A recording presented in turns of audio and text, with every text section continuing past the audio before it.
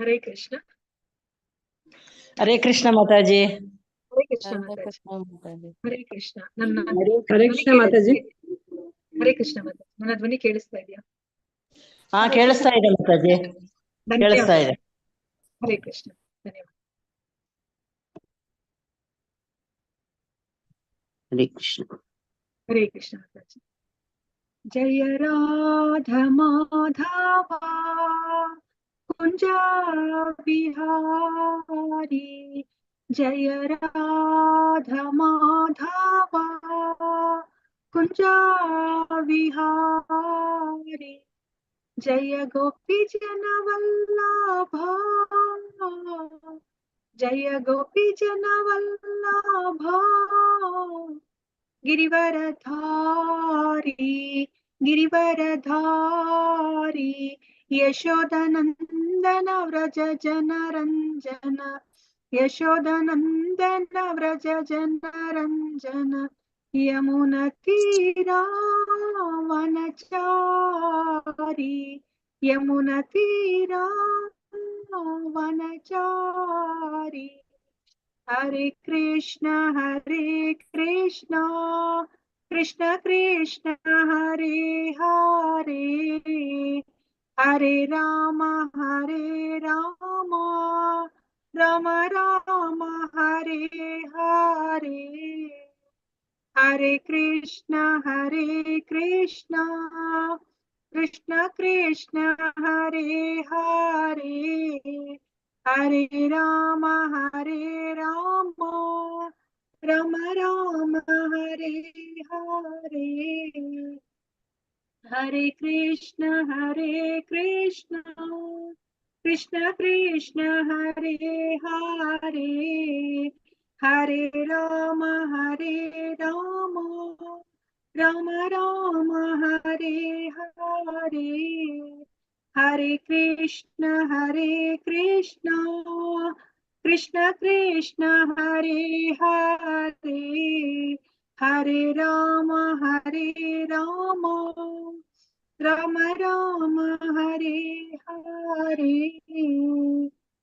ಹರೇ ಕೃಷ್ಣ ಮಾತಾಜಿಗಳೇ, ಪ್ರಭುಜಿಗಳೇ, ಇವತ್ತಿನ ಕಾರ್ಯಕ್ರಮವನ್ನು ನಾನು ಶುರು ಮಾಡ್ತಾ ಇದ್ದೀನಿ. ಹರೇ ಕೃಷ್ಣ. ಓಂ ನಮೋ ಭಗವತೆ ವಾಸುದೇವಾಯ, ಓಂ ನಮೋ ಭಗವತೆ ವಾಸುದೇವಾಯ, ಓಂ ನಮೋ ಭಗವತೆ ವಾಸುದೇವಾಯ. ಇಸ್ಕಾನ್ ಮಂಗಳೂರು ಶ್ರೀ ಶ್ರೀ ರಾಧಾ ಗೋವಿಂದ ದೇವಸ್ಥಾನದ ವತಿಯಿಂದ ನಡೆಸಿಕೊಡುತ್ತಿರುವ ಭಾಗವತಂ ರಸಮಾಲಯಂ ಕಾರ್ಯಕ್ರಮಕ್ಕೆ ಎಲ್ಲರಿಗೂ ಸ್ವಾಗತವನ್ನ ಕೋರುತ್ತಾ ಇದ್ದೇನೆ. ಶ್ರೀ ಶ್ರೀ ರಾಧಾ ಗೋವಿಂದ ಅವರ ಚರಣಾರವಿಂದಗಳಲ್ಲಿ ನನ್ನ ನಮಸ್ಕಾರಗಳನ್ನು ಸಲ್ಲಿಸುತ್ತಾ, ಈ ಕೃಷ್ಣ ಪ್ರಜ್ಞೆಯನ್ನು ಪ್ರಪಂಚದಾದ್ಯಂತ ಹರಡಿರುವ ಎಸಿ ಭಕ್ತಿ ವೇದಾಂತ ಸ್ವಾಮಿ ಪ್ರಭುಪಾದ ಅವರಿಗೂ ನನ್ನ ನಮನಗಳನ್ನು ಸಲ್ಲಿಸುತ್ತಾ, ಈ ದೇವಸ್ಥಾನದ ಮುಖ್ಯಸ್ಥರು, ಈ ಕಾರ್ಯಕ್ರಮದ ಕಾರ್ಯಕರ್ತರುಗಳು ಮತ್ತು ನನ್ನ ಗುರುಗಳಾದ ಪೂಜ್ಯ ನಾಮನಿಷ್ಠಾಸ್ ಪ್ರಭುಗಳು ನನ್ನ ನಮಸ್ಕಾರಗಳನ್ನು ಸಲ್ಲಿಸುತ್ತಾ, ಗುರು ಪ್ರಾರ್ಥನೆಯೊಂದಿಗೆ ನಾನು ಈ ದಿನದ ಕಾರ್ಯಕ್ರಮವನ್ನ ಶುರು ಮಾಡುತ್ತಾ ಇದ್ದೇನೆ. ಓಂ ಅಜ್ಞಾನ ತಿಮಿರಾಂಧಸ್ಯ ಜ್ಞಾನಾಂಜನಶಲಾಕಯ ಚಕ್ಷುರ್ ಉನ್ಮೀಲಿತಂ ಯೇನ ತಸ್ಮೈ ಶ್ರೀ ಗುರವೇ ನಮಃ. ಶ್ರೀ ಚೈತನ್ಯ ಮನೋಭೀಷ್ಟಂ ಸ್ಥಾಪಿತಂ ಯೇನ ಭೂತಲೆ ಸ್ವಯಂ ರೂಪಃ ಕದಾ ಮಹ್ಯಂ ದದಾತಿ ಸ್ವಪದಾಂತಿಕಂ. ವಂದೇಹಂ ಶ್ರೀ ಗುರೋಃ ಶ್ರೀಯುತಪದಕಮಲಂ ಶ್ರೀ ಗುರುನ್ ವೈಷ್ಣವಾಂಶ್ಚ ಶ್ರೀ ರೂಪಂ ಸಾಗ್ರಜಾತಂ ಸಹಗಣ ರಘುನಾಥಾನ್ವಿತಂ ತಂ ಸಜೀವಂ ಸಾದ್ವೈತಂ ಸಾವಧೂತಂ ಪರಿಜನ ಸಹಿತಂ ಕೃಷ್ಣ ಚೈತನ್ಯ ದೇವಂ ಶ್ರೀ ರಾಧಾ ಕೃಷ್ಣ ಪಾದಾನ್ ಸಹಗಣ ಲಲಿತಾ ಶ್ರೀ ವಿಶಾಖಾನ್ವಿತಾಂಶ್ಚ. ಹೇ ಕೃಷ್ಣ ಕರುಣಾ ಸಿಂಧೋ ದೀನಬಂಧೋ ಜಗತ್ಪತೆ ಗೋಪೇಶ ಗೋಪಿಕಾ ಕಾಂತ ರಾಧಾ ಕಾಂತ ನಮೋಸ್ತುತೆ. ತಪ್ತ ಕಾಂಚನ ಗೌರಾಂಗಿ ರಾಧೆ ವೃಂದಾವನೇಶ್ವರಿ ವೃಷಭಾನುಸುತೆ ದೇವಿ ಪ್ರಣಮಾಮಿ ಹರಿಪ್ರಿಯೆ. ವಾಂಛಾ ಕಲ್ಪತರುಭ್ಯಶ್ಚ ಕೃಪಾ ಸಿಂಧುಭ್ಯ ಏವ ಚ ಪತಿತಾನಾಂ ಪಾವನೇಭ್ಯೋ ವೈಷ್ಣವೇಭ್ಯೋ ನಮೋ ನಮಃ. ನಮೋ ಓಂ ವಿಷ್ಣುಪದಾಯ ಕೃಷ್ಣ ಪ್ರೇಷ್ಠಾಯ ಭೂತಲೆ ಶ್ರೀಮತೆ ಭಕ್ತಿ ವೇದಾಂತ ಸ್ವಾಮಿನ್ ಇತಿ ನಾಮಿನೇ.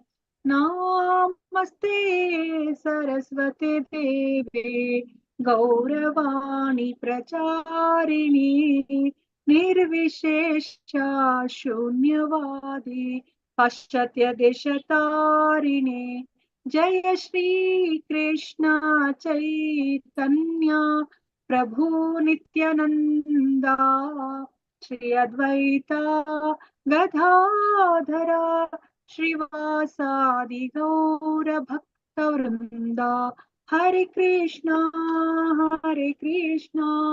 कृष्ण कृष्ण हरे हरे हरे रामा राम राम हरे हरे हरे कृष्णा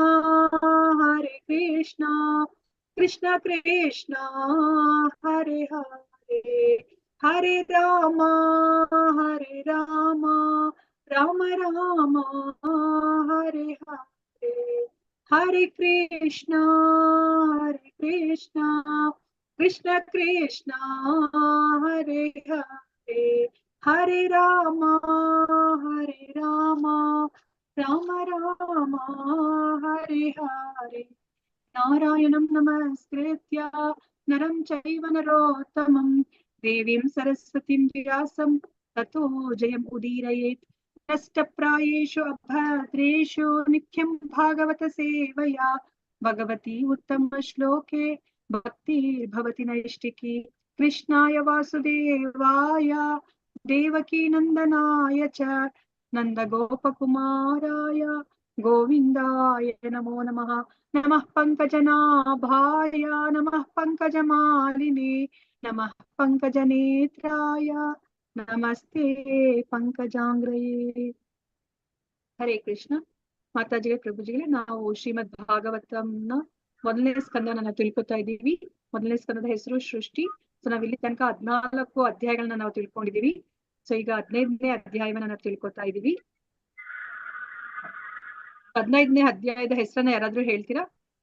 ಪಾಂಡವರ ಸಕಾಲಿಕ ನಿವೃತ್ತಿ. ಪಾಂಡವರ ಸಕಾಲಿಕ ನಿವೃತ್ತಿ. ಓಕೆ.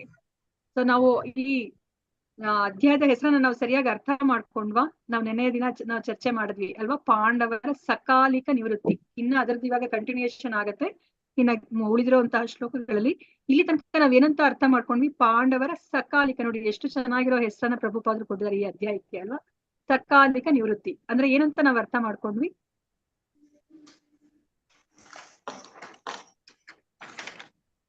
ಹರೇ ಕೃಷ್ಣ. ಕೃಷ್ಣನ ನಿರ್ಗಮನ ಆದ್ಮೇಲೆ ಹಾ ಕೃಷ್ಣನ ನಿರ್ಗಮನ ಆದ್ಮೇಲೆ ಇವರು ಎಲ್ಲರೂ ಕೂಡ ತಮ್ಮಲ್ಲಿ ಯೋಚನೆ ಮಾಡಿ ನಿರ್ಗಮಿಸ್ಬೇಕು ಅಂತ ಡಿಸೈಡ್ ಮಾಡ್ತಾರೆ. ಅದು ಈ ಇದರದ್ದು ಅರ್ಥ ಅಲ್ವಾ? ಅವ್ರು ಎಷ್ಟು ಕಷ್ಟಪಟ್ಟು ಅವರು ರಾಜ್ಯವನ್ನ ಅವ್ರು ಪಡ್ಕೊಂಡಿರ್ತಾರೆ ಅಲ್ವಾ? ಸೊ ಇಡೀ ಜೀವನ ಪೂರ್ತಿ ಅವ್ರು ಕಷ್ಟಪಟ್ಟಿರ್ತಾರೆ. ಕೊನೆಯಲ್ಲಿ ಅವರಿಗೆ ರಾಜ್ಯ ಸಿಗುತ್ತೆ. ಇನ್ನೇನ್ ಕೆಲವು ವರ್ಷಗಳ ಮಾತ್ರನೇ ಅವರು ಆಡಳಿತವನ್ನ ಮಾಡಿರ್ತಾರೆ ಅಲ್ವಾ? ಪಾಂಡವರು ಯುಧಿಷ್ಠಿರ ಅವರು ಸಿಂಹಾಸನವನ್ನ ಅಲಂಕರಿಸಿರ್ತಾರೆ. ಹತ್ತತ್ರ ಎಷ್ಟು 37 ಅಥವಾ 39 ಇಯರ್ಸ್ ಅಂತ ಏನೋ ಹೇಳ್ತಾರೆ. ಅಷ್ಟೇ ವರ್ಷಗಳ ಕಾಲ ಅವರು ರಾಜ್ಯವನ್ನ ಮಾಡಿರೋದು ಅಲ್ವಾ? ಇವಾಗ ಅಷ್ಟು ಕಷ್ಟಪಟ್ಟು ಒಂದು ರಾಜ್ಯವನ್ನ ಸಂಪಾದನೆ ಮಾಡಿದಾಗ ಹೋಗಿ ಅದೇನಾದ್ರು ಒಂದು ತುಂಡು ಭೂಮಿನ ಇಲ್ಲ ಅಲ್ವಾ? ಇಡೀ ಭರತ ಖಂಡಕ್ಕೇನೆ ಅವರು ಸಾಮ್ರಾಟನಾಗಿರ್ತಾನೆ. ಅಂತಹ ಒಂದು ಸ್ಥಾನವನ್ನ ಅವರು ಬಿಡ್ಬೇಕು ಅಂತ ಅವರು ಯೋಚನೆ ಮಾಡ್ತಾ ಇದ್ದಾರೆ ಅಲ್ವಾ? ಇಲ್ಲಿ ಸಕಾಲಿಕ ಅನ್ನೋ ಒಂದು ಪದವನ್ನ ಹೇಳ್ತಾ ಇದ್ದಾರೆ ಪ್ರಭುಪಾದರು ಅಲ್ವಾ? ಅದು ತುಂಬಾ ಮುಖ್ಯವಾದದ್ದು. ಅಂದ್ರೆ ಇವರು ಇವಾಗ ಸರಿಯಾದ ಸಮಯದಲ್ಲಿ ಅವರು ನಿವೃತ್ತಿಯನ್ನ ಹೊಂದುತ್ತಾ ಇದ್ದಾರೆ ಅಲ್ವಾ? ನಮಗ್ ಗೊತ್ತಿರೋ ಹಾಗೇನೆ ನಾವು ಏನಂತ ತಿಳ್ಕೊಂಡಿದೀವಿ ನಾವು, ನಮ್ಗೆ ನಮ್ಮ ವರ್ಣಾಶ್ರಮ ಪದ್ಧತಿ ಪ್ರಕಾರ ನಾವು ಯಾವಾಗ ನಾವು ನಿವೃತ್ತಿಯನ್ನ ಹೊಂದಬೇಕು? 50 ವರ್ಷದ ಬಳಿಕ ನಾವು ಯೋಚನೆ ಮಾಡದೆ ಇದನ್ನ ತಗೊಳ್ಬೇಕಂತ. ಅವರು ರಾಜ್ಯದ ಮೇಲೆ ಆಸೆ ಇರ್ಬೋದಿತ್ತು, ಆದ್ರೆ ಅವರು ಸರಿಯಾದ ಸಮಯಕ್ಕೆ ಅವರು ಅದನ್ನ ಪಾಲನೆ ಮಾಡಿದ್ರು ಅಲ್ವಾ? ಸೊ ಈಗ ಅದನ್ನ ಪ್ರಭುಪಾದರು ಪ್ರತಿ ಸತಿನೂ ಸಹ ಪ್ರತಿಯೊಂದು ಪರ್ಪಟಲು ಸಹ ಅವ್ರು ಏನಕ್ಕೆ ಹೋಲಿಕೆ ಮಾಡ್ತಾ ಇದಾರೆ? ಅವರು ಆ ಸಕಾಲಿಕ ನಿವೃತ್ತಿ ನಮ್ಗೆ ಅರ್ಥ ಆಗ್ಲಿ ಅಂತ ಹೇಳ್ಬಿಟ್ಟು ಅವರು ಏನಕ್ಕೆ ಹೋಲಿಕೆ ಮಾಡ್ತಾ ಇದಾರೆ? ಅವರು ಕಂಪೇರ್ ಮಾಡ್ತಾ ಇದಾರಲ್ಲ, ನಾವು ಗೃಹಸ್ಥಾಶ್ರಮನ ನಾವು ಬಿಡ್ಬೇಕಂತ, 50 ವರ್ಷದ ಮೇಲೆ ನಮ್ಗೆ ವ್ಯಾಮೋಹವನ್ನೆಲ್ಲ ಬಿಡ್ಬೇಕಂತ. ಅಲ್ವಾ? ಮತ್ತೆ ನಮ್ಮ ರಾಜಕಾರಣಿಗಳ ಬಗ್ಗೆನೂ ಹೇಳ್ತಾ ಇದಾರೆ ಅಲ್ವಾ? ಅವ್ರು ಇವಾಗ ಇನ್ನೇನು ಅವರು ಸಾವು ಸಮೀಪಿಸ್ತಾ ಇದ್ರು ಸಹ ಅವರು ಅಧಿಕಾರವನ್ನ ಬಿಟ್ಕೊಡ್ಲಿಕ್ಕೆ ಅವ್ರಿಗೆ ಇಷ್ಟ ಆಗೋದಿಲ್ಲ. ಸೊ ಅದಕ್ಕೋಸ್ಕರ ತರುಣರು, ಎಂತಹ ತರುಣರು? ಪ್ರಭುಪಾದ ಏನ್ ಹೇಳ್ತಾರೆ? ಅರ್ಹರಾದ ತರುಣರಿದ್ದಾಗ ಏನ್ ಮಾಡ್ಬೇಕು? ಅವರು ಆ ಜಾಗವನ್ನ ಬಿಟ್ಕೊಡ್ಬೇಕು ಅಲ್ವಾ? ಅವ್ರಿಗೆ ಬರೀ ಮಾರ್ಗದರ್ಶನ ಕೊಟ್ಕೊಂಡು ಅವರು ತಮ್ಮ ಮುಂದಿನ ಜೀವನವನ್ನ ಅವರು ನಡೆಸಬೇಕಾಗತ್ತೆ. ಇವಾಗ ಯುಧಿಷ್ಠಿರ ಮಹಾರಾಜ ಏನ್ ಮಾಡ್ತಾ ಇದಾರೆ? ಅವರು ಈಗ ಅವ್ರಿಗೆ ಕೃಷ್ಣ ಈ ಭೌತಿಕ ಪ್ರಪಂಚದಿಂದ ಕಣ್ಮರೆ ಆಗಿದ್ದಾರೆ ಅಂತ ಗೊತ್ತಾಯ್ತು. ಅಲ್ವಾ. ಅರ್ಜುನ ಏನ್ ಮಾಡಿದ್ರು, ಆ ದುಃಖವನ್ನ ಅವ್ರು ಹೇಗೆ ಹೋಗಲಾಡಿಸ್ಕೊಂಡ್ರು. ಅರ್ಜುನ ಕೃಷ್ಣ ಈ ಭೌತಿಕ ಪ್ರಪಂಚದಿಂದ ಕಣ್ಮರೆಯಾಗಿರುವಂತಹ ದುಃಖವನ್ನ, ಅವರ ಮನಸ್ಸಿನ ತುಂಬಲವನ್ನ ಅವರು ಹೇಗೆ ಹೋಗಲಾಡಿಸ್ಕೊತಾರೆ. ಭಗವದ್ಗೀತೆಯ ಉಪದೇಶಗಳ ಕಡೆಗೆ ಅವರು ತಮ್ಮ ಮನಸ್ಸನ್ನ ಕೇಂದ್ರೀಕರಿಸ್ತಾರೆ ಅಲ್ವಾ. ಆಮೇಲೆ ಅವ್ರು ಅರ್ಥ ಮಾಡ್ಕೋತಾರೆ, ಭಗವಂತ ಬೇರೆ ಅಲ್ಲ, ಭಗವಂತನ ಉಪದೇಶಗಳು ಬೇರೆ ಅಲ್ಲ ಅಂತ ಹೇಳ್ಬಿಟ್ಟು ಅವ್ರು ಭಗವಂತನ ಉಪದೇಶಗಳತ್ತ ಅವ್ರ ಗಮನ ಹರಿಸಿದಾಗ ಅವರ ಮನಸ್ಸಲ್ಲಿರುವ ಎಲ್ಲ ದುಃಖವೂ ಅವ್ರಿಗೆ ಹೊರಟೋಗಿ ಅವರು ಶಾಂತಿಯನ್ನ ಅವರು ಪಡಿತಾರೆ ಅಲ್ವಾ. ಸೊ ಅಂದ್ರೆ ಇವಾಗ ನಮಗೂ ಸಹ ಅದರಿಂದ ಏನ್ ಅರ್ಥ ಆಯ್ತು, ಭಗವಂತ ನಮ್ ಎಲ್ಲರ ಎದುರುಗಡೆ ಅವರು ಸ್ವತಃ ಅವರು ಮುಖತಃ ಅವ್ರು ಇರ್ಲಿಕ್ಕೆ ಸಾಧ್ಯ ಇಲ್ಲ. ಅವರ ಉಪದೇಶಗಳ ಮೂಲಕ ಅವ್ರು ನಮ್ಗೆ ನಮ್ಮ ಜೊತೆ ಅವರು ಇರ್ತಾರೆ. ನಾವು ಆ ಉಪದೇಶಗಳನ್ನ ನಾವು ಏನು ನಮ್ಮ ಜೀವನದಲ್ಲಿ ಅಳವಡಿಸ್ಕೋಬೇಕಾಗತ್ತೆ ಅಲ್ವಾ. ಅದು ಈಗ್ಲೂ ಸಹ ಪ್ರಸ್ತುತವಾಗಿದೆ ಅಲ್ವಾ. ಇವಾಗ ಕುರುಕ್ಷೇತ್ರ ಯುದ್ಧ ಭೂಮಿಯಲ್ಲಿ ಅದನ್ನ ಅರ್ಜುನನ್ಗೆ ತಿಳಿಸಿಕೊಟ್ರು. ಅಂದ್ರೆ ಕೃಷ್ಣ ಸ್ವತಃ ಅವರು ಈ ಭೂಮಿ ಮೇಲೆ ಇದ್ರು. ಅದಾದ್ಮೇಲೆ ಆ ಉಪದೇಶಗಳನ್ನ ಅರ್ಜುನ ಕೃಷ್ಣ ಅವರು ಈ ಭೌತಿಕ ಪ್ರಪಂಚ ಕಣ್ಮರೆ ಆದ್ಮೇಲೂ ಸಹ ಅದನ್ನ ಅವರು ಜ್ಞಾಪಿಸ್ಕೋತಾರೆ ಅಲ್ವಾ. ಆ ಸೂಚನೆಗಳನ್ನ ಜ್ಞಾಪಿಸ್ಕೋತಾರೆ. ಅಂದ್ರೆ ಅದು ಯಾವಾಗ್ಲೂ ಪ್ರಸ್ತುತ, ಈಗ್ಲೂ ಸಹ 5,000 ವರ್ಷಗಳ ಆದ್ಮೇಲೂ ಸಹ ನಾವು ಭಗವದ್ಗೀತೆಯ ಉಪದೇಶಗಳು ಕೃಷ್ಣ ಏನ್ ಹೇಳಿದ್ರು ಅದು ಈಗ್ಲೂ ಸಹ ಪ್ರಸ್ತುತ ಅಂತ ನಾವು ಅರ್ಥ ಮಾಡ್ಕೊಂಡಿದ್ದೀವಿ ಅಲ್ವಾ. ಮತ್ತೆ ಅವರು ಹೇಗೆ ಅವರು ನಿವೃತ್ತಿಯನ್ನ ಹೊಂದ್ಬೇಕು ಅಂತ ಹೇಳ್ಬಿಟ್ಟು ಯುಧಿಷ್ಠಿರನಿಗೆ ಗೊತ್ತಾಗುತ್ತಲ್ವಾ. ಯಾವಾಗ ಕೃಷ್ಣ ಭೌತಿಕ ಪ್ರಪಂಚ ಕಣ್ಮರೆಯಾಗಿದ್ದಾರೆ ಅಂತ ಗೊತ್ತಾಗಿದ ತಕ್ಷಣನೇ ಅವ್ರು ಹಿಂದೆ ಮುಂದೆ ಏನು ಯೋಚನೆ ಮಾಡೋದಿಲ್ಲ ಅಲ್ವಾ. ಅವ್ರಿಗೆ ಇನ್ನ ರಾಜ್ಯಭಾರ ಮಾಡ್ಬೇಕು ಅಂತ ಅನ್ಸೋದೇ ಇಲ್ಲ. ನಮ್ಗೆ ಗೊತ್ತಿರೋ ಹಾಗೆ ಯುಧಿಷ್ಠಿರನಿಗೆ ಏನಾದ್ರು ನಾನೇ ರಾಜನಾಗ್ಬೇಕು ಅಂತ ಏನಾದ್ರು ತುಂಬಾ ಆಸಕ್ತಿ ಇತ್ತ ಯುಧಿಷ್ಠಿರ ಮಹಾರಾಜನಿಗೆ ಯುದ್ಧ ಮಾಡ್ಲಿಕ್ಕಿನ ಮುಂಚೆ? ಇರ್ಲಿಲ್ಲ ಅಲ್ವಾ. ಹೋಗ್ಲಿ, ಅವ್ರಿಗೆ ಯುದ್ಧ ಎಲ್ಲ ಆದ್ಮೇಲಾದ್ರೂ ಸಹ ಸಿಂಹಾಸನ ಮೇಲೆ ಕುತ್ಕೊಳ್ಲಿಕ್ಕೆ ಅವರು ತುಂಬಾ ಅವರು ಏನು ಸಂತೋಷದಿಂದ ಅವ್ರು ಏನಾದ್ರು ಕುತ್ಕೊಂಡ್ರ ಅವರು ರಾಜ್ಯಭಾರ ಮಾಡಿದ್ರ? ಇಲ್ಲ ಇಲ್ಲ ಇಲ್ಲ. ಅವ್ರು ಅದನ್ನೆಲ್ಲ ಯಾಕೆ ಮಾಡ್ತಾರೆ? ಅವ್ರಿಗೆ ಇಷ್ಟ ಇಲ್ಲದ್ರು ಅವ್ರು ಯಾಕೆ ಮಾಡ್ತಾರೆ? ಭಗವಂತನ ಅಪ್ಪಣೆಯಿಂದ, ಭಗವಂತನ ಇಚ್ಛೆ ಮೇರೆಗೆ ಅವ್ರು ಮಾಡ್ತಾರೆ ಅಲ್ವಾ. ಈಗ್ಲೂ ಸಹ ಅವರು ಭೌತಿಕ ಪ್ರಪಂಚದ ಕೃಷ್ಣ ಕಣ್ಮರೆ ಆದ್ಮೇಲೆ ಅವರು ಅಂದ್ರೆ ಅವರ ಅವತಾರದ ಉದ್ದೇಶ ಸಮಾಪ್ತಿ ಆಯ್ತು. ಈಗ ಅವ್ರನ್ನು ಸಹ ಪಾಂಡವರು ಸಹ ಭಗವಂತನ ಏನು ಅವರ ನಿತ್ಯ ಏನ್ ಹೇಳ್ತಾರೆ ಸಹವಾಸಿಗಳು ಅವರಲ್ವಾ, ಆಪ್ತರವರು, ಆಪ್ತ ವಲಯದಲ್ಲಿ ಇದ್ದವರು. ಇವಾಗ ಅವ್ರನ್ನು ಸಹ ಭಗವಂತನ ಲೋಕಕ್ಕೆ ಅವರು ಹೋಗ್ಬೇಕಾಗಿದೆ. ನಾವು ನೋಡಿದ್ವಿ, ನಾರದ್ರು ಸಹ ಅದೇ ಉಪದೇಶವನ್ನ ಕೊಡ್ತಾರೆ. ಅದಕ್ಕೋಸ್ಕರ ಈಗ ಯುಧಿಷ್ಠಿರ ಮಹಾರಾಜ ಏನ್ ಮಾಡ್ತಾರೆ, ಅವ್ರು ಏಕಾಏಕಿ ಹೊರಟು ಬಿಡ್ತಾರೆ. ಅವರು ಆಯ್ತು, ಇನ್ನ ನಾನು ರಾಜ್ಯಭಾರವನ್ನ ನಾನು ರಾಜನ ಆ ಸ್ಥಾನವನ್ನ ನಾನು ನಿವೃತ್ತಿಯನ್ನು ರಾಜನಾಗಿ ನಾನು ನಿವೃತ್ತಿಯನ್ನು ಪಡಿಬೇಕು ಅಂತ ಹೇಳ್ಬಿಟ್ಟು ಅವ್ರು ಏಕಾಏಕಿಯಾಗಿ ಹೊರಡ್ತಾರ, ಅಥವಾ ಅವ್ರು ಏನ್ ಮಾಡ್ತಾರೆ? ಎಲ್ಲ ಅಷ್ಟು ಅವ್ರಿಗೆ ಒಪ್ಪಿಸ್ತಾರ. 15-20 ವರ್ಷ ಇನ್ನು ನಮ್ಗೆ ಮರಣ ಬರ್ತದೆ ಅಂದಾಗ ಅವರೇ ಎಲ್ಲ ಅಷ್ಟು ಒಪ್ಪಿಸಿ ಅವ್ರು ಹೋಗ್ತಾರೆ. ಹರಿಬೋಲ್ ಮಾತಾಜಿ, ನೀವು ಅದನ್ನ ಚೆನ್ನಾಗಿ ನಾವು ಇಟ್ಕೊಂಡಿದ್ದೀರಾ ಅಲ್ವಾ. ಪ್ರಭುಪಾದ ನಮ್ಗೆ ಅದೇ ಹೇಳ್ತಾರೆ, ಅಟ್ಲೀಸ್ಟ್ ನಮ್ ಕೊನೆ ಟೈಮಲ್ಲಿ ಎಷ್ಟು 1-2 ದಿವಸ ಅಥವಾ 1 ದಿವಸ ಅರ್ಧ ಗಂಟೆ ಅಲ್ಲ, ಪ್ರಭುಪಾದ ಏನ್ ಹೇಳ್ತಾರೆ 15-20 ವರ್ಷನಾದ್ರೂ ನಾವು ಈ ಭಕ್ತಿ ಮಾರ್ಗದಲ್ಲಿ ನಾವ್ ಇರ್ಬೇಕಾಗತ್ತೆ ಅಂತ ಹೇಳ್ತಾರೆ ಅಲ್ವಾ. ಸೊ ಇವಾಗ ಯುಧಿಷ್ಠಿರ ಮಹಾರಾಜ ಏನ್ ಮಾಡ್ತಾರೆ, ಅವರು ತಮ್ಮ ಮೊಮ್ಮಗನಾದ ಪರೀಕ್ಷಿತ ಮಹಾರಾಜನಿಗೆ ಅವರು ಪಟ್ಟಾಭಿಷೇಕವನ್ನ ಮಾಡ್ತಾರೆ. ಅದಾದ್ಮೇಲೆ ಅವ್ರು ಏನೇನ್ ಮಾಡ್ತಾರೆ, ಮಥುರೆಯಲ್ಲಿ ಅವರು ಯಾರು ಅನಿರುದ್ಧನ ಮಗನಾದ ವಜ್ರನಿಗೆ ಅವರು ಪಟ್ಟಾಭಿಷೇಕವನ್ನ ಮಾಡ್ತಾರೆ. ಅದಾದ್ಮೇಲೆ ಗೃಹತ್ ಯಾಗವನ್ನ ಮಾಡ್ಬೇಕಂದ್ರೆ ಅವರು ಒಂದು ಪ್ರಾಜಪತ್ಯ ಯಾಗವನ್ನ ಮಾಡ್ಬೇಕಾಗುತ್ತೆ. ಆ ಯಾಗವನ್ನ ಅವರು ಮಾಡ್ತಾರೆ. ಅದಾದ್ಮೇಲೆ ಅವರು ಹೇಗೆ ಅವರು ನಿವೃತ್ತಿಯನ್ನ ಹೊಂದ್ತಾರೆ, ಅವರು ಅಂದ್ರೆ ಅವರು ಆ ರಾಜ ಪೋಷಾಕನು ಸಹ ಅವ್ರು ತೆಗೆದು ಬಿಡ್ತಾರೆ, ಸೊಂಟ ಪಟ್ಟಿಯನ್ನ ಅವ್ರು ತೆಗಿತಾರೆ. ಅವ್ರಿಗೆ ಭೌತಿಕ ವಿಷಯಗಳ ಬಗ್ಗೆ ಅವ್ರಿಗೆ ಯಾವುದೇ ಒಂದು ಆಸಕ್ತಿ ಇರೋದಿಲ್ಲ, ಅಷ್ಟು ಅನಾಸಕ್ತಿ ಬರುತ್ತೆ ಅಲ್ವಾ. ಅವರು ಕಷಾಯ ವಸ್ತ್ರಗಳನ್ನ ಅವ್ರು ಧರಿಸ್ಕೊತಾರೆ. ಮತ್ತೆ ಅವರ ತಮ್ಮಂದ್ರ ಮೇಲೂ ಸಹ ಅವರು ಅವಲಂಬಿಸಿರೋದಿಲ್ಲ ಅಲ್ವಾ. ಅಂದ್ರೆ ಅಷ್ಟು ಅವರು ವಿರಕ್ತಿ ಅಥವಾ ವೈರಾಗ್ಯವನ್ನ ಅವರು ತೋರಿಸ್ತಾರೆ ಅಲ್ವಾ. ನಾವು ಕಷಾಯ ವಸ್ತ್ರವನ್ನ ಯಾಕೆ ಧರಿಸ್ಕೋಬೇಕಂತ ನಮ್ಗೆ ಪ್ರಭುಪಾದರು ಹೇಳ್ತಾರೆ. ಆ ಕಷಾಯ ವಸ್ತ್ರ ಏನನ್ನ ಸೂಚಿಸುತ್ತೆ ಅಂತ ನಮ್ಗೆ ತಿಳ್ಕೊಂಡ್ವಿ ನಾವು. ಆಸೆಗಳನ್ನ ಬಿಟ್ಬಿಡ್ಬೇಕು, ಭೌತಿಕ ವಸ್ತುಗಳ ಮೋಹವನ್ನ ನಾವು ಕಳ್ಕೊಂಡಿದೀವಿ ಅನ್ನೋದನ್ನ ಆ ಕಷಾಯ ವಸ್ತ್ರ ತೋರಿಸುತ್ತೆ ಅಲ್ವಾ, ಅದು ಸೂಚಿಸುತ್ತೆ. ನಮ್ಗೆ ಭೌತಿಕ ವಸ್ತುಗಳ ಬಗ್ಗೆ ಯಾವುದೇ ಒಂದು ವೈರಾಗ್ಯವನ್ನ ಅದು ಸೂಚಿಸುತ್ತೆ, ಯಾವುದೇ ಒಂದು ಮೋಹ ಇಲ್ಲ ಅಂತ ಅನ್ನೋದನ್ನ ಸೂಚಿಸುತ್ತೆ. ಮತ್ತೆ ಇವಾಗ ಹೇಗೆ ಅವರು ತಮ್ಮನ್ನ ಅವರು ಏನು ಭಗವಂತನ ಪಾದ ಕಮಲಗಳಲ್ಲಿ ಅವರು ತಮ್ಮ ಮನಸ್ಸನ್ನ ಸ್ಥಿರಗೊಳಿಸಿದ್ರು ಅಂತ ನಾವು ತಿಳ್ಕೊಂಡ್ವಿ ಅಲ್ವಾ. ಸೊ ಇದು 40ನೇ ಶ್ಲೋಕ ತುಂಬಾನೇ ಮುಖ್ಯವಾದಂತಹ ಶ್ಲೋಕ. 40 ಮತ್ತೆ 41ನೇ ಶ್ಲೋಕ, 41 ಮತ್ತೆ 42ನೇ ಶ್ಲೋಕ ತುಂಬಾ ಮುಖ್ಯವಾದ ಶ್ಲೋಕ. ಸೊ ಇದು ಹೇಗೆ ನಾವು ಭಗವಂತನಲ್ಲಿ ನಾವು ನಮ್ಮ ಮನಸ್ಸನ್ನ ನಿಲ್ಲಿಸ್ಬೇಕು ಅನ್ನೋದನ್ನ ನಾವ್ ಇವಾಗ ಯುಧಿಷ್ಠಿರ ಮಹಾರಾಜನ ಮೂಲಕ ನೋಡ್ಕೋತಾ ಇದೀವಿ. ಇದಕ್ಕಿಂತ ಮುಂಚೆನೂ ಸಹ ನಾವು ಇದೇ ತರದ ಒಂದು ಸಂದರ್ಭವನ್ನ ನಾವು ನೋಡಿದ್ವಿ. ಎಲ್ಲಿ ಅಂತ ಹೇಳ್ಬಿಟ್ಟು ಯಾರಾದ್ರೂ ಹೇಳ್ತೀರಾ? ಇದೇ ತರ ಒಬ್ರು ಮಹಾತ್ಮರು ಅಥವಾ ಭಗವಂತನ ಶುದ್ಧ ಭಕ್ತರು ಅವರು ತಮ್ಮೆಲ್ಲ ಅಂದ್ರೆ ಇಂದ್ರಿಯಗಳನ್ನ ಮನಸ್ಸನ್ನ ಅವರು ಭಗವಂತನಲ್ಲಿ ಅವರು ಏನು ಸ್ಥಿರಗೊಳಿಸ್ತಾರೆ. ಯಾರು ಅವರು ಅಂತ ಹೇಳ್ಬಿಟ್ಟು ಹೇಳ್ತೀರಾ? ಮಹಾರಾಜ್ ಮಹಾರಾಜ್ ಯಾರು? ಭೀಷ್ಮಾಚಾರ್ಯ ಮಾತಾಜೆ. ಭೀಷ್ಮಾಚಾರ್ಯರು ಅಲ್ವಾ? ನಾವ್ ನೋಡಿದ್ವಿ ಭೀಷ್ಮಾಚಾರ್ಯರು ಹೇಗೆ ಅವರು ದೇಹವನ್ನ ತ್ಯಾಗ ಮಾಡ್ತಾರೆ ಅಂತ. ನೋಡಿ, ನಮ್ಗೆ ಈ ಮೊದಲನೇ ಸ್ಕಂದದಲ್ಲಿ ನಾವ್ ಎಷ್ಟು ಜನರನ್ನ ನಾವು ನೋಡ್ತಾ ಇದೀವಿ ಅಲ್ವಾ? ಯಾಕಂದ್ರೆ ನಮ್ಮ ಜೀವನದ ಉದ್ದೇಶ ಏನು? ನಾವ್ ಇನ್ನೊಂದು ದೇಹವನ್ನ ಪಡೆಯೋದು ಅಂತನಾ ಅಥವಾ ಏನು ಉದ್ದೇಶ ನಮ್ದು? ನಮ್ಗೆ ಇಷ್ಟ ನಮ್ಮ ಇಷ್ಟಗಳನ್ನೆಲ್ಲ ಪೂರೈಸ್ಕೊಳ್ಲಿಕ್ಕೆ ನಾವ್ ಇನ್ನೊಂದು ದೇಹವನ್ನ ಪಡಿಬೇಕು ಅಂತನಾ ನಮ್ಮ ಜೀವನದ ಉದ್ದೇಶ? ಇಲ್ಲ ಇಲ್ಲ ಇಲ್ಲ ಮಾತಾಜೆ. ನಾವು ಮತ್ತೆ ಬಂದಿದ್ದೇವೋ ಅಲ್ಲಿ ನಾವು ಮತ್ತೆ back to God. ಭೌತಿಕ ದೇಹವನ್ನ ನಾವು ಹೊಂದಿಕೂಡುದು ಅಲ್ವಾ? ಅದೇ ನಮ್ಮ ಜೀವನದ ಉದ್ದೇಶ. ಸೊ ಅದಕ್ಕೋಸ್ಕರ ನಾವು ಏನನ್ನ ಮಾಡ್ಬೇಕು ಅಂತ ನಮ್ಗೆ 8ನೇ ಅಧ್ಯಾಯದಲ್ಲಿ ನಮ್ಗೆ ಕೃಷ್ಣ ತಿಳಿಸಿಕೊಟ್ರು. ನಮ್ಮ ಎಕ್ಸಾಮ್ ದಿವಸ ಯಾವತ್ತು ಅಂತ ಹೇಳಿದ್ರು, ಆ ಎಕ್ಸಾಮ್ ಪಾಸ್ ಆಗೋದು ಹೇಗೆ ಅಂತ ಹೇಳಿದ್ರು ನಮ್ಗೆ ಕೃಷ್ಣ. ನಿತ್ಯ ನಾವು ಪ್ರಜ್ಞೆ ಕೃಷ್ಣ ಪ್ರಜ್ಞೆ ನಾವು ನಮ್ಮ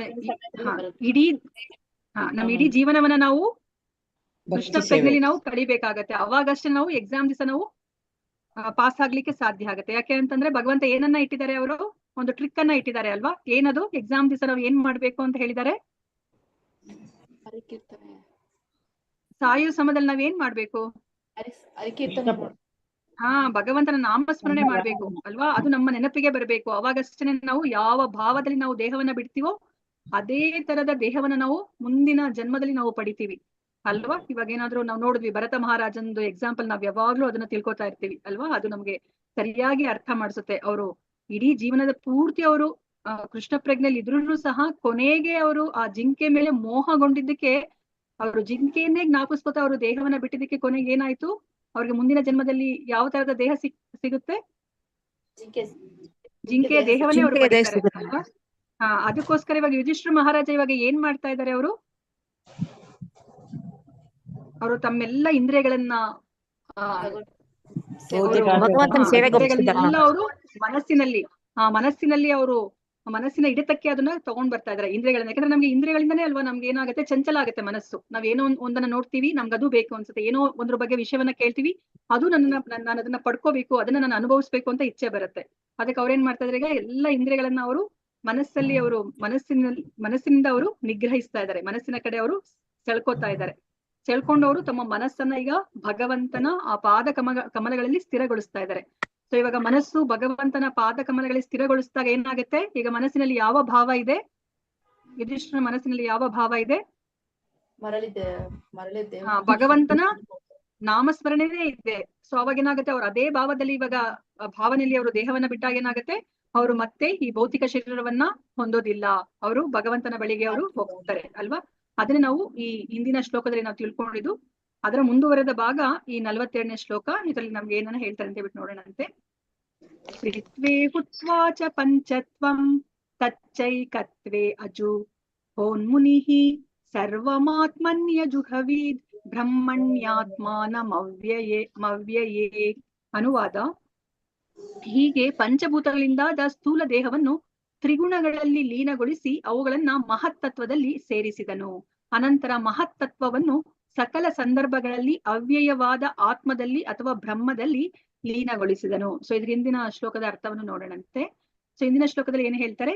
ಆಮೇಲೆ ಅವನು ತನ್ನ ಇಂದ್ರಿಯಗಳನ್ನು ಮನಸ್ಸನ್ನ ಪ್ರಾಣದಲ್ಲಿ, ಪ್ರಾಣವನ್ನು ಉಸಿರಾಟದಲ್ಲಿ ಲೀನಗೊಳಿಸಿ ತನ್ನ ಇಡೀ ಅಸ್ತಿತ್ವವನ್ನು ಪಂಚಭೂತ ನಿರ್ಮಿತ ಶರೀರಕ್ಕೆ ತಂದು ಶರೀರವನ್ನು ಮೃತ್ಯುವಿಗೆ ಒಯ್ದನು. ಆಮೇಲೆ ಪರಿಶುದ್ಧ ಆತ್ಮನಾಗಿ ಬದುಕಿನ ಭೌತಿಕ ಕಲ್ಪನೆಯಿಂದ ವಿಮುಕ್ತನಾದನು. ಇಲ್ಲಿ ಏನ್ ಹೇಳ್ತಾ ಇದ್ರೆ, ಹೀಗೆ ಪಂಚಭೂತಗಳಿಂದಾದ ಸ್ಥೂಲ ದೇಹವನ್ನ ತ್ರಿಗುಣಗಳಲ್ಲಿ ಲೀನಗೊಳಿಸಿ ಅವುಗಳನ್ನು ಮಹತ್ತತ್ವದಲ್ಲಿ ಸೇರಿಸಿದನು. ಅನಂತರ ಮಹತ್ತತ್ವವನ್ನು ಸಕಲ ಸಂದರ್ಭಗಳಲ್ಲಿ ಅವ್ಯಯವಾದ ಆತ್ಮದಲ್ಲಿ ಅಥವಾ ಬ್ರಹ್ಮದಲ್ಲಿ ಲೀನಗೊಳಿಸಿದನು ಅಲ್ವಾ? ಸೊ ಇವಾಗ ನಾವೇನಾದ್ರೂ ಸಹ ಯಾವ್ದೋ ಒಂದು ಇಚ್ಛೆ ಇದ್ರೆ, ನಮ್ಗೆ ಯಾವ್ದೋ ಒಂದು ಆಸೆ ಇದ್ರೆ, ನಾವು ಏನಾದ್ರೂ ಅದೇ ಭಾವದಲ್ಲಿ ನಾವು ದೇಹವನ್ನ ಬಿಟ್ರೆ ಏನಾಗುತ್ತೆ? ನಮ್ಗೆ ಅದಕ್ಕೆ ತಕ್ಕನಾದ ಒಂದು ಶರೀರ ಸಿಗುತ್ತೆ. ನಾವ್ ಯಾಕಂದ್ರೆ ಆ ಆಸೆಗಳನ್ನ ನಾವು ಪೂರೈಸ್ಕೊಳ್ಲಿಕ್ಕೆ ಭಗವಂತ ನಮ್ಗೆ ಇನ್ನ ಒಂದು ಅವಕಾಶವನ್ನ ಅವರು ಕೊಡ್ತಾ ಇದ್ದಾರೆ ಅಲ್ವಾ? ಅದು ನಮ್ಗೆ ಗೊತ್ತಿದೆ. ಇವಾಗ ಯುಧಿಷ್ಠಿರ ಮಹಾರಾಜ ಏನ್ ಮಾಡ್ತಾ ಇದ್ದಾರೆ? ಅವರು ಇನ್ನೊಂದು ದೇಹವನ್ನ ಅವರು ಪಡ್ಕೊಳ್ತಾ ಇಲ್ಲ ಅವರು ಅಲ್ವಾ? ಅದಕ್ಕೆ ಅವ್ರು ಇವಾಗ ಏನ್ ಮಾಡ್ತಾ ಇದಾರೆ ಅಂತ ಹೇಳ್ಬಿಟ್ಟು ನಮ್ಗೆ ಇಲ್ಲಿ ಪ್ರಭುಪಾದರು ತಿಳಿಸಿಕೊಡ್ತಾ ಇದ್ದಾರೆ. ಭೌತ ಜಗತ್ತಿನಲ್ಲಿ ಪ್ರಕಟವಾಗಿರುವುದೆಲ್ಲವೂ ಮಹತ್ತತ್ವ ಅವ್ಯಕ್ತದ ಉತ್ಪನ್ನ ಅಲ್ವಾ? ಈ ಭೌತಿಕ ಪ್ರಪಂಚದಲ್ಲಿ ಏನೆಲ್ಲ ಇದೆ ಅವೆಲ್ಲನೂ ಸಹ ಮಹತ್ತತ್ವದ ಉತ್ಪನ್ನ, ಅದರಿಂದಾನೇ ಎಲ್ಲ ಬಂದಿರೋದು ಅಂತ ನಾವು ತಿಳ್ಕೊಂಡಿದೀವಿ ಅಲ್ವಾ. ಇವಾಗ ನಾವೇನಾದ್ರೂ ಅಡಿಗೆ ಮಾಡ್ಬೇಕಂದ್ರೆ ಏನ್ ಮಾಡ್ತೀವಿ, ನಾವು ಮಾರ್ಕೆಟ್ಗೆ ಹೋಗ್ಬಿಟ್ಟು ಎಲ್ಲಾ ಸಾಮಗ್ರಿಗಳನ್ನ ನಾವು ತಗೊಂಡ್ಬರ್ತೀವಿ ಅಲ್ವಾ. ಮಾರ್ಕೆಟ್ ಇಂದ ತಂದಿರೋ ವಸ್ತುಗಳನ್ನ ನಾವು ಹಾಗೆ ತಿನ್ಲಿಕ್ಕೆ ಆಗೋದಿಲ್ಲ ಅಲ್ವಾ. ಅದನ್ನ ನಾವೇನ್ ಮಾಡ್ತೀವಿ, ಬೇರೆ ಬೇರೆ ಪ್ರಮಾಣದಲ್ಲಿ ಅದನ್ನ ಬೆರೆಸಿ ನಾವು ಒಂದು ಅಡಿಗೆನ ನಾವು ತಯಾರು ಮಾಡ್ತೀವಿ. ಆಗ ಅದು ನಮ್ಗೆ ತಿನ್ಲಿಕ್ಕೆ ಸಾಧ್ಯ ಆಗುತ್ತೆ ನೋಡಿ. ಅದೇ ಉತ್ಪನ್ನ ಅಂದ್ರೆ ಅದೇ ಸಾಮಗ್ರಿಗಳು, ಆದ್ರೆ ಅದರಿಂದ ಹಲವು ಬಗೆಯ ಅಡಿಗೆಗಳನ್ನ ನಾವು ಮಾಡಬಹುದು ಅಲ್ವಾ. ಅದನ್ನ ಇಲ್ಲಿ ಹೇಳ್ತಾ ಇದ್ದಾರೆ. ಅದು ಅವ್ಯಕ್ತವಾಗಿರುತ್ತೆ, ಅವ್ಯಕ್ತ ಸ್ಥಿತಿಯಲ್ಲಿರುತ್ತೆ. ನಮ್ಮ ಭೌತ ದೃಷ್ಟಿಗೆ ಕಾಣಿಸುವ ವಸ್ತುಗಳೆಲ್ಲವೂ ಆ ಭೌತ ವಸ್ತುಗಳ ವಿವಿಧ ಪ್ರಮಾಣದ ಮಿಶ್ರಣಗಳು ಅಲ್ವಾ. ನೋಡಿ, ನಾವು ಬರೇ ಇವಾಗ ಜಸ್ಟ್ ಎಕ್ಸಾಂಪಲ್ ತಗೋಬೇಕಂತಂದ್ರೆ, ಇವಾಗ ಮಣ್ಣಿನಿಂದ ನಾವು ಮಡಿಕೆಯನ್ನು ಮಾಡ್ಬೋದು, ಅಥವಾ ಒಂದು ದೀಪವನ್ನು ಸಹ ನಾವು ಮಾಡ್ಬೋದು, ಅಥವಾ ಒಂದು ಮನೆಯನ್ನು ಸಹ ನಾವು ಕಟ್ಬೋದು, ಗುಡಿಸಲನ್ನು ನಾವು ಕಟ್ಬೋದು ಅಲ್ವಾ. ನೋಡಿ, ಅದೇ ವಸ್ತು, ಆದ್ರೆ ಅದನ್ನ ನಾವು ವಿವಿಧ ಪ್ರಮಾಣದಲ್ಲಿ ನಾವು ಮಿಶ್ರಣ ಮಾಡಿದಾಗ ನಮ್ಗೆ ಅನೇಕ ವಸ್ತುಗಳು ನಮ್ಗೆ ದೊರಕುತ್ತೆ. ಆದರೆ ಅದೇ ತರನೇ ಇವಾಗ ನಾವು ಸಹ ಈ ಭೌತಿಕ ಪ್ರಪಂಚದಲ್ಲಿರುವ ಎಲ್ಲ ಜೀವರಾಶಿಗಳ ದೇಹ ಯಾವ್ದನ್ನ ಮಾಡಲ್ಪಟ್ಟಿದೆ, ಈ ಭೂತದಿಂದ ಮಾಡಲ್ಪಟ್ಟಿದೆ. ಆದ್ರೆ ಅದರ ಮಿಶ್ರಣ ಬೇರೆ ಬೇರೆ ತರ ಇದೆ ಅಲ್ವಾ. ಆ ಮಿಶ್ರಣ ಬೇರೆ ಬೇರೆ ತರ ಇರೋದ್ರಿಂದ ನೋಡಿ, ನಾವು ಮಾನವರಾಗಿ ಈ ದೇಹವನ್ನ ಹೊಂದಿದೀವಿ.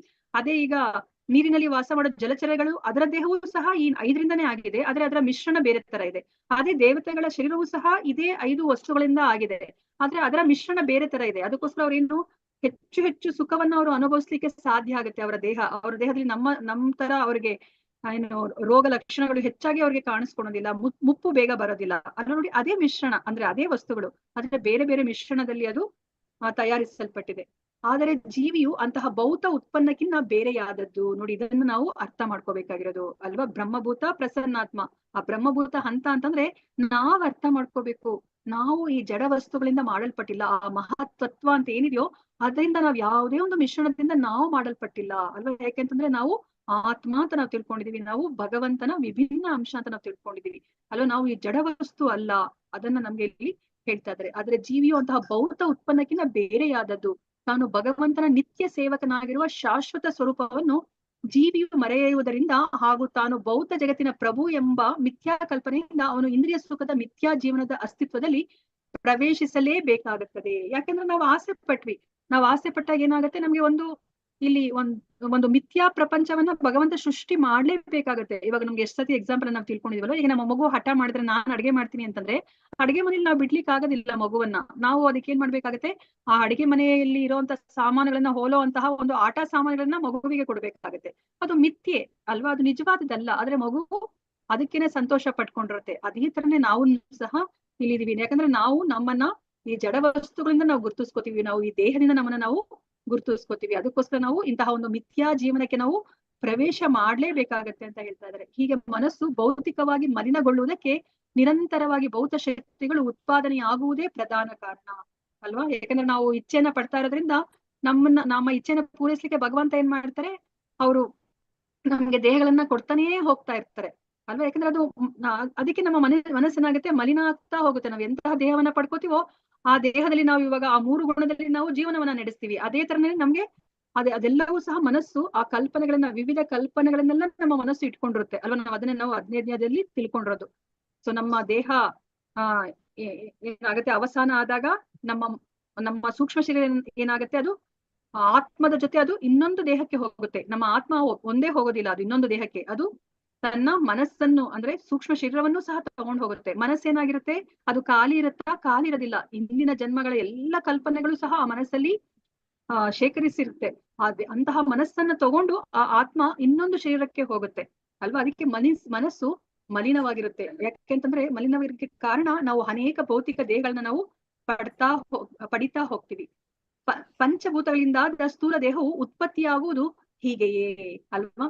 ಸೊ ಈಗ ನಮ್ಮ ದೇಹ ಉತ್ಪತ್ತಿ ಆಗೋದು ಯಾಕೆ ಅಂತಂದ್ರೆ ನಮ್ಮ ಆಸೆಯನ್ನ ಪೂರೈಸ್ಲಿಕ್ಕೆ. ಯಾಕಂದ್ರೆ ನನಗೆ ಏನೋ ಒಂದು ಆಸೆ ಇರುತ್ತೆ, ಅದನ್ನ ಪೂರೈಸ್ಲಿಕ್ಕೆ ಅದಕ್ಕೆ ತಕ್ಕದಾದ ದೇಹವನ್ನ ಭಗವಂತ ಕೊಡ್ತಾರೆ. ನನಗೆ ಹಕ್ಕಿ ತರ ಹಾರಾಡ್ಬೇಕು ಅಂತ ಇಚ್ಛೆ ಇದ್ರೆ ಮಾನವ ದೇಹದಲ್ಲಿ ನಾನು ಹಾರಾಡ್ಲಿಕ್ಕೆ ಆಗೋದಿಲ್ಲ. ಅದಕ್ಕೋಸ್ಕರ ಭಗವಂತ ಏನ್ ಮಾಡ್ತಾರೆ, ಹಕ್ಕಿಯ ಶರೀರವನ್ನ ನನಗೆ ಕೊಡ್ತಾರೆ. ನನಗೆ ನೀರಿನ ಒಳಗಡೆ ನನಗೆ ಆಳವಾದ ನೀರಿನಲ್ಲಿ ಈಜಬೇಕು ಅಂತಿದ್ರೆ ಈ ಮನುಷ್ಯ ದೇಹದಲ್ಲಿ ಆಗೋದಿಲ್ಲ. ಅಂತಹ ಇಚ್ಛೆಯನ್ನ ಇಟ್ಕೊಂಡು ನಾನು ದೇಹವನ್ನ ಬಿಟ್ಟಿದ್ರೆ ಭಗವಂತ ಏನ್ ಮಾಡ್ತಾರೆ, ಒಂದು ಜಲಚರದ ದೇಹವನ್ನ ನನಗೆ ಕೊಡ್ತಾರೆ.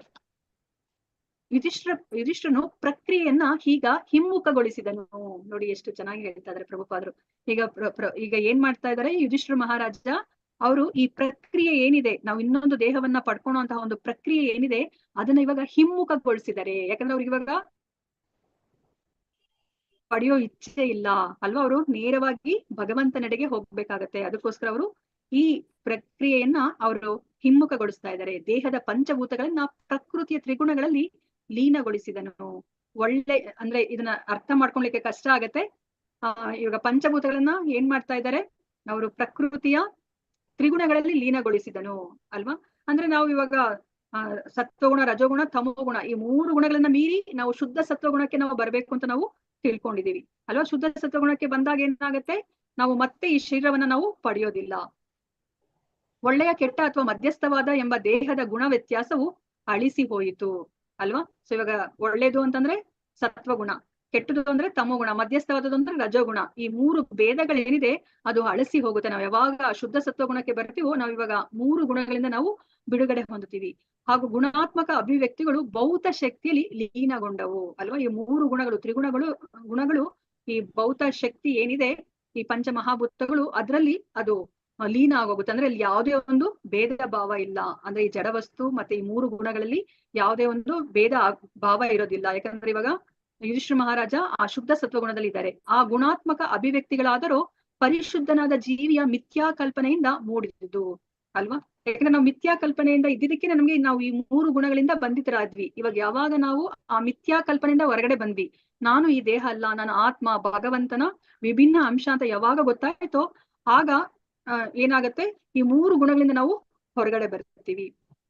ಹೀಗೆ ವ್ಯಕ್ತಿಯು ಆಧ್ಯಾತ್ಮಿಕ ಆಕಾಶದ ಲೋಕಗಳಲ್ಲೊಂದರಲ್ಲಿ, ವಿಶೇಷವಾಗಿ ಗೋಲೋಕ ವೃಂದಾವನದಲ್ಲಿ ದೇವೋತ್ತಮ ಪರಮಪುರುಷನ ಸಂಗಾತಿಯಾಗುವ ಬಯಕೆಯನ್ನು ಹೊಂದಿದಾಗ ತಾನು ಭೌತ ಶಕ್ತಿಗಿಂತ ಬೇರೆಯಾದವನು, ಅದರೊಂದಿಗೆ ತನಗೇನೂ ಸಂಬಂಧವಿಲ್ಲ ಎಂದೇ ಸದಾ ಚಿಂತಿಸುತ್ತಿರಬೇಕು. ನೋಡಿ, ನಮ್ಗೇನಾದ್ರು ಇವಾಗ ಆಸೆ, ನಮ್ಮ ಆಸೆ ಏನಾದ್ರು ಮತ್ತೆ ಮರಳಿ ಭಗವಂತನೆಡೆಗೆ ಹೋಗ್ಬೇಕು, ಬ್ಯಾಕ್ ಟು ಗಾಡ್ ಹೆಡ್, ಏನಾದ್ರು ನಮ್ಮ ಮನಸ್ಸಿನಲ್ಲಿ ಆ ಇಚ್ಛೆ ಇದೆ ಅಂತಂದ್ರೆ ನಾವ್ ಏನ್ ಮಾಡ್ಬೇಕಾಗತ್ತೆ, ನಾವು ಸರಿಯಾಗಿ ನಾವ್ ಯಾವಾಗ್ಲೂ ಪ್ರತಿಕ್ಷಣ ಅದನ್ನೇ ಯೋಚನೆ ಮಾಡ್ಬೇಕಾಗುತ್ತೆ. ನಾನು ಈ ಜಡ ದೇಹ ಅಲ್ಲ, ನಾನು ಈ ದೇಹದಲ್ಲಿ ವಾಸ ಮಾಡ್ತಾ ಇರುವಂತಹ ಆತ್ಮ ಅಂತ ಹೇಳ್ಬಿಟ್ಟು ಅದೇ ಒಂದು ಮನಸ್ಥಿತಿಯಲ್ಲಿ ನಾವ್ ಇರ್ಬೇಕಾಗತ್ತೆ. ಅವಾಗಷ್ಟೇ ನಾವು ಈ ಗೋಲೋಕ ವೃಂದಾವನಕ್ಕೆ ಹೋಗ್ಲಿಕ್ಕೆ ಸಾಧ್ಯ ಆಗುತ್ತೆ. ಮತ್ತೆ ಭಗವಂತನ ಸಂಗಾತಿ ಆಗುವಂತಹ ಒಂದು ಅರ್ಹತೆನ ನಾವು ಪಡ್ಕೊಳ್ಲಿಕ್ಕೆ ಸಾಧ್ಯ ಆಗುತ್ತೆ. ಅದಕ್ಕೆ ನೋಡಿ ಇಲ್ಲಿ ಏನ್ ಹೇಳ್ತಾ ಇದ್ರೆ, ತಾನು ಭೌತ ಶಕ್ತಿಗಿಂತ ಬೇರೆಯಾದವನು, ಅದರೊಂದಿಗೆ ತನಗೇನೂ ಸಂಬಂಧವಿಲ್ಲ ಎಂದೇ ಸದಾ ಚಿಂತಿಸುತ್ತಿರಬೇಕು ಅಲ್ವಾ. ಈ ದೇಹದಲ್ಲಿ ನಾವು ವಾಸ ಮಾಡ್ತಾ ಇದೀವಿ, ಈ ಜೀವನವನ್ನ ನಡೆಸ್ಲಿಕ್ಕೆ ಭಗವಂತ ಕೊಟ್ಟಿರುವಂತಹ ಒಂದು ವೆಹಿಕಲ್ ಅಂತ ನಾವು ತಿಳ್ಕೊಂಡಿದೀವಿ ಅಲ್ವಾ. ಅಷ್ಟಂತಾನೆ ನಾವು ಅರ್ಥ ಮಾಡ್ಕೋಬೇಕು ಹೊರ್ತು ನಾವು ಈ ದೇಹವನ್ನೇ ನಾವು ಅಂತ ಭಾವಿಸ್ಬಾರ್ದು. ತಾನು ಬ್ರಹ್ಮನ್, ಪರಿಶುದ್ಧ ಆತ್ಮ, ಪರಬ್ರಹ್ಮನೊಂದಿಗೆ ಗುಣಾತ್ಮಕ ಸಮಾನತೆಯನ್ನ ಹೊಂದಿರುವವನು ಎಂದು ಸಾಕ್ಷಾತ್ಕರಿಸಿಕೊಳ್ಳಬೇಕು ಅಲ್ವಾ. ನೋಡಿ, ನಾವೇನನ್ನ ಅರ್ಥ ಮಾಡ್ಕೋಬೇಕು, ನಾವು ನಾನು ಆತ್ಮ, ನಾನು ಈ ದೇಹ ಅಲ್ಲ, ನಾನು ಪರಬ್ರಹ್ಮನ ಜೊತೆಗೆ ನನ್ನ ಸಂಬಂಧವನ್ನ ನಾನು ಹೊಂದಿದೀನಿ ಅಂತ ಹೇಳ್ಬಿಟ್ಟು ನಾವ್ ಯಾವಾಗ್ಲೂ ಸಹ ಅದನ್ನ ನಾವು ಅಂದ್ರೆ ಅರ್ಥ ಮಾಡ್ಕೋಬೇಕು, ಅದನ್ನ ಸಾಕ್ಷಾತ್ಕಾರ ಮಾಡ್ಕೋಬೇಕು. ಬರೀ ಜ್ಞಾನವನ್ನ ಪಡ್ಕೊಳೋದು ಒಂದೇ ಅಲ್ಲ, ಸಾಕ್ಷಾತ್ಕಾರ ಪಡ್ಬೇಕಾಗತ್ತೆ. ಮತ್ತೆ ನಾವು ಯಾವಾಗ್ಲೂ ನಾನೇ ಭಗವಂತ ಅಂತ ಇವಾಗ ಹೇಗೆ ಮಾಯಾವಾದಿಗಳು ಹೇಳ್ತಾರೋ ಆತರ ನಾವು ಅರ್ಥ ಮಾಡ್ಕೋಬಾರ್ದು ಅಲ್ವಾ. ನಾವ್ ಯಾವತ್ತೂ ದೇವರಿಗೆ ನಾವು ಸರಿ ಸಮಾನರಾಗ್ಲಿಕ್ಕೆ ಸಾಧ್ಯ ಇಲ್ಲ, ದೇವರನ್ನ ನಾವು ಮೀರಿಸ್ಲಿಕ್ಕೆ ಸಾಧ್ಯ ಇಲ್ಲ. ನಾವು ಸರಿ ಸಮಾನ ಅಂತ ಯಾವ್ದ್ರಲ್ಲಿ ಹೇಳ್ತೀವಿ ಅಂತಂದ್ರೆ ಗುಣಾತ್ಮಕವಾಗಿ ಮಾತ್ರ ನಾವು ಭಗವಂತನ ಜೊತೆ ಸರಿ ಸಮಾನ. ಯಾಕೆ ಅಂತಂದ್ರೆ ನಾವು ಭಗವಂತನ ವಿಭಿನ್ನ ಅಂಶಗಳು, ಭಗವಂತನಿಗಿರುವ ಗುಣಗಳೇ ನಮ್ಮಲ್ಲಿ ಇದೆ, ಆದ್ರೆ ಅದರ ಪ್ರಮಾಣ ತುಂಬಾ ಅತ್ಯಲ್ಪ ಅಲ್ವಾ. ಅಣು ನಮ್ಮಲ್ಲಿರೋದು ಅದು ಅಣುವಿಗೆ ಸಮಾನವಾಗಿದೆ. ಆ ಗುಣಗಳೆಲ್ಲ ಏನಿದೆಯೋ ಅದು ಭಗವಂತ ವಿಭು ಅಲ್ವಾ. ನಾವು ಅದನ್ನ ನಮ್ಮ ಈ ಇಂದ್ರಿಯಗಳಿಗೆ, ನಮ್ಮ ಚಿಕ್ಕ ಮೆದುಳಿಗೆ ಅರ್ಥ ಮಾಡ್ಕೊಳ್ಲಿಕ್ಕೂ ಸಾಧ್ಯ ಇಲ್ಲ ಭಗವಂತನ ಆ ವಿಶಾಲವಾದ ಆ ಪ್ರಮಾಣವನ್ನ. ಯುಧಿಷ್ಠಿರ ಮಹಾರಾಜನು ಪರೀಕ್ಷಿತ್ ಮತ್ತು ವಜ್ರರಿಗೆ ರಾಜ್ಯವನ್ನು ವಹಿಸಿಕೊಟ್ಟ ಮೇಲೆ ತಾನಿನ್ನು ಚಕ್ರವರ್ತಿಯೆಂದಾಗಲಿ ಕುರುವಂಶದ ಮುಖ್ಯನೆಂದಾಗಲಿ ಭಾವಿಸಿಕೊಳ್ಳಲಿಲ್ಲ. ನೋಡಿ, ಅವ್ರು ಇವಾಗ ಬರೇ ಅವ್ರು ಹೇಗೆ ಸಾಕ್ಷಾತ್ಕಾರ ಅಂತಂದ್ರೆ ಇದು ಅಲ್ವಾ, ಅವರ ಜೀವನದಲ್ಲಿ ಅವ್ರು ಮಾಡಿ ತೋರಿಸ್ತಾ ಇದಾರೆ. ಬರೇ ಒಂದು ಅರ್ಥ ಮಾಡ್ಕೊಂಡಿಲ್ಲ. ನೋಡಿ, ನಾವೆಲ್ಲನೂ ಅರ್ಥ ಮಾಡ್ಕೊಂಡ್ಬಿಟ್ಟಿದೀವಿ ಅಲ್ವಾ, ನಾವ್ ಈ ದೇಹ ಅಲ್ಲ ಆತ್ಮ ಅಂತ. ಆದ್ರೆ ನಮ್ಮ ಜೀವನದಲ್ಲಿ ನಾವು ಪ್ರತಿಯೊಂದು ಹೆಜ್ಜೆಗೂ ನಾವು ಆತರ ಏನಾದ್ರು ನಡ್ಕೋತಾ ಇದೀವ? ಇಲ್ಲ ಅಲ್ವಾ. ನೋಡಿ, ಇವಾಗ ಯುಧಿಷ್ಠಿರ ಮಹಾರಾಜ ಏನ್ ಮಾಡ್ತಾ ಇದಾರೆ, ಅದೇ ತರ ಅವ್ರು ನಡ್ಕೋತಾ ಇದ್ದಾರೆ. ಅವ್ರಿವಾಗ ಅವರ ರಾಜ್ಯವನ್ನ ಅವರು ತಮ್ಮ ಮೊಮ್ಮಗನಿಗೆ ವಹಿಸಿಕೊಟ್ಮೇಲೆ ತಾನು ಚಕ್ರವರ್ತಿ ಅಂತ ಹೇಳ್ಬಿಟ್ಟು ಅವರು ಭಾವಿಸ್ತಾನೆ ಅವರು ಇಲ್ಲ. ಕುರುವಂಶದ ಮುಖ್ಯಸ್ಥನು ಅಂತನೂ ಸಹ ಅವರು ಭಾವಿಸ್ತಾ ಇಲ್ಲ. ಲೌಕಿಕ ಸಂಬಂಧದಿಂದ ಉಂಟಾಗುವ ಸ್ವಾತಂತ್ರ್ಯದ ಭಾವನೆಯು ಸ್ಥೂಲ ಸೂಕ್ಷ್ಮ ಭೌತ ಕೋಶಗಳಿಂದಲೂ ಬಿಡುಗಡೆ ಒಂದುಗೂಡಿ ಭಗವಂತನ ಸೇವಕನಾಗಿ ನಡೆಯಲು ಸ್ವಾತಂತ್ರ್ಯವನ್ನ ಕೊಡುತ್ತದೆ ಅಲ್ವಾ. ನಮ್ಗೆ ಮುಂದೆನೂ ಸಹ ಪ್ರಭುಪಾದರು ಇದನ್ನ ಹೇಳ್ತಾರೆ. ಇದು ತುಂಬಾ ಚೆನ್ನಾಗಿದೆ, ಇದನ್ನ ಅರ್ಥ ಮಾಡ್ಕೋಬೇಕು. ಆಗ ಜೀವಿಯು ಈ ಜಗತ್ತಿನಲ್ಲೇ ಇದ್ದರೂ ಮುಕ್ತನಾಗಿ ಭಗವಂತನ ಸೇವೆ ಸಲ್ಲಿಸುತ್ತಿರಬಹುದು. ಈ ಹಂತವನ್ನು ಜೀವನ್ಮುಕ್ತ ಸ್ಥಿತಿ ಎಂದು ಕರೆಯುತ್ತಾರೆ. ಭೌತ ಜಗತ್ತಿನಲ್ಲಿ ಇದ್ದುಕೊಂಡೇ ಮುಕ್ತಿ ಪಡೆದಿರುವ ಹಂತವದು. ಇದೇ ಭೌತ ಅಸ್ತಿತ್ವವನ್ನು ಕೊನೆಗೊಳಿಸುವ ಪ್ರಕ್ರಿಯೆ. ವ್ಯಕ್ತಿಯು ತಾನೇ ಬ್ರಹ್ಮನೆಂದು ಭಾವಿಸುವುದು ಮಾತ್ರವಲ್ಲ, ಬ್ರಹ್ಮನಂತೆ ವರ್ತಿಸಲು ಬೇಕು. ಕೇವಲ ತಾನು ಬ್ರಹ್ಮನ್ ಎಂದು ಭಾವಿಸುವವನು ನಿರಾಕಾರವಾದಿ, ಬ್ರಹ್ಮನಂತೆ ವರ್ತಿಸುವವನು ಶುದ್ಧ ಭಕ್ತ. ನೋಡಿ, ಇದನ್ನ ಅರ್ಥ ಮಾಡ್ಕೊಂಡಂತೆ ನಾವು ಇವಾಗ ನಾವೇನಂತ ತಿಳ್ಕೊತಾ ಇದೀವಿ, ನಮ್ಮನ್ನ ಈ ದೇಹ ಅಲ್ಲ, ನಾವು ಆತ್ಮ ಅಂತ ತಿಳ್ಕೊಂಡ್ವಿ. ಸೊ ನಾವು ಯಾರ ಆತ್ಮ ಎಲ್ಲಿಂದ ಬಂದಿದೆ ಅಂತ ನಾವು ತಿಳ್ಕೊಂಡ್ವಿ, ಈ ದೇಹ ಆಗಿರೋದು ಈ ಪಂಚಭೂತಗಳಿಂದ ಆಗಿದೆ ಅಂತ ನಾವು ತಿಳ್ಕೊಂಡ್ವಿ ಅಲ್ವಾ. ಮತ್ತೆ ಆ 24 ಅಂಶಗಳೇನಿದೆಯೋ ಅದರಿಂದ ಆಗಿದೆ ಅಂತ ನಾವು ತಿಳ್ಕೊಂಡ್ವಿ. ಡಿಟೈಲ್ ಅಂತಂದ್ರೆ 24 ಅಂಶಗಳು. ಆದ್ರೆ ನಮ್ಮ ಆತ್ಮ ಯಾವುದರಿಂದ ಬಂದಿದೆ ಅಂತ ನಾವು ತಿಳ್ಕೊಂಡ್ವಿ, ಅದನ್ನು ಸಹ 24 ಅಂಶಗಳಿಂದ ಬಂದಿದ್ಯಾ? ಇಲ್ಲ ಮಾತಾಜಿ, ಭಗವಂತ ಪರಮಾತ್ಮನಿಂದ ಬಂದಿದೆ ಮಾತಾಜಿ. ಪರಮಾತ್ಮನಿಂದ ಬಂದಿದೆ. ಅದಕ್ಕೆ ನಾವೇನಂತ ತಿಳ್ಕೊಂಡ್ವಿ, ನಾವು ಭಗವಂತನ ವಿಭಿನ್ನ ಅಂಶ. ಭಗವಂತನ ವಿಭಿನ್ನ ಅಂಶವಾಗಿ ನಾವಿವಾಗ ನಮ್ಮ ಕರ್ತವ್ಯ ಏನು, ನಾವು ಅದನ್ನ ಸಾಕ್ಷಾತ್ಕಾರ ಮಾಡ್ಕೊಂಡಿದೀವಿ ಅಂತಂದ್ರೆ ನಮ್ಮ ಕರ್ತವ್ಯ ಏನು ಅಂತ ನಾವು ಅರ್ಥ ಮಾಡ್ಕೋಬೇಕಾಗತ್ತೆ. ಭಗವಂತನ ವಿಭಿನ್ನ ಅಂಶ ಆದ್ಮೇಲೆ ನಾವೇನ್ ಮಾಡ್ಬೇಕಾಗತ್ತೆ? ಮತ್ತೆ ವಾಪಸ್ ಭಗವಂತನ ಸೇವೆ ಮಾಡು. ಭಗವಂತನ ಸೇವೆ ಮಾಡ್ಬೇಕು ಅಲ್ವಾ. ಇವಾಗ ನನ್ನ ಕೈ ಈ ದೇಹದ ಅಂಶವಾದ್ರೆ ನನ್ನ ಕೈ ಕೆಲಸ ಏನು? ನನ್ನ ಕೈ ಏನ್ ಮಾಡ್ಬೇಕು? ಭಗವಂತನ ಸೇವೆ ಮಾಡ್ಬೇಕು, ಈ ದೇಹವನ್ನ ನೋಡ್ಕೋಬೇಕು ಅಲ್ವಾ. ನನ್ನ ಕೈ ಈ ದೇಹದ ಅಂಗವಾದ್ರೆ, ಅಂಶವಾದ್ರೆ, ಈ ನನ್ನ ಕೈಯ ಕೆಲಸ ಏನು? ಈ ದೇಹವನ್ನ ನೋಡ್ಕೊಳೋದು. ಅದೇ ತರ ಇವಾಗ ನಾವು ಭಗವಂತನ ಅಂಶ ಆದ್ರೆ ನಾವೇನ್ ಮಾಡ್ಬೇಕು? ಭಗವಂತನ ಸೇವೆ ಮಾಡ್ಬೇಕು. ನಾವ್ ಅದನ್ನ ಮಾಡ್ತಾ ಇದೀವಾ? ನಮ್ಮ ಜೀವನದಲ್ಲಿ ನಾವ್ ಅದನ್ನ ಮಾಡ್ತಾ ಇದೀವಾ ಅನ್ನೋದೇ ಪ್ರಶ್ನೆ. ಅದನ್ನೇ ನಮ್ಗೆ ಪ್ರಭುಪಾದರು ಅರ್ಥ ಮಾಡಿಸ್ತಾ ಇದ್ದಾರೆ. ಅದಕ್ಕೆ ನಮ್ಗೆ ಇವಾಗ ಇಸ್ಕಾನಲ್ಲಿ ನಮ್ಗೆ ಗೊತ್ತಿರಾಗ ದೀಕ್ಷೆ ಕೊಟ್ಟಾಗ ನಮ್ಗೆ ಏನಂತ ಹೆಸರಿಡ್ತಾರೆ? ನಮ್ಗೆ ದಾಸ ಅಥವಾ ದಾಸಿ, ದಾಸ ಅಥವಾ ದಾಸಿ ಅಂತಾರೆ. ನಾವು ಯಾಕೆ ಅಂತಂದ್ರೆ ನಾವು ನಮ್ಮ ಆ ನಿಜ ಅಸ್ತಿತ್ವವನ್ನ ನಮ್ಗೆ ಜ್ಞಾಪಿಸ್ತಾ ಇರುತ್ತೆ ನಮ್ಮ ಹೆಸರು ಅಲ್ವಾ. ಆದ್ರೆ ನಾವು ಅದೇ ತರ ನಾವ್ ನಡ್ಕೋತಾ ಇದೀವಾ? ನಾವ್ ನಡ್ಕೋತಾ ಇದ್ರೆ ನಾವು ಅವಾಗ ಏನಾಗುತ್ತೆ, ಈ ಬ್ರಹ್ಮಭೂತ ಹಂತಕ್ಕೆ ಬರ್ತೀವಿ. ಅದನ್ನ ಯಾವ ಸ್ಥಿತಿ ಅಂತ ಕರೀತಾರೆ? ಜೀವನ್ ಮುಕ್ತ ಸ್ಥಿತಿ. ನಾವು ಈ ಭೌತಿಕ ಪ್ರಪಂಚದಲ್ಲಿ ಇಟ್ಕೊಂಡು, ಈ ದೇಹದಲ್ಲಿ ಇಟ್ಕೊಂಡ್ರು ಸಹ ನಾವು ಆ ಜೀವನ್ ಮುಕ್ತ ಸ್ಥಿತಿನ ನಾವು ಅನುಭವಿಸ್ಬೋದು. ಇವಾಗ ನಾವು ಯಾರನ್ನೆಲ್ಲ ಆತರ ನೋಡಿದೀವಿ ನಾವು ಈ ಭೌತಿಕ ಪ್ರಪಂಚದಲ್ಲಿ ಇದ್ದು ಜೀವನ್ ಮುಕ್ತ ಸ್ಥಿತಿಯನ್ನ ಪಡೆದಿರೋರು ಯಾರನ್ನೆಲ್ಲ ನಾವು ನೋಡಿದೀವಿ? ನಮ್ಮ ಆಚಾರ್ಯ ಮಾತಾಜಿ, ನಮ್ಮ ಆಚಾರ್ಯರು, ನಮ್ಮ ಪ್ರಭುಪಾದರನ್ನ ನೋಡಿದೀವಿ, ಗೋಸ್ವಾಮಿಗಳನ್ನ ನೋಡಿದೀವಿ, ಮತ್ತೆ ಇನ್ಯಾರನ್ನ ನೋಡಿದೀವಿ?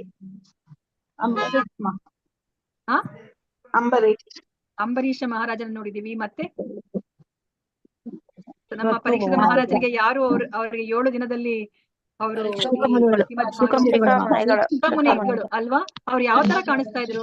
ನಾವು ಇದಕ್ಕಿಂತ ಮುಂಚೆ ನಾವು ತಿಳ್ಕೊಂಡ್ವಿ ಅಲ್ವಾ. ಅವ್ರು ನೋಡ್ಲಿಕ್ಕೆ ಯಾವ ತರ ಕಾಣಿಸ್ತಾ ಇದ್ರು? ಅವ್ರ ಎಂತಹ ಜ್ಞಾನಿ ಅಲ್ವಾ. ಆದ್ರೆ ಅವ್ರನ್ನ ಹೊರಗಡೆಯಿಂದ ನೋಡಿದಾಗ ಅವ್ರು ಹೇಗೆ ಕಾಣಿಸ್ತಾರೆ? ಅವರು ಹೊರ ನೋಟಕ್ಕೆ ಒಂಥರ ಹುಚ್ಚರಾಗಿ ಹುಚ್ಚರ ತರ ಕಾಣಿಸ್ತಾರೆ ಅಲ್ವಾ. ಅಂದ್ರೆ ಅವ್ರಿಗೆ ದೇಹದ ಮೇಲೆ ಅವ್ರಿಗೆ ಏನು ಪ್ರಜ್ಞೆ ಇಲ್ಲ ಅಲ್ವಾ. ಅವರು ದೇಹದಿಂದ ಅವರನ್ನ ಗುರುತಿಸ್ಕೋತಾನೆ ಇಲ್ಲ ಅವರು. ಅದೇ ತರನೇ ಈಗ ಯುಧಿಷ್ಠಿರ ಮಹಾರಾಜನು ಸಹ ಅವ್ರು ಇವಾಗ ಆತ್ಮ ಸಾಕ್ಷಾತ್ಕಾರವನ್ನ ಅವರು ಪಡ್ಕೊಂಡದನ್ನ ನಾವಿವಾಗ ಕಣ್ಣು ಮುಂದೆ ನಾವು ನೋಡ್ತೀವಿ. ಇವಾಗ ಮುಂದಿನ ಶ್ಲೋಕದಲ್ಲಿ ನಾವು ನೋಡ್ತೀವಿ ಅವರು ಹೇಗೆ ಅವರು ಆ ವೈರಾಗ್ಯವನ್ನ ಅವರು ವ್ಯಕ್ತಪಡಿಸ್ತಾರೆ ಅನ್ನೋದನ್ನ ನಾವು ನೋಡ್ತೀವಿ. ನೋಡಿ, ಇದೇ ನಮ್ಗೆ ತುಂಬಾ ಮುಖ್ಯವಾದದ್ದು. ನಾವು ಸುಮ್ಮನೆ ಮಾತಾಡ್ತೀವಿ, ನಾವು ನಿಜವಾಗ್ಲೂ ಸಾಕ್ಷಾತ್ಕಾರ ಮಾಡ್ಕೊಂಡಿದೀವಿ ಅಂತಂದ್ರೆ ನಾವು ಅದು ನಮ್ಮ ಜೀವನದಲ್ಲಿ ಅದನ್ನ ನಾವು ತೋರಿಸ್ಬೇಕಾಗತ್ತೆ ಅಲ್ವಾ. ಇಲ್ಲಾಂದ್ರೆ ನೋಡಿ, ನಮ್ಗೆ ಎಲ್ಲದ್ರ ಮೇಲೂ ನಮ್ಗೆ ಮೋಹ ಇದೆ ಅಲ್ವಾ. ಇದು ನನ್ನದು, ಇದು ನನ್ನದು ಅಂತ ಅನ್ಕೊಂತಾ ಇರ್ತೀವಿ. ಮತ್ತೆ ನಮ್ಗೆ ಇಲ್ಲಿ ಇದಕ್ಕಿಂತ ಮುಂಚೆ ನಮ್ಗೆ ಪರ್ಪಟ್ಟಲ್ಲಿ ಏನ್ ಹೇಳಿದ್ರು ಪ್ರಭುಪಾದ್ರು, ಇವಾಗ ಆ ಲೋಕ ಸೇವೆ, ಲೋಕ ಕಲ್ಯಾಣ ಯಾರಾದ್ರೂ ಮಾಡ್ತಿದ್ರೆ ನಾವು ಅವ್ರನ್ನ ವೈಭವೀಕರಿಸ್ತೀವಿ ಅಲ್ವಾ.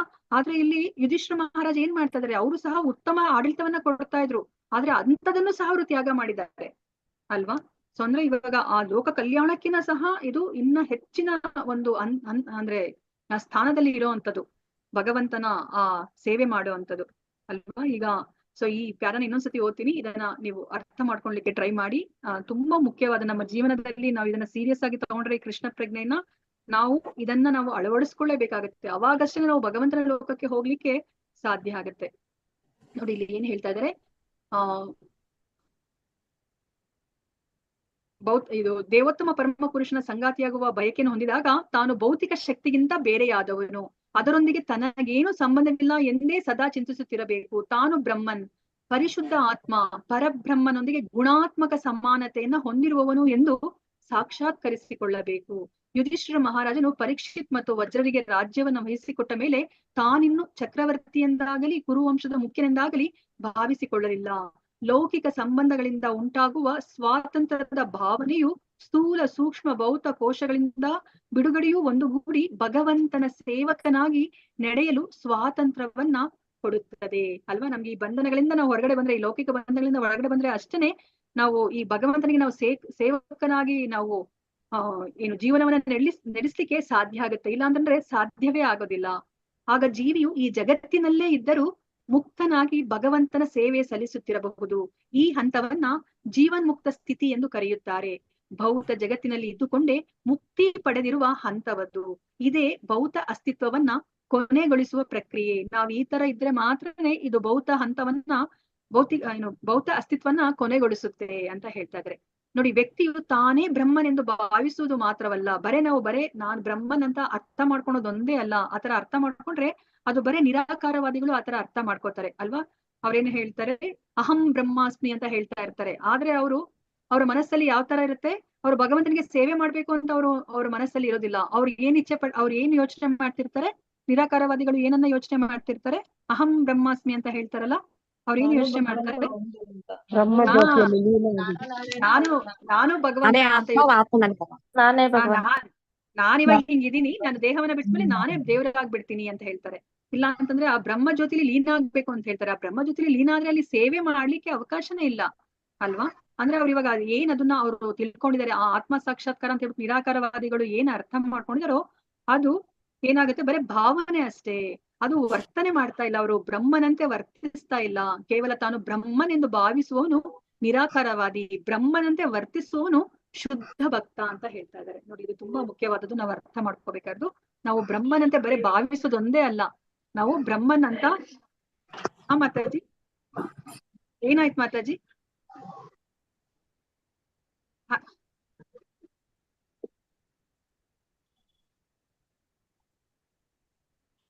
ಹರೇ ಕೃಷ್ಣ. Okay, 1 second.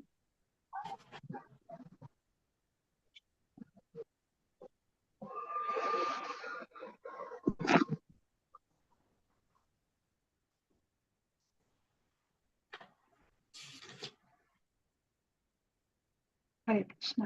ಸೊ ಇದು ಗೊತ್ತಾಯ್ತಲ್ಲ ನಿಮ್ಗೆ? ಇದು ತುಂಬಾ ಮುಖ್ಯವಾದದ್ದು. ನಾವು ಬರೀ ಈಗ ಭಾವಿಸ್ತಾ ಇದೀವಿ, ನಾವು ಇವಾಗ ವರ್ತನೆ ಮಾಡೋದನ್ನು ಸಹ ನಾವು ಕಲ್ತ್ಕೋಬೇಕಾಗಿದೆ. ಅವಾಗಷ್ಟೇ ನಾವು ಭಗವಂತನ ಲೋಕಕ್ಕೆ ಹೋಗ್ಲಿಕ್ಕೆ ಸಾಧ್ಯ ಆಗುತ್ತೆ. 43ನೇ ಶ್ಲೋಕ. ಚೀರವಾಸ ನಿರಾಹಾರೋ ಬದ್ಧ ವಾಂಗ್ಮುಕ್ತ ಮೂರ್ಧಜಃ ದರ್ಶಯನ್ನಾತ್ಮನೋ ರೂಪಂ ಜಡೋನ್ಮತ್ತ ಪಿಶಾಚವತ್ ಅನವೇಕ್ಷಮಾಣೋ ನಿರಗಾದ್ ಶೃಣ್ವನ್ ಬದಿರೋ ಯಥಾ. ಅನುವಾದ. ಇಷ್ಟಾದ ಅನಂತರ ಯುಧಿಷ್ಠಿರ ಮಹಾರಾಜನು ಹರಿದ ಚಿಂದಿಯನ್ನು ಧರಿಸಿದನು. ಗಟ್ಟಿಯಾದ ಯಾವುದೇ ಪದಾರ್ಥದ ಸೇವೆಯನ್ನ ನಿಲ್ಲಿಸಿದನು. ಸ್ವಂತ ಇಚ್ಛೆಯಿಂದ ಮೂಕನಾದನು. ತಲೆಗೂದಲನ್ನ ಕೆದರಿ ಜೋಲಾಡುವಂತೆ ಬಿಟ್ಟನು. ಇವೆಲ್ಲ ಕೂಡಿ ಅವನೊಬ್ಬ ಪಿಶಾಚದಂತೆ, ಹುಚ್ಚನಂತೆ, ಏನೂ ಕೆಲಸವಿಲ್ಲದ ಅಲೆ ಬಡುಕನಂತೆ ಕಾಣಿಸುತ್ತಿದ್ದನು. ಏನೊಂದಕ್ಕೂ ಅವನು ತಮ್ಮಂದಿರನ್ನು ಅವಲಂಬಿಸದಾದನು. ಒಬ್ಬ ಕಿವುಡನಂತೆ ಏನೊಂದನ್ನು ಕೊಳ್ಳದಾದನು ಅಲ್ವಾ. ಸೊ ನಾವು ಇದಕ್ಕಿಂತ ಮುಂಚೆ ನಾವು ತಿಳ್ಕೊಂಡ್ವಿ ಅಲ್ವಾ. ನಾವ್ ಇವಾಗ ಆಧ್ಯಾತ್ಮಿಕ ಮಾರ್ಗದಲ್ಲಿ ಹೋಗ್ಬೇಕು ಅಂತಂದ್ರೆ ನಮ್ಗೆ ಇವಾಗ ಅರ್ಜುನನನ್ನು ನೋಡಿದ್ವಿ ಅಲ್ವಾ, ಅವನು ಎಷ್ಟು ಪರಾಕ್ರಮಶಾಲಿಯಾಗಿದ್ದಾನೆ. ಇವಾಗ ಭೀಮ ಎಷ್ಟು ಪರಾಕ್ರಮಶಾಲಿಯಾಗಿದ್ದಾನೆ ಅಲ್ವಾ, 10,000 ಆನೆಗಳ ಬಲವನ್ನು ಹೊಂದಿದ್ದಾನೆ. ಇವೆಲ್ಲ ಅಗತ್ಯ ಇದೆ ಅಂತ ನಾವು ತಿಳ್ಕೊಂಡ್ವಾ. ನಾವು ಆಧ್ಯಾತ್ಮಿಕ ಮಾರ್ಗದಲ್ಲಿ ನಡಿಬೇಕು ಅಂತಂತಂದ್ರೆ ಇಲ್ಲ ಮಾತಾಜಿ ಅಲ್ವಾ, ಇದು ಯಾವುದರ ಅಗತ್ಯನೂ ಇಲ್ಲ ಅಲ್ವಾ. ಇಲ್ಲಿ ಭಗವಂತ ಇಲ್ಲಿ ಲೀಲೆಯನ್ನ ಮಾಡ್ಲಿಕ್ಕೆ ಬಂದಾಗ ಅವರು ಇದೆಲ್ಲವನ್ನ, ಈ ಎಲ್ಲ ಶಕ್ತಿಗಳನ್ನ ಅವರು ತಮ್ಮ ಭಕ್ತರಿಗೆ ಅವರು ಕೊಟ್ಟಿರ್ತಾರೆ, ಅಥವಾ ನಮಗೂ ಸಹ ಹಲವಾರು ಶಕ್ತಿಗಳನ್ನ ಕೊಟ್ಟಿದ್ದಾರೆ. ಅದನ್ನೆಲ್ಲ ಭಗವಂತನ ಸೇವೆಗೆ ಉಪಯೋಗಿಸ್ಲಿ ಅಂತ. ಆದ್ರೆ ಅದೆಲ್ಲನೂ ಸಹ ನಮ್ಗೆ ಆಧ್ಯಾತ್ಮಿಕ ಮಾರ್ಗದಲ್ಲಿ ನಾವು ಮುನ್ನಡೆಕೊಂಡು ಹೋಗ್ಲಿಕ್ಕೆ ಅದ್ಯಾವುದು ಸಹ ನಮ್ಗೆ ಬೇಕಾಗಿಲ್ಲ ಅಲ್ವಾ. ಇವಾಗ ಅದಕ್ಕೆ ನೋಡಿ, ಇವಾಗ ಯುಧಿಷ್ಠಿರ ಮಹಾರಾಜ ಏನ್ ಮಾಡ್ತಿದ್ದಾರೆ, ಅವ್ರು ಇವಾಗ ಆ ಏನ್ ಪೋಷಾಕ ಎಲ್ಲ ಇದೆ, ರಾಜ ಪೋಷಾಕು, ಆ ಮುತ್ತು ರತ್ನ ವಜ್ರಗಳಿಂದ ಅಲಂಕೃತವಾದ ಆ ರಾಜ ಪೋಷಕನ್ನ ಅವರು ತ್ಯಜಿಸ್ತಾ ಇದ್ದಾರೆ. ಮತ್ತೆ ಹೋಗಿ ಅವ್ರಿಗೆ ದೇಹದ ಕಡೆನೂ ಸಹ ಅವ್ರಿಗೆ ಯಾವುದೇ ಒಂದು ಏನು ಗಮನ ಇಲ್ಲ. ಮತ್ತೆ ಅವರು ಹೋಗ್ಲಿ ಊಟ ತಿಂಡಿ ಬಗ್ಗೆ ಏನಾದ್ರು ಗಮನ ಇದೆಯಾ, ನಮ್ಗೆ ಏನೇ ಬೇಡ ಅಂದ್ರು, ಇವಾಗ ಬಟ್ಟೆ ಏನು ಇಲ್ಲ ಅಂದ್ರೆ ಅವೆಲ್ಲದಕ್ಕೂ ನಾವು ಗಮನ ಹರಿಸಲಿಲ್ಲ ಅಂದ್ರೂ ನಮ್ಗೆ ಹೊಟ್ಟೆ ನಮ್ಗೆ ಕೇಳೋದಿಲ್ಲ ಅಲ್ವಾ. ಆದ್ರೆ ನೋಡಿ, ಇಲ್ಲಿ ಯುಧಿಷ್ಠಿರ ಮಹಾರಾಜ ಅವರು ಏನು ಏನ್ ಹೇಳ್ತಾ ಇದ್ರೆ ಇಲ್ಲಿ, ಗಟ್ಟಿಯಾದ ಆಹಾರ ಪದಾರ್ಥವನ್ನ ತಿನ್ನೋದನ್ನು ಸಹ ಅವನು ನಿಲ್ಲಿಸಿದ್ದಾನೆ. ಮತ್ತೆ ಅವ್ರು ಯಾವಾಗ್ಲೂ ಸಹ ತಮ್ಮಂದ್ರ ಜೊತೆಲೇ ಇರ್ತಾ ಇರ್ತಾರೆ ಅಲ್ವಾ. ಎಲ್ಲರಿಗೂ ಸಹ ಅವರು ಮಾರ್ಗದರ್ಶನ ಕೊಡ್ತಾ ಈ ತರ ಅವ್ರು ಮಾರ್ಗದರ್ಶನ ಕೊಡ್ತಾ ಅವ್ರು ರಾಜ್ಯಭಾರವನ್ನ ಮಾಡ್ತಿರ್ತಾರೆ. ಈಗ ಅವ್ರಿಗೆ ತಮ್ಮಂದ್ರನು ಸಹ ಅವ್ರಿಗೆ ಅವ್ರ ಮೇಲೂ ಸಹ ಅವ್ರು ಇವಾಗ ಅವಲಂಬಿಸ್ತಾ ಇಲ್ಲ ಅಲ್ವಾ. ನೋಡಿ ಅವ್ರು ಯಾವ ತರ ಇದ್ದಾರೆ, ಪಿಶಾಚದ ತರ, ಹುಚ್ಚನ ತರ ಇದ್ದಾರೆ. ಮತ್ತೆ ಯಾರ ಮಾತನ್ನು ಸಹ ಅವ್ರು ಕಿವಿಗೆ ಕೇಳಿಸ್ಕೊತಾ ಇಲ್ಲ ಅಲ್ವಾ. ಅವ್ರದ್ದು ಇವಾಗ ಒಂದೇ ಒಂದು ಉದ್ದೇಶ, ಅವರು ತಮ್ಮ ಮನಸ್ಸನ್ನ ಅವರು ಭಗವಂತನಲ್ಲಿ ಅವರು ಕೇಂದ್ರೀಕರಿಸ್ತಾ ಇದ್ದಾರೆ. ಅವರು ಭಾವಾರ್ಥ ಶಿಲಪ್ರಭುಪಾದರಿಗೆ ಜಯವಾಗಲಿ. ಹೀಗೆ ಸಕಲ ಬಾಹ್ಯ ವ್ಯವಹಾರಗಳಿಂದ ವಿಮುಕ್ತನಾದ ಯುಧಿಷ್ಠನಿಗೆ ರಾಜತ್ವದಲ್ಲಾಗಲಿ ಕುಟುಂಬ ಗೌರವದಲ್ಲಾಗಲಿ ಯಾವುದೇ ಸಂಬಂಧವೂ ಉಳಿಯಲಿಲ್ಲ. ವಾಸ್ತವವಾಗಿ ತಾನೊಬ್ಬ ಜಡ ಹುಚ್ಚ ಪಿಶಾಚದಂತೆ ಅವನು ವರ್ತಿಸಿದನು. ಲೌಕಿಕ ವ್ಯವಹಾರಗಳನ್ನು ಕುರಿತು ಒಂದು ಮಾತನ್ನು ಆಡಲಿಲ್ಲ. ಅದುವರೆಗೆ ಸಹಾಯ ಮಾಡುತ್ತಿದ್ದ ಸಹೋದರರನ್ನು ಯಾವುದಕ್ಕೂ ಅವಲಂಬಿಸಲಿಲ್ಲ. ಹೀಗೆ ಎಲ್ಲದರಿಂದಲೂ ಸಂಪೂರ್ಣ ಬಿಡುಗಡೆ ಹೊಂದುವ ಈ ಹಂತವನ್ನು ನಿರ್ಭೀತಿಯ ಪರಿಶುದ್ಧ ಹಂತವೆಂದು ಕರೆಯಲಾಗುತ್ತದೆ ಅಲ್ವಾ. ಸೊ ಇದೇ ತರ ನಮ್ಗೆ ನಾವ್ ಇನ್ನೊಬ್ಬರನ್ನ ನೋಡಿದ್ವಿ ಅಲ್ವಾ, ಯಾರ ಈ ತರ ಅವರು ತಮ್ಮ ಈ ಆಧ್ಯಾತ್ಮಿಕ ಜೀವನದಲ್ಲಿ ತುಂಬಾ ಸೀರಿಯಸ್ ಆಗಿ ಅವರು ಅದನ್ನ ಮುಂದುವರಿಸ್ಕೊಂಡು ಹೋಗ್ತಾರೆ. ಒಬ್ರು ಡಿವೋಟಿ, ಭಗವಂತನ ಡಿವೋಟಿ ಜಡಭರತ ಮಾತಾಜಿ. ಜಡಭರತ ಅಲ್ವಾ. ಜಡಭರತನು ಸಹ ಹಾಗೇನೆ. ಅವ್ರಿಗೆ ಇವಾಗ ಒಂದು ಅಂದ್ರೆ ಇನ್ನೂ ಒಂದು ಎಕ್ಸ್ಟ್ರಾ ಜನ್ಮ ಆಗೋಗುತ್ತೆ ಅವನಿಗೆ. ಏನು ಯಾವ್ದು ಜನ್ಮ ಅದು, ಜಿಂಕೆಯ ಜನ್ಮ ಎಕ್ಸ್ಟ್ರಾ ಆಗೋಗುತ್ತೆ. ಅವಾಗ ಅವನಿಗೆ ಗೊತ್ತಾಗುತ್ತೆ, ಅವನಿಗೆ ಮುಂದಿನ ಜನ್ಮದಲ್ಲಿ ಅವನು ಜಡಭರತನಾಗಿ ಹುಟ್ಟಿದಾಗ ಅವನು ಇದೇ ತರನೇ ವ್ಯವಹರಿಸ್ತಾನೆ ಅಲ್ವಾ. ಹುಚ್ಚನ ತರ ಅವರು ಕಾಣಿಸ್ತಾರೆ ಬೇರೆಯವ್ರಿಗೆ. ಅಂದ್ರೆ ಅವರು ಅಷ್ಟು ಬಲಶಾಲಿ ಆದ್ರೂ ಸಹ ಏನು ಕೆಲಸಕ್ಕೆ ಬರೋದಿಲ್ಲನೋ ಅನ್ನೋ ತರ ಅವರು ಜೀವನವನ್ನ ಮಾಡ್ತಾರೆ ಜಡಭರತ ಅಲ್ವಾ. ಯಾಕಂದ್ರೆ ಅವರು ಈ ಜನ್ಮದಲ್ಲಿ ನಾನು ಭಗವಂತನ ಲೋಕಕ್ಕೆ ಹೋಗ್ಲೇಬೇಕು, ಈ ಜನ್ಮವನ್ನ ನಾನು ಭಗವಂತನ ಲೋಕಕ್ಕೆ ಹೋಗ್ಲಿಕ್ಕೆ ಉಪಯೋಗಿಸ್ಕೋಬೇಕು ಅಂತ ಹೇಳ್ಬಿಟ್ಟು ಅವರು ಈ ಭೌತಿಕ ವಿಷಯಗಳಲ್ಲಿ ಅವರು ಅಷ್ಟು ಅನಾಸಕ್ತಿಯನ್ನ ಅವರು ತೋರ್ತಾರೆ. ಅದೇ ತರನೇ ಇಲ್ಲಿ ಯುಧಿಷ್ಠಿರ ಮಹಾರಾಜನು ಸಹ ಅವರು ಯಾವುದಕ್ಕೂ ಸಹ ಅವರು ಯಾರನ್ನು ಅವರು ಅವಲಂಬಿಸ್ತಾ ಇಲ್ಲ ನೋಡಿ. ಇಲ್ಲಿ ಇವಾಗ ಒಬ್ರೇ ಆಗ್ಬಿಟ್ರು, ಒಂಟಿ ಆದ್ರು ಅಂತ ನಮ್ಗೆ ಅನಿಸ್ತಾ ಇದೆ ಅಲ್ವಾ. ಈಗ ಯುಧಿಷ್ಠಿರ ಮಹಾರಾಜ ಒಂಟಿಯಾಗಿ ಇದ್ದಾರಾ? ಹರೇ ಕೃಷ್ಣ. ಯುಧಿಷ್ಠಿರ ಮಹಾರಾಜ ಒಂಟಿಯಾಗಿದ್ದಾರಾ? ನಡ್ಕೋತಾ ಇದ್ದಾರೆ. ಎಲ್ಲಾರು ಇದ್ರು ಒಂಟಿಯಾಗಿರೋ ಹಾಗೆ ನಡ್ಕೋತಾ ಇದ್ದಾರೆ. ಎಲ್ಲಾ ಇದ್ರು ಒಂಟಿಯಾಗಿದ್ದಾರೆ. ಅದೇ ಅವ್ರು ನಿಜವಾಗ್ಲೂ ಒಂಟಿಯಾಗಿದ್ದಾರಾ? ಇಲ್ಲ ಮಾತಾಜಿ, ಭಗವಂತನ ಸಂಘವನ್ನ ಜೊತೆಲಿದ್ದಾರೆ ಮಾತಾಜಿ. ಭಗವಂತ ಅವ್ರ ಜೊತೆಯಲ್ಲಿದ್ದಾರೆ. ಯುಧಿಷ್ಠಿರ ಮಹಾರಾಜನ ಬಗ್ಗೆ ಚರ್ಚೆ ಮಾಡ್ಬೇಕಾದ್ರೂ ನಾವು ತಿಳ್ಕೊಂಡ್ವಿ ಅಲ್ವಾ. ಸೊ ಈ ವೈರಾಗ್ಯದಲ್ಲಿ 3 ತರ ಇದ್ದಾರೆ. ಒಂದು ಧೀರ, ಎರಡನೇದು ಸನ್ಯಾಸತ್ವ, ಮತ್ತೆ ಮೂರನೇದು ಏನು ನರೋತ್ತಮ ಅಲ್ವಾ. ನೋಡಿ ಇವಾಗ ನರೋತ್ತಮನ ತರ ಇದ್ದಾರೆ ಅಲ್ವಾ. ನರೋತ್ತಮ ನೋಡ್ಲಿಕ್ಕೆ ಅವ್ರು ಏಕಾಂಗಿಯಾಗಿದ್ರು ಸಹ ಅವರ ಜೊತೆ ಯಾರಿದ್ದಾರೆ ಈಗ? ದೇವೋತ್ತಮ ಪರಮ ಪುರುಷ ಇದ್ದಾರೆ ಅಲ್ವಾ. ಅವ್ರು ಯಾವಾಗ್ಲೂ ಸಹ ಏಕಾಂಗಿ ಅಲ್ಲ. ಇವಾಗ ಯುಧಿಷ್ಠಿರ ಮಹಾರಾಜನ ಸ್ಥಿತಿ ಆ ತರ ಇದೆ. 44ನೇ ಶ್ಲೋಕ. ಉದೀಚೀಂ ಪ್ರವಿವೇಶಾಶಾಂ ಗತಪೂರ್ವಾಂ ಮಹಾತ್ಮಭಿಃ ಹೃದಿ ಬ್ರಹ್ಮ ಪರಂ ಧ್ಯಾಯಾನ್ ಅವರ್ತೇತಾಯತೋ ಗತಃ. ಆಮೇಲೆ ಅವನು ಹಿಂದಿನ ಮಹಾತ್ಮರು ತುಳಿದಿದ್ದ ಹಾದಿಯನ್ನೇ ಹಿಡಿದು ದೇವೋತ್ತಮ ಪರಮ ಪುರುಷನ ಮೇಲೆಯೇ ಸಂಪೂರ್ಣವಾಗಿ ತನ್ನ ಚಿಂತನೆಯನ್ನು ಮೀಸಲಿಡುವ ಸಲುವಾಗಿ ಉತ್ತರ ದಿಕ್ಕಿಗೆ ನಡೆದನು. ಅವನು ಎಲ್ಲಿ ಹೋದರೂ ಅದೇ ರೀತಿಯಲ್ಲಿ ನಡೆದುಕೊಂಡನು ಅಲ್ವಾ. ಇಲ್ಲಿ ನಮ್ಗೆ ಏನನ್ನ ಹೇಳ್ತಾ ಇದ್ದಾರೆ, ಈಗ ಯುಧಿಷ್ಠಿರ ಮಹಾರಾಜ ಯಾರ ಹಾದಿಯನ್ನ ಅನುಸರಿಸ್ತಾರೆ, ಅವರ ಕುರುವಂಶದಲ್ಲಿ ಇರುವಂತಹ ಹಿಂದಿನ ಪೂರ್ವಜರು ಯಾವ ಹಾದಿಯನ್ನ ಅನುಸರಿಸಿದ್ರೋ ಅದೇ ಹಾದಿಯನ್ನ ಅನುಸರಿಸ್ತಾ ಇದ್ದಾರೆ. ಏನ್ ಹಾದಿಯನ್ನ ಅನುಸರಿಸಿದರೆ ಕುರುವಂಶದಲ್ಲಿ ಇರೋರು ಅವರೆಲ್ಲರೂ ಸಹ ಹೋಗ್ತಾರೆ, ಹೋಗ್ತಾರೆ. ಅವರೆಲ್ಲರನ್ನು ಸಹ ವಾನಪ್ರಸ್ಥ ಆಶ್ರಮವನ್ನ ಅವರು, ಗೃಹಸ್ಥಾಶ್ರಮ ಆದ್ಮೇಲೆ ಅವರು ವಾನಪ್ರಸ್ಥ ಆಶ್ರಮವನ್ನ ಅವರು ಅನುಸರಿಸ್ತಾರೆ ಅಲ್ವಾ. ಈಗ ನಮ್ಮ ಕಲಿಯುಗದಲ್ಲಿ ನಮ್ಗೆ ಏನನ್ನ ಹೇಳಿದ್ದಾರೆ? ಕಲಿಯುಗದಲ್ಲಿ ನಾವು ಕಾಡಿಗೆ ಹೋಗ್ಬೇಕಂತ ಹೇಳಿದಾರ? ನಾವು ಹೇಗೆ ವಾನಪ್ರಸ್ಥ ಆಶ್ರಮವನ್ನ ನಾವು ಅನುಸರಿಸೋದು? ನಾವು ಎಲ್ಲಾದ್ರೂ ಲೌಕಿಕ ವ್ಯಾಮೋಹವನ್ನು ತೊರಿಬೇಕು ಅಂತ ಹೇಳ್ತಾರೆ. ನಮ್ಮ ಹೆಚ್ಚಿನ ಸಮಯವನ್ನ ನಾವು ಭಗವಂತನ ಭಕ್ತಿಗೆ ನಾವು ಉಪಯೋಗಿಸ್ಬೇಕಾಗತ್ತೆ. ನಾವು ಕಾಡಿಗೋ ಅಥವಾ ಹಿಮಾಲಯಕ್ಕೋ ಏನೋ ಹೋಗೋದು ಬೇಕಾಗಿಲ್ಲ. ಅದನ್ನ ನಾವು ಇಲ್ಲಿ ಮಾಡ್ಕೋಬೇಕಾಗುತ್ತೆ. ಇದು ದ್ವಾಪರ ಯುಗದಲ್ಲಿ ಅವ್ರು ಇವಾಗ ವಾನಪ್ರಸ್ಥ ಆಶ್ರಮವನ್ನ ಇಷ್ಟು ಅವರು ಕಟ್ಟುನಿಟ್ಟಾಗಿ ಮಾಡ್ತಾ ಇದ್ರಂತೆ. ವಾನಪ್ರಸ್ಥ ಆಶ್ರಮಕ್ಕೆ ಹೋದಾಗ ಅವರಲ್ಲಿ ಯಾವುದೇ ಒಂದು ಬೇಯಿಸಿರುವ ಆಹಾರವನ್ನ ಅವರು ತಿಂತಾ ಇರಲಿಲ್ಲ. ಅಲ್ಲಿರುವಂತಹ ಗಿಡ ಮೂಲಿಕೆಗಳು ಏನಿರುತ್ತೋ ಆ ಗಡ್ಡೆ ಅಂತ ಏನು ಹೇಳ್ತೀವಿ ಅಂತದನ್ನ ತಿಂದು ಹಣ್ಣು ಹಂಪಲನ್ನ ತಿಂದು ಅವರು ಆ ಜೀವನವನ್ನ ಅವರು ಮಾಡ್ತಾ ಇದ್ರಂತೆ. ಅಂದ್ರೆ ಆ ವಾನಪ್ರಸ್ಥ ಆಶ್ರಮ ಒಂದು ತಪಸ್ಯ ತರ ಇರ್ತಾ ಇತ್ತು. ಆ ತಪಸ್ಸನ್ನ ಅವರು ಆಚರಿಸ್ತಾ ಇದ್ರಂತೆ ವಾನಪ್ರಸ್ಥ ಆಶ್ರಮದಲ್ಲಿ. ಇವಾಗ ಅದೇ ತರನೇ ಈಗ ನಮ್ಗೆ ಗೊತ್ತಿರೋ ಹಾಗೆ ಭೀಷ್ಮಾಚಾರ್ಯರೇ ಆಗ್ಲಿ, ಅವ್ರು ಇದ್ಕೊಂಡೇನೆ ಅಲ್ಲೇ ಇದ್ಕೊಂಡು ರಾಜ್ಯದಲ್ಲಿ ಇದ್ಕೊಂಡು ಅವರು ವಾನಪ್ರಸ್ಥಾಶ್ರಮವನ್ನ ಅವರು ಅನುಸರಿಸ್ತಾ ಇದ್ರು. ಅದಾದ್ಮೇಲೆ ನಮ್ಗೆ ಕೊನೆಗೆ ಧೃತರಾಷ್ಟ್ರನು ಸಹ ಅವರು ವಿದುರನ ಉಪದೇಶಗಳಿಂದ ಅವರು ವಾನಪ್ರಸ್ಥಾಶ್ರಮವನ್ನ ಅವರು ಸಹ ಅವರು ಅನುಸರಿಸ್ತಾರೆ. ಈಗ ಯುಧಿಷ್ಠಿರ ಮಹಾರಾಜನು ಸಹ ಅವರು ಹಿಂದೆ ಅವರ ಪೂರ್ವಜರು ಏನು ಹಾದಿಯನ್ನ ಅವರು ಮಾಡಿಕೊಟ್ಟಿದ್ರು ಅದೇ ಹಾದಿಯನ್ನ ಅವರು ಇವಾಗ ಅನುಸರಿಸ್ತಾ ಇದ್ದಾರೆ. ಉತ್ತರಕ್ಕೆ ಅವರು ಹೋಗ್ತಾರೆ, ಉತ್ತರ ದಿಕ್ಕಿಗೆ ಹೋಗ್ತಾರೆ. ಯಾಕಂದ್ರೆ ಅದು ಹಿಮಾಲಯ, ಅದು ಪ್ರಶಸ್ತವಾದ ಜಾಗ. ನಾವು ಭಗವಂತನ ಭಕ್ತಿಯನ್ನ ಮಾಡ್ಬೇಕು ಅಂತಂದ್ರೆ ಹಿಮಾಲಯ ಪ್ರಶಸ್ತವಾದ ಜಾಗ ಅಂತ ನಾವು ತಿಳ್ಕೊಂಡ್ವಿ. ಭಾವಾರ್ಥ. ಶಿಲಪ್ರಭುಪಾದವರಿಗೆ ಜಯವಾಗಲಿ. ತನ್ನ ಪಿತೃಗಳು ಭಗವಂತನ ಮಹಾಭಕ್ತರು ಹೋದ ದಾರಿಯಲ್ಲೇ ಮಹಾರಾಜ ಯುಧಿಷ್ಠಿರನು ನಡೆದನು ಎನ್ನುವುದು ಈ ಶ್ಲೋಕದಿಂದ ತಿಳಿದು ಬರುತ್ತದೆ. ಜಗತ್ತಿನ ಆದ್ಯಂತ, ಅದರಲ್ಲೂ ಆರ್ಯಾವರ್ತದಲ್ಲಿ ನೆಲೆಸಿದ್ದ ಜನರು ಆಚರಿಸುತ್ತ ವರ್ಣಾಶ್ರಮ ಧರ್ಮದ ವ್ಯವಸ್ಥೆಯು ಬದುಕಿನ ಒಂದು ಹಂತದಲ್ಲಿ ಸಾಂಸಾರಿಕ ಬಂಧನಗಳನ್ನೆಲ್ಲ ಕಳೆದುಕೊಳ್ಳುವುದರ ಮಹತ್ವವನ್ನ ಒತ್ತಿ ಹೇಳುತ್ತದೆ. ಇದನ್ನು ನಾವು ಈಗಾಗಲೇ ಹಲವು ಬಾರಿ ಚರ್ಚಿಸಿದ್ದಾಗಿದೆ. ಆಗ ಜನರಿಗೆ ದೊರಕುತ್ತಿದ್ದ ಶಿಕ್ಷಣ ಹಾಗೂ ತರಬೇತಿಯೇ ಅದನ್ನ ಕಲಿಸುತ್ತಿತ್ತು ಅಲ್ವಾ. ಯಾಕಂದ್ರೆ ಅವರು ಆ ಆಶ್ರಮ ಪದ್ಧತಿನ ಅವ್ರು ಸರಿಯಾಗಿ ಅನುಸರಿಸ್ತಾ ಇದ್ರು.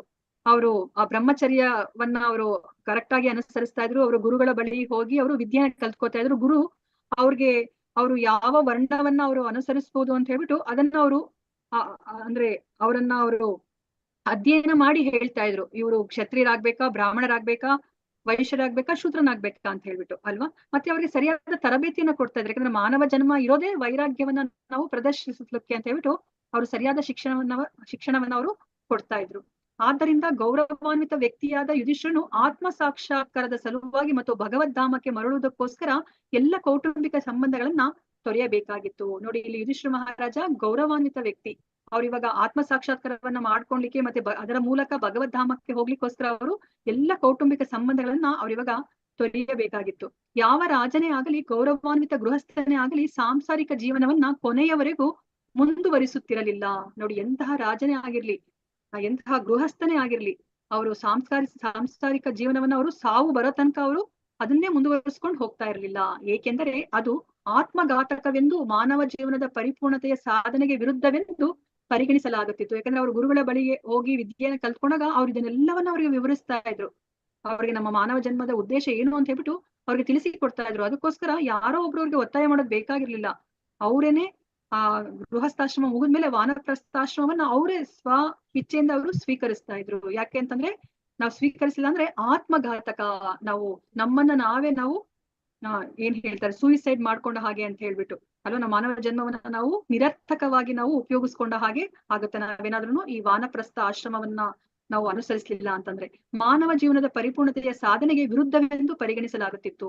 ಸಾಂಸಾರಿಕ ತೊಡರುಗಳಿಂದ ಬಿಡುಗಡೆ ಹೊಂದಿ ಶ್ರೀಕೃಷ್ಣ ಪ್ರಭುವಿನ ಭಕ್ತಿಯುತ ಸೇವೆಗೆ ಸಂಪೂರ್ಣವಾಗಿ ತನ್ನನ್ನು ಮೀಸಲಾಗಿಸಿಕೊಳ್ಳಲು ಈ ದಾರಿಯನ್ನ ಹೇಳಲಾಗಿದೆ ಅಲ್ವಾ. ನಾವು ಇವಾಗ ಭಗವಂತನ ಭಕ್ತಿ ಸೇವೆ ಮಾಡ್ಬೇಕು, ಅದು ಸಂಪೂರ್ಣವಾಗಿ ಓಕೆ ನಾನು ವೀಕೆಂಡ್ ಅಲ್ಲಿ ಮಾಡ್ತೀನಿ, ನನಗೆ ರಜಾ ಇದ್ದಾಗ ಮಾಡ್ತೀನಿ ಅಲ್ಲ, ಸಂಪೂರ್ಣವಾಗಿ ನಮ್ಮನ್ನ ನಾವು ಮೀಸಲಾಗಿರಿಸ್ಕೋಬೇಕು ಅಂತಂದ್ರೆ ನಾವು ಈ ಸಾಂಸಾರಿಕ ತೊಡರುಗಳಿಂದ ನಾವು ಬಿಡುಗಡೆ ಹೊಂದಲೇಬೇಕಾಗತ್ತೆ ಅಲ್ವಾ. ನಮ್ಗೆ ಈಗಲೇ ನಮ್ಗೆ ಗೊತ್ತಾಗ್ತಿದೆ ನೋಡಿ, ಇಲ್ಲಿ 2 ಗಂಟೆಗಳ ಕಾಲ ಕುತ್ಕೊಂಡು ನಮ್ಗೆ ಇಲ್ಲಿ ಭಗವಂತನ ಬಗ್ಗೆ ನಮ್ಗೆ ಕೇಳಲಿಕ್ಕೆ ಆಗ್ತಾ ಇಲ್ಲ ಅಲ್ವಾ. ಇವಾಗ ಏನಾದ್ರು ಗೀತಾ ಮಾತಾಜಿ ಮಾಡಿದ್ರೆ ನನಗೆ ಮನೇಲಿ ಏನೋ ಕೆಲಸ ಇರುತ್ತೆ, ನಾನು ಅಷ್ಟು ಶ್ರದ್ಧೆಯಿಂದ ಕುತ್ಕೊಂಡು ಕೇಳ್ಬೇಕು ಅಂದ್ರೂ ಆಗೋದಿಲ್ಲ. ಅಲ್ಲಿ ಹೋಗ್ಬೇಕಾಗತ್ತೆ, ಅಲ್ಲಿ ಕೆಲಸ ಮಾಡ್ಬೇಕಾಗತ್ತೆ. ಇವಾಗ ನಾನೇ ಹೇಳ್ತಿರೋದು ಇಲ್ಲಿ ಕುತ್ಕೋತಾ ಇದ್ದೀನಿ 2 ಗಂಟೆಗಳ ಕಾಲ, ಇಲ್ಲಾಂದ್ರೆ ಏನೋ ಒಂದು ಕೆಲಸ ಬರುತ್ತೆ ಅಲ್ವಾ.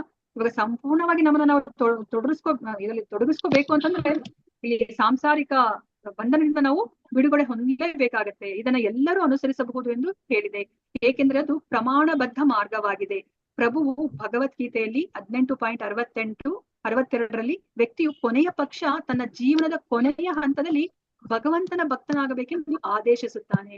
ಆಯ್ತು, ನಿಮ್ಗೆ ಆಗ್ತಾ ಇಲ್ವಾ, ಕೊನೆಗೆ ಇನ್ನೇನು ನಿಮ್ಮ ಸಾವು ಸಮೀಪಿಸ್ತಾ ಇದ್ದಂದಾಗ ಆವಾಗಾದ್ರೂ ಸಹ ನೀವು ಸಂಪೂರ್ಣವಾಗಿ ನಿಮ್ಮನ್ನ ಭಗವಂತನ ಭಕ್ತಿ ಸೇವೆಯಲ್ಲಿ ತೊಡಗಿಸ್ಕೊಳ್ಳಿ ನಿಮ್ಮನ್ನ ಅಂತ ಹೇಳ್ಬಿಟ್ಟು ಕೃಷ್ಣ ಭಗವದ್ಗೀತೆಯಲ್ಲಿ ಹೇಳ್ತಾ ಇದ್ದಾರೆ. ಯುಧಿಷ್ಠಿರ ಮಹಾರಾಜನಂತಹ ಭಗವಂತನ ಪ್ರಾಮಾಣಿಕ ದಾಸನು ತನ್ನ ಹಿತಕ್ಕಾಗಿಯೇ ಭಗವಂತನ ಆದೇಶವನ್ನ ಪಾಲಿಸಬೇಕು. ಸೊ ಇವಾಗ ಯುಧಿಷ್ಠಿರ ಮಹಾರಾಜನಂತಹ ಭಗವಂತನ ಪ್ರಾಮಾಣಿಕ ದಾಸನು ತನ್ನ ಹಿತಕ್ಕಾಗಿಯೇ ಭಗವಂತನ ಆದೇಶವನ್ನ ಪಾಲಿಸಬೇಕು ಅಲ್ವಾ. ಇವಾಗ ನಾವು ನಮ್ಮ ಹಿತಕ್ಕೋಸ್ಕರ ನಾವು ಭಗವಂತನ ಆದೇಶವನ್ನ ನಾವು ಪಾಲಿಸಲೇಬೇಕಾಗತ್ತೆ. ಬ್ರಹ್ಮ ಪರಂ ಎಂಬ ವಿಶೇಷ ಪದಗಳು ಶ್ರೀಕೃಷ್ಣ ಪ್ರಭುವನ್ನ ಸೂಚಿಸುತ್ತದೆ. ಇದನ್ನೇ ಭಗವದ್ಗೀತೆಯಲ್ಲಿ 10.13 ಅರ್ಜುನನು ಅಸಿತ, ದೇವಲ, ನಾರದ ಮತ್ತು ವ್ಯಾಸ ಮೊದಲಾದ ಮಹಾಪುರುಷರನ್ನ ಉಲ್ಲೇಖಿಸಿ ಸ್ವೀಕರಿಸುತ್ತಾನೆ. ಹೀಗೆ ಯುಧಿಷ್ಠಿರ ಮಹಾರಾಜನು ಗೃಹ ತ್ಯಾಗ ಮಾಡಿ ಉತ್ತರ ದಿಕ್ಕಿಗೆ ನಡೆಯುತ್ತಾ ನಿರಂತರವಾಗಿ ಶ್ರೀಕೃಷ್ಣ ಪ್ರಭುವನ್ನ ಸ್ಮರಿಸುತ್ತಿದ್ದನು ಅಲ್ವಾ. ನಮ್ಗೆ ಅವರು ವಿಭೂತಿ ಯೋಗವನ್ನೆಲ್ಲ ಹೇಳಿದ್ಮೇಲೆ ಅರ್ಜುನ ಏನ್ ಹೇಳ್ತಾರೆ, ಹೌದು ನಾನು ಇದನ್ನ ಒಪ್ಕೋತಾ ಇದ್ದೀನಿ. ಯಾಕಂದ್ರೆ ಅಸಿತ, ದೇವಲ, ವ್ಯಾಸ ಅವ್ರೂ ಸಹ ನಿನ್ನನ್ನ ದೇವೋತ್ತಮ ಪರಮ ಪುರುಷ ಅಥವಾ ಪರಬ್ರಹ್ಮ ಅಂತ ಹೇಳ್ಬಿಟ್ಟು ಒಪ್ಕೊಂಡಿದ್ದಾರೆ. ಪರಬ್ರಹ್ಮ, ಪರಂಧಾಮ, ಪವಿತ್ರಂ ಪರಮಂ ಭವಾನ್ ಅಂತ ಒಪ್ಕೊಂಡಿದ್ದಾರೆ ಅಂತ ಹೇಳ್ಬಿಟ್ಟು ಹೇಳ್ತಾರೆ ಅಲ್ವಾ ಅರ್ಜುನ. ಸೊ ಅದನ್ನೇ ಇಲ್ಲಿ ಹೇಳ್ತಾ ಇದ್ದಾರೆ. ಸೊ ಬ್ರಹ್ಮ ಪರಂ ಅಂತಂದ್ರೆ ಅದು ಶ್ರೀಕೃಷ್ಣ ಪ್ರಭುವನ್ನ ಅದು ಸೂಚಿಸುತ್ತೆ. ಅದಕ್ಕೋಸ್ಕರ ಇಲ್ಲಿ ಯುಧಿಷ್ಠಿರ ಮಹಾರಾಜ ಏನ್ ಮಾಡ್ತಾರೆ, ಗೃಹ ತ್ಯಾಗ ಮಾಡಿ ಉತ್ತರ ದಿಕ್ಕಿಗೆ ನಡೀತಾ ನಿರಂತರವಾಗಿ ಶ್ರೀಕೃಷ್ಣ ಪ್ರಭುವನ್ನ ಅವರು ಸ್ಮರಿಸ್ತಾ ಇದ್ದಾರೆ. ತನ್ನ ಪಿತೃಗಳು ಸರ್ವಕಾಲಗಳಲ್ಲೂ ಶ್ರೇಷ್ಠರಾದ ಭಗವದ್ಭಕ್ತರು ಇಟ್ಟ ಹೆಜ್ಜೆಯನ್ನೇ ಅವನು ಅನುಸರಿಸಿದನು. ಶ್ಲೋಕ 45. ಸರ್ವೇ ತಮನು ನಿರ್ಜಗ್ಮೂರ್ ಭ್ರಾತರ ಕೃತ ನಿಶ್ಚಯಾಃ ಕಲಿನಾ ಧರ್ಮ ಮಿತ್ರೇಣ ದೃಷ್ಟ್ವಾ ಸ್ಪೃಷ್ಟ್ವಾಹ ಪ್ರಜಾಭುವಿ. ಯುಧಿಷ್ಠಿರ ಮಹಾರಾಜನು ತಮ್ಮಂದಿರು ಆದಾಗಲೇ ಕಲಿಯುಗವು ಜಗತ್ತಿನಾದ್ಯಂತ ಹರಡಿದುದನ್ನು ರಾಜ್ಯದ ಪ್ರಜೆಗಳು ಅದರಿಂದ ಪ್ರಭಾವಿತರಾಗಿ ಆಧಾರ್ಮಿಕ ಆಚರಣೆಗಳಲ್ಲಿ ನಿರತರಾಗಿದ್ದುದನ್ನು ನೋಡಿದರು. ತಾವು ಅಣ್ಣನು ಹಿಡಿದ ದಾರಿಯನ್ನೇ ಹಿಡಿಯಬೇಕೆಂದು ಅವರು ನಿರ್ಧರಿಸಿದರು ಅಲ್ವಾ. ನಾವು ಇದಕ್ಕಿಂತ ಮುಂಚೆ ನೋಡಿದ್ವಿ ಅಲ್ವಾ. ಈಗ ಯುಧಿಷ್ಠಿರ ಮಹಾರಾಜ ಯಾರು ಧೃತರಾಷ್ಟ್ರನಿಗೆ ಯಾವಾಗ ವಿದುರ ಅವರು ಏನು ಬೋಧನೆಯನ್ನ ಮಾಡ್ತಾರೋ ಆಗ ಧೃತರಾಷ್ಟ್ರ ಏನ್ ಮಾಡ್ತಾರೆ, ಅವರು ಗಾಂಧಾರಿಯನ್ನು ಸಹ ಬಾ ಅಂತ ಕರೆಯೋದಿಲ್ಲ ಅಲ್ವಾ. ಅವರು ಗೃಹ ತ್ಯಾಗವನ್ನ ಮಾಡ್ಬೇಕು ಅಂತ ಯೋಚನೆ ಮಾಡ್ತಾರೆ ಯಾರು ಧೃತರಾಷ್ಟ್ರ. ಅದೇ ತರನೇ ನೋಡಿ ಇಲ್ಲಿ ಯುಧಿಷ್ಠಿರ ಮಹಾರಾಜನು ಸಹ ಯಾರನ್ನು ಕರಿತಾ ಇಲ್ಲ. ಅವರು ಪಾಂಡವರನ್ನೇ ಆಗ್ಲಿ, ಅವರು ಕುಂತಿ ಮಹಾರಾಣಿಯನ್ನೇ ಆಗ್ಲಿ, ಅಥವಾ ದ್ರೌಪದಿ ಸುಭದ್ರ ಯಾರನ್ನು ಅವ್ರು ಕರಿತಾ ಇಲ್ಲ ಅಲ್ವಾ. ಅವ್ರನ್ನೇ ಈಗ ಅಣ್ಣನ ದಾರಿಯನ್ನ ಅವರು ಅನುಸರಿಸ್ತಾ ಇದ್ದಾರೆ. ಮತ್ತೆ ಇಲ್ಲಿ ದ್ರೌಪದಿ ತಮ್ಮ ಪತಿಯ ಹಾದಿಯನ್ನ, ಸುಭದ್ರೆಯನ್ನು ಸಹ ತನ್ನ ಪತಿಯ ಹಾದಿಯನ್ನ ಅವರು ಅನುಸರಿಸೋದನ್ನ ನಾವು ಮುಂದೆ ನೋಡ್ತೀವಿ. ನಾವ್ ಇದಕ್ಕಿಂತ ಮುಂಚೆ ನಾವು ನೋಡಿದ್ವಿ ಅಲ್ವಾ. ಕುಂತಿ ಮಹಾರಾಣಿನೂ ಸಹ ಅರ್ಜುನನ ತರನೇ ಅವ್ರನ್ನು ಸಹ ತಮ್ಮ ಮನಸ್ಸನ್ನ ಆ ಭಗವಂತನ ಆ ಪಾದ ಕಮಲಗಳಲ್ಲಿ ಅವರು ಸ್ಥಿರಗೊಳಿಸಿ ಅವರು ತಮ್ಮ ದೇಹ ತ್ಯಾಗವನ್ನ ಮಾಡಿದ್ರು ಅಂತ ನಾವು ಇದಕ್ಕಿಂತ ಮುಂಚೆ ನಾವು ತಿಳ್ಕೊಂಡ್ವಿ. ಭಾವಾರ್ಥ ಶಿಲಪ್ರಭುಪಾದ ಅವರಿಗೆ ಜಯವಾಗಲಿ. ಇವಾಗ ಯುಧಿಷ್ಠಿರ ಮಹಾರಾಜನ ತಮ್ಮಂದ್ರು ಅವ್ರಿಗೂ ಸಹ ಗೊತ್ತಾಗೋಗುತ್ತೆ, ರಾಜ್ಯದಲ್ಲಿ ಪ್ರಜೆಗಳು ಸಹ ಎಷ್ಟು ಈ ಕಲಿಯ ಪ್ರಭಾವಕ್ಕೆ ಒಳಗಾಗಿದ್ದಾರೆ ಅಂತ ಹೇಳ್ಬಿಟ್ಟು ಅವರು ಸಹ ಅರ್ಥ ಮಾಡ್ಕೋತಾರೆ. ಮತ್ತೆ ಅವರು ಸಹ ಅಣ್ಣ ಹಿಡಿದ ದಾರಿಯನ್ನೇ ಅವರು ಹಿಡಿಬೇಕು ಅಂತ ಅವರು ನಿರ್ಧಾರ ಮಾಡ್ತಾರೆ. ಭಾವಾರ್ಥ ಶಿಲಪ್ರಭುಪಾದ ಅವರಿಗೆ ಜಯವಾಗಲಿ. ಯುಧಿಷ್ಠಿರನ ತಮ್ಮಂದಿರು ಅವನನ್ನು ವಿಧೇಯತೆಯಿಂದ ಅನುಸರಿಸುತ್ತಿದ್ದರು. ಬದುಕಿನ ಅಂತಿಮ ಲಕ್ಷ್ಯವನ್ನು ತಿಳಿದುಕೊಳ್ಳಲು ತಕ್ಕ ತರಬೇತಿ ಅವರಿಗೆ ದೊರಕಿತ್ತು. ನೋಡಿ, ಅವ್ರಿಗೆ ಯಾರೋ ಹೇಳೋದ್ ಬೇಕಾಗಿಲ್ಲ ಅಲ್ವೇ. ಧೃತರಾಷ್ಟ್ರನಿಗಾದ್ರೆ ವಿದುರ ಹೇಳ್ಬೇಕಾಗಿತ್ತು. ಅವ್ರು ಇವಾಗ ಅದಕ್ಕೋಸ್ಕರನೇ ಬರ್ತಾರೆ, ಅದೇ ಉದ್ದೇಶ ಇಟ್ಕೊಂಡು ಬರ್ತಾರೆ. ಅಣ್ಣನನ್ನ ಈಗ್ಲಾದ್ರೂ ಅವರು ಆತ್ಮೋದ್ಧಾರಕ್ಕೆ ನಾನು ಕರ್ಕೊಂಡು ಹೋಗ್ಬೇಕು ಅಂತ ಹೇಳ್ಬಿಟ್ಟು ಬರ್ತಾರೆ. ಆದ್ರೆ ಇಲ್ಲಿ ಯುಧಿಷ್ಠಿರ ತಮ್ಮಂದ್ರಿಗೆ ಯಾರೋ ಒಬ್ರು ಅವ್ರಿಗೆ ಒತ್ತಾಯ ಮಾಡೋದ್ ಬೇಕಾಗಿಲ್ಲ, ಯಾಕಂದ್ರೆ ಅವ್ರಿಗೆ ಸರಿಯಾದ ತರಬೇತಿ ಅವ್ರಿಗೆ ಸಿಕ್ಕಿತ್ತು. ಶ್ರೀಕೃಷ್ಣ ಪ್ರಭುವಿಗೆ ಭಕ್ತಿಯುತ ಸೇವೆ ಸಲ್ಲಿಸುವುದರಲ್ಲಿ ತಮ್ಮ ಅಣ್ಣನನ್ನು ಅನುಸರಿಸಲು ಅವರು ನಿರ್ಧರಿಸಿದರು. ಸನಾತನ ಧರ್ಮದ ತತ್ವಗಳಿಗೆ ಅನುಸಾರವಾಗಿ ವ್ಯಕ್ತಿಯು ತನ್ನ ಜೀವಿತದ ಅರ್ಧ ಭಾಗವನ್ನು ಕಳೆಯುತ್ತಿದ್ದಂತೆ ಸಾಂಸಾರಿಕ ಜೀವನದಿಂದ ನಿವೃತ್ತಿ ಪಡೆಯಬೇಕು. ನೋಡಿ, ನಮ್ಮ ಸನಾತನ ಧರ್ಮವನ್ನ ನಾವು ಪಾಲನೆ ಮಾಡ್ತಾ ಇದೀವಿ ಅಂತಂದ್ರೆ ಯಾವಾಗ ನಾವು ಪಾಲನೆ ಮಾಡ್ತಾ ಇದೀವಿ ಅಂತ ಅರ್ಥ, ನಾವಿವಾಗ ನಮ್ಮ ಜೀವನದ ಅರ್ಧ ಭಾಗ ಅಂದ್ರೆ 50 ವರ್ಷ ಆಗಿದ ತಕ್ಷಣನೇ ನಾವು ಸಾಂಸಾರಿಕ ಜೀವನದಿಂದ ನಿವೃತ್ತಿ ಪಡಿಬೇಕು. ಅವಾಗಷ್ಟೇ ನಾವು ಸನಾತನ ಧರ್ಮವನ್ನ ನಾವು ಅನುಸರಿಸ್ತಾ ಇದೀವಿ ಅಂತ ಹೇಳ್ಬಿಟ್ಟು ಅರ್ಥ. ಆತ್ಮ ಸಾಕ್ಷಾತ್ಕಾರದಲ್ಲಿ ನಿರತನಾಗಬೇಕು. ಆದರೆ ಈ ವಿಷಯದಲ್ಲಿ ತನ್ನನ್ನು ತೊಡಗಿಸಿಕೊಳ್ಳುವುದು ಯಾವಾಗಲೂ ಖಚಿತವಾದ ವಿಷಯವಲ್ಲ. ಕೆಲವೊಮ್ಮೆ ನಿವೃತ್ತರಾದ ಜನರು ತಮ್ಮ ಬಾಳುವೆಯ ಕೊನೆಯ ದಿನಗಳನ್ನ ಹೇಗೆ ಕಳೆಯಬೇಕೆಂದು ತಿಳಿಯದೆ ದಿಗ್ಭ್ರಮೆಗೊಳಗಾಗುತ್ತಾರೆ ಅಲ್ವಾ. ಇವಾಗ ನಾವೇನಾದ್ರೂ ಕೃಷ್ಣ ಪ್ರಜ್ಞೆಗೆ ಬರಲ್ಲ ಅಂತಂದ್ರೆ ನಾವು ಸಹ ಪಟ್ಟಿ ಮಾಡಿ ಇಟ್ಕೋತಾ ಇದ್ವಿ ಅಲ್ವಾ. ನಾವ್ ಇವಾಗ ತುಂಬಾ ಬ್ಯುಸಿ ಆಗಿದೀವಿ ನಮ್ಮ ಈ ಭೌತಿಕ ಜೀವನದಲ್ಲಿ. ನನಗೆ ನಿವೃತ್ತಿ ಆದಾಗ ನಾನು ಇದನ್ನೆಲ್ಲ ಮಾಡ್ಬೇಕಂತ ನಾವು ಇಷ್ಟುದ್ದ ಪಟ್ಟಿಯನ್ನ ನಾವು ಇವಾಗ ತಯಾರು ಮಾಡ್ಕೋತಾ ಇದ್ವೋ ಏನೋ ಗೊತ್ತಿಲ್ಲ ಅಲ್ವಾ. ಆದ್ರೆ ನಮ್ಗೆ ಇವಾಗ ಕೃಷ್ಣ ಪ್ರಜ್ಞೆಗೆ ಬಂದ್ಮೇಲೆ ನಮ್ಗೆ ಗೊತ್ತಾಗ್ತಾ ಇದೆ, ನಮ್ಗೆ ಇವಾಗ ಸಮಯನೇ ಇಲ್ಲ. ಒಂದು ಕ್ಷಣ ಸಿಕ್ಕಿದ್ರು ನಾವು ಚಾಂಟಿಂಗ್ ಮಾಡ್ಕೋಬೇಕು, ಇಲ್ಲ ನಾವು ಯಾವ್ದೋ ಒಂದು ಶ್ಲೋಕವನ್ನ ಕಲ್ತ್ಕೋಬೇಕು, ಅಥವಾ ಇನ್ನ ಪ್ರಭುಪಾದರು ಬರ್ದಿರುವಂತಹ ಪುಸ್ತಕಗಳನ್ನ ಓದ್ಬೇಕು ಅಂತ ಹೇಳ್ಬಿಟ್ಟು ನಾವಿವಾಗ ಅದಕ್ಕೆ ನಾವು ನಮ್ಮ ಸಮಯವನ್ನ ನಾವು ಮೀಸಲಾಗಿ ಇಡ್ತಾ ಇದೀವಿ. ಈಗ ಭೌತಿಕ ಪ್ರಪಂಚದಲ್ಲಿ ಯಾರಿಗೆ ಈ ಜ್ಞಾನ ಸಿಕ್ಕಿರಲ್ವೋ ಅವ್ರು ದಿಗ್ಭ್ರಮೆಗೆ ಒಳಗಾಗ್ತಾರೆ. ಹೇಗಪ್ಪ ನಾವು ನಮ್ಮ ಕೊನೆಯ ದಿನಗಳನ್ನ ನಾವು ಕಳಿಬೇಕು ಅಂತ. ಇಲ್ಲಿ ಪಾಂಡವರು ಇತರರಿಗೆ ಪ್ರಮಾಣವಾಗಬಲ್ಲ ಮಾರ್ಗವನ್ನ ತೋರಿದ್ದಾರೆ ಅಲ್ವಾ. ನಮ್ಮ ಕೊನೆಯ ಸಮಯವನ್ನ ಹೇಗೆ ಕಳಿಬೇಕು ಅನ್ನೋದಕ್ಕೆ ಈಗ ಪಾಂಡವರು ಅವ್ರಿವಾಗ ಮಾದರಿಯಾಗಿದ್ದಾರೆ. ಅವರೆಲ್ಲರೂ ದೇವೋತ್ತಮ ಪರಮಪುರುಷ ಶ್ರೀಕೃಷ್ಣ ಪ್ರಭುವಿನ ಭಕ್ತಿ ಸೇವೆಯನ್ನು ಮನಃಪೂರ್ವಕವಾಗಿ ಮಾಡುವುದರಲ್ಲಿ ನಿರತರಾದರು ಅಲ್ವಾ. ನೋಡಿ, ಮನಃಪೂರ್ವಕವಾಗಿ ಮಾಡ್ತಾ ಇದ್ದಾರೆ, ಯಾರು ಒತ್ತಾಯ ಮಾಡ್ತಾ ಇಲ್ಲ ಅಲ್ವಾ. ಅವ್ರಿವಾಗ ಅವರ ಅಣ್ಣನ ಹಾದಿಯನ್ನೇ ಅವರು ಅನುಸರಿಸ್ತಾ ಇದ್ದಾರೆ. ಶ್ರೀಧರ ಸ್ವಾಮಿ ಅವರ ಪ್ರಕಾರ ಧರ್ಮ, ಅರ್ಥ, ಕಾಮ ಮತ್ತು ಮೋಕ್ಷಗಳು ಅಥವಾ ಕಾಮ್ಯ ಕರ್ಮಗಳು, ತತ್ವ ಚಿಂತನೆಗಳು, ಮೋಕ್ಷ ಇವು ಅನೇಕ ಜನರು ಭಾವಿಸುವಂತೆ ಬದುಕಿನ ಅಂತಿಮ ಲಕ್ಷ್ಯವಲ್ಲ ಅಲ್ವಾ. ಇವಾಗ ನಮ್ಮ ವೇದಗಳಲ್ಲಿ ಇರೋದು ಮುಖ್ಯವಾಗಿ ನಮ್ಗೆ ಏನ್ ಹೇಳ್ತಾ ಇದಾರೆ, ಧರ್ಮ, ಅರ್ಥ, ಕಾಮ, ಮೋಕ್ಷ ಅಲ್ವಾ. ಅಥವಾ ಯಾವ್ದೋ ಒಂದು ಜ್ಞಾನವನ್ನ ಬೆಳೆಸ್ಕೊಳೋದು, ಅಥವಾ ನಮ್ಮ ಕಾಮ್ಯ ಕರ್ಮಗಳು, ಅಥವಾ ನಮ್ ಏನೋ ಒಂದು ಆಸೆಗಳನ್ನ ಪೂರೈಸ್ಕೊಳೋದು. ಸೊ ಇಷ್ಟನ್ನೇ ಬದುಕಿನ ಅಂತಿಮ ಲಕ್ಷ್ಯ ಅಂತ ಹೇಳ್ಬಿಟ್ಟು ಎಷ್ಟೊಂದ್ ಜನ ಭಾವಿಸಿದ್ದಾರೆ ಅಲ್ವಾ. ಆದ್ರೆ ಬದುಕಿನ ಚರಮ ಲಕ್ಷ್ಯದ ಬಗೆಗೆ ಏನೊಂದು ತಿಳಿಯದವರು ಇವೆಲ್ಲವನ್ನ ಆಚರಿಸುತ್ತಿದ್ದಾರೆ ಅಲ್ವಾ. ನಮ್ಮ ಬದುಕಿನ ಆ ಕೊನೆಯ ಲಕ್ಷ್ಯ, ಆ ಚರಮ ಲಕ್ಷ್ಯ ಅಂತ ನಮ್ಗೆ ಏನ್ ಹೇಳ್ತಾರೋ ಅದ್ ಏನಂತಾನೆ ಎಲ್ಲರಿಗೂ ಗೊತ್ತೇ ಇಲ್ಲ ಅಲ್ವಾ. ನಾವು ಭಗವಂತನ ನಾಮ ಸ್ಮರಣೆನ ನಾವು ಸಾಯುವ ಗಳಿಗೆಯಲ್ಲಿ ನಾವು ಅದು ಜ್ಞಾಪಿಸ್ಕೊಳೋ ತರ ಮಾಡದೆ ನಮ್ಮ ಬದುಕಿನ ಮಾಡ್ಕೊಳೋ ಆಗೋದೇ ನಮ್ಮ ಬದುಕಿನ ಲಕ್ಷ್ಯ ಅಲ್ವಾ. ಆದ್ರೆ ಅದು ಎಲ್ಲರಿಗೂ ಗೊತ್ತಿಲ್ಲ. ಪ್ರಭುವೇ ಅಂತಿಮ ಲಕ್ಷ್ಯವನ್ನು ಭಗವದ್ಗೀತೆಯಲ್ಲಿ 18.64 ಸೂಚಿಸುತ್ತಾನೆ. ಪಾಂಡವರು ಏನೊಂದು ಶಂಕೆ ಅನುಮಾನಗಳಿಲ್ಲದೆ ಅದನ್ನು ಅನುಸರಿಸುವಷ್ಟು ವಿವೇಕಿಗಳಾಗಿದ್ದರು. ಅಲ್ವಾ? ಇವಾಗ ನೋಡಿ ಪಾಂಡವರಿಗೆ ಅವ್ರಿಗೆ ಎಷ್ಟು ವಿವೇಕ ಇತ್ತು ಅಂತಂದ್ರೆ ಆ ಭಗವಂತ ಏನು ಭಗವದ್ಗೀತೆಯಲ್ಲಿ ನಮ್ಗೆ ನಿರ್ದೇಶನವನ್ನ ಕೊಟ್ಟಿದ್ದಾರೆ. ಮನ್ಮನಾ ಭವ ಮದ್ಭಕ್ತೋ ಮಧ್ಯಾಜಿ ಮಾಂ ನಮಸ್ಕುರು, ಈ 4 ನೀನು ಮಾಡು ಅಲ್ವಾ, ಅವಾಗ ನೀನು ನನ್ನನ್ನು ನೀನು ಪಡಿತೀಯ ಅಂತ ಹೇಳ್ಬಿಟ್ಟು ಭಗವಂತ ಏನ್ ಹೇಳಿದ್ರು ಅದನ್ನ ಅನುಸರಿಸುವಷ್ಟು ವಿವೇಕತ್ವವನ್ನ ಪಾಂಡವರು ಪಡೆದಿದ್ರು. ಶ್ಲೋಕ 46.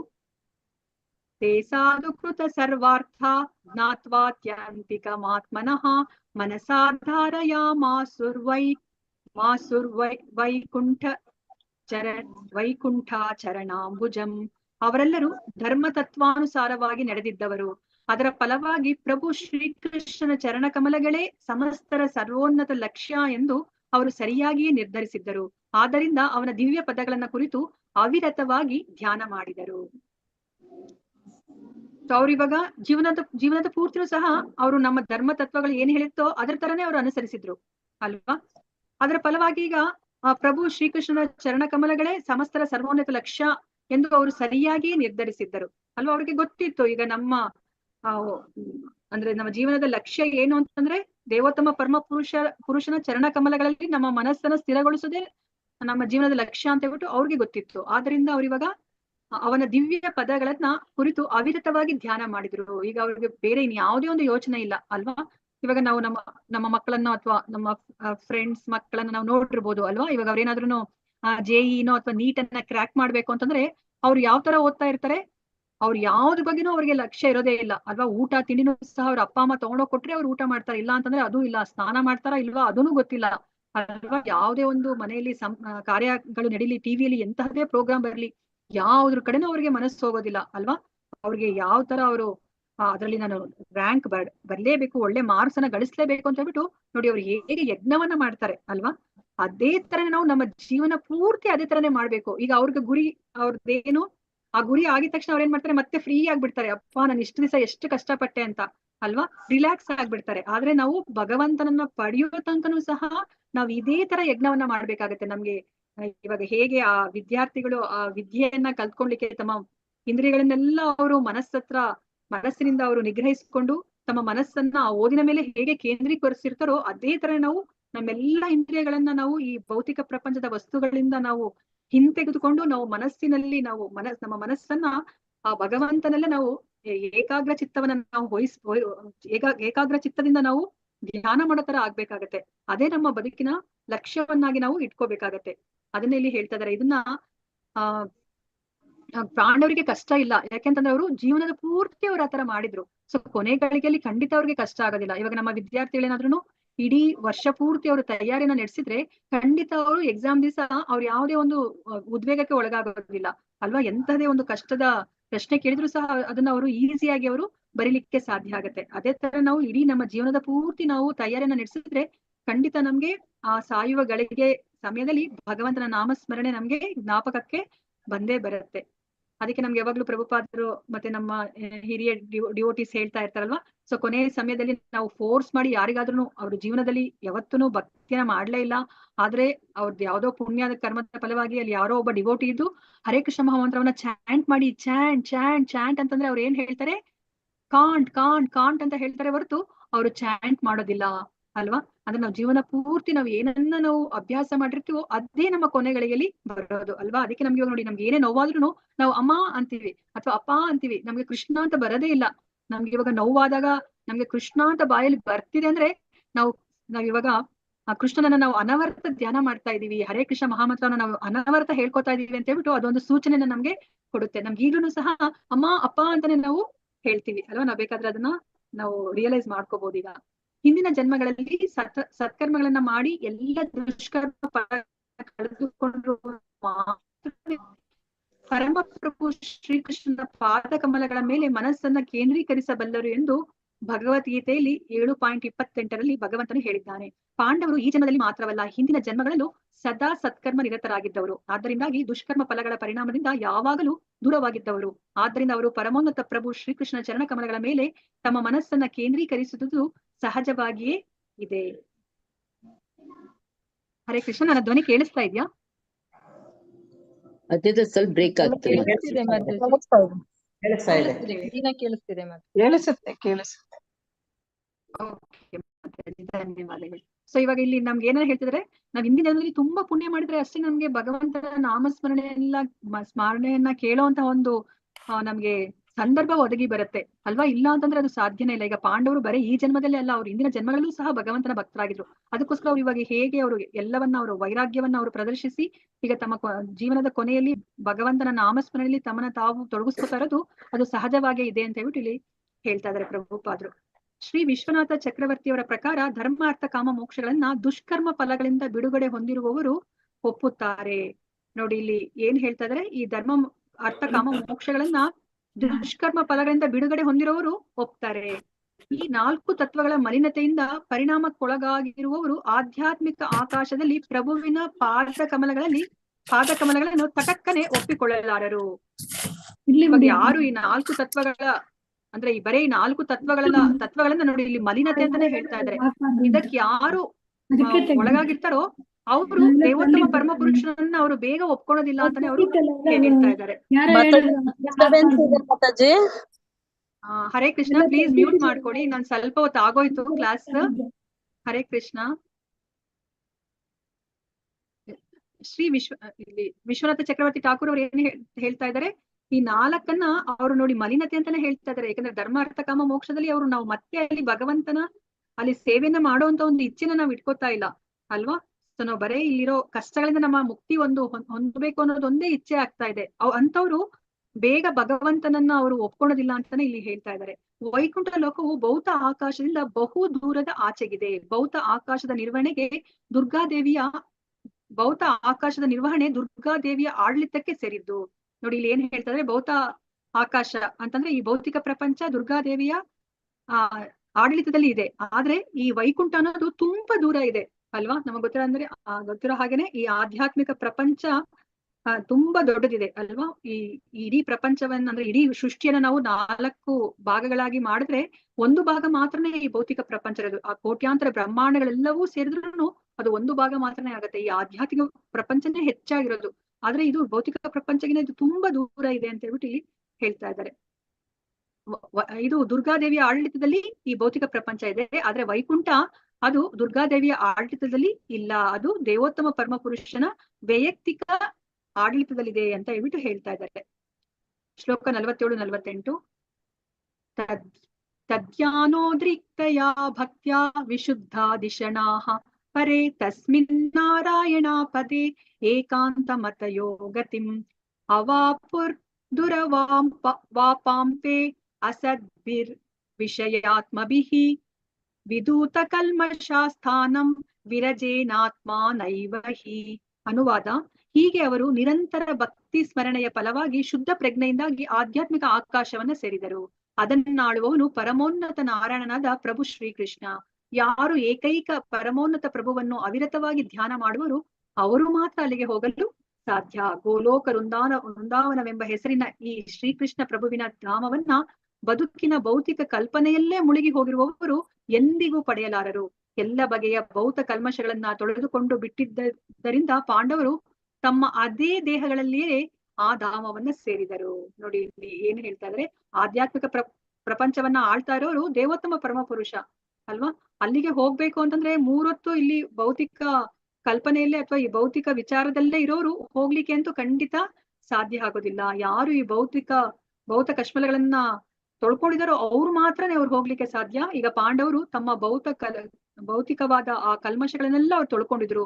ಅವರು ನೋಡಿ ಯಾವುದೋ ಒಂದು ದೇಹದಲ್ಲಿ ಅವರು ಹೋಗಿಲ್ಲ, ಅವರು ತಮ್ಮ ದೇಹ ಅಂದ್ರೆ ಯಾವ ದೇಹದಲ್ಲಿ ಅವರು ಪಾಂಡವರು ಇದ್ರು ಈ ಭೌತಿಕ ಪ್ರಪಂಚದಲ್ಲಿ ಅದೇ ದೇಹವನ್ನ ಇಟ್ಕೊಂಡೇ ಅವ್ರು ಇವಾಗ ಗೋಲಕ ವೃಂದಾವನಕ್ಕೆ ಹೋದ್ರು ಅಂತ ಹೇಳ್ಬಿಟ್ಟು ಇಲ್ಲಿ ಹೇಳ್ತಾ ಇದ್ದಾರೆ. ಭಾವಾರ್ಥ: ಶಿಲ ಪ್ರಭುಪಾದರಿಂದ ಶಿಲ ಪ್ರಭುಪಾದ ಅವರಿಗೆ ಜಯವಾಗಲಿ. ಶೀಲ ಜೀವ ಗೋಸ್ವಾಮಿ ಅವರ ಪ್ರಕಾರ ಸತ್ವ ರಜಸ್ಸು ತಮಸ್ಸುಗಳೆಂಬ 3 ಭೌತಿಕ ಗುಣಗಳನ್ನ ಕಳೆದುಕೊಂಡು ಅಲೌಕಿಕನಾಗಿರುವವನು ಮಾತ್ರ ದೇಹವನ್ನು ಬದಲಾಯಿಸದೆಯೇ ಬದುಕಿನ ಅತ್ಯುನ್ನತ ಪರಿಪೂರ್ಣತೆಯನ್ನ ಸಾಧಿಸಬಹುದು. ನೋಡಿ ಇವಾಗ ದೇಹವನ್ನ ಬದಲಾಯಿಸೋದು ಬೇಕಾಗಿಲ್ಲ. ಯಾರು ಸತ್ವ ರಜಸ್ಸು ತಮಸ್ಸು ಈ 3 ಭೌತಿಕ ಗುಣಗಳನ್ನ ಕಳ್ಕೊಂಡು ಅವರು ಆ ಅಲೌಕಿಕ ಸ್ಥಾನವನ್ನ ಹೊಂದಿರ್ತಾರೋ ಅವರು ಆ ದೇಹವನ್ನೇ ಇಟ್ಕೊಂಡು ಅವರು ಆಧ್ಯಾತ್ಮಿಕ ಪ್ರಪಂಚಕ್ಕೆ ಅವರು ಹೋಗ್ಬಹುದು. ಶ್ರೀಲ ಸನಾತನ ಗೋಸ್ವಾಮಿಯವರು ತಮ್ಮ ಹರಿಭಕ್ತಿ ವಿಲಾಸದಲ್ಲಿ ಹೀಗೆ ಹೇಳುತ್ತಾರೆ: ರಾಸಾಯನ ತಜ್ಞನು ರಾಸಾಯನಿಕ ಸಂಯೋಜನೆಯಿಂದ ಲೋಹವನ್ನು ಚಿನ್ನವನ್ನಾಗಿ ಮಾಡುತ್ತಾನೆ.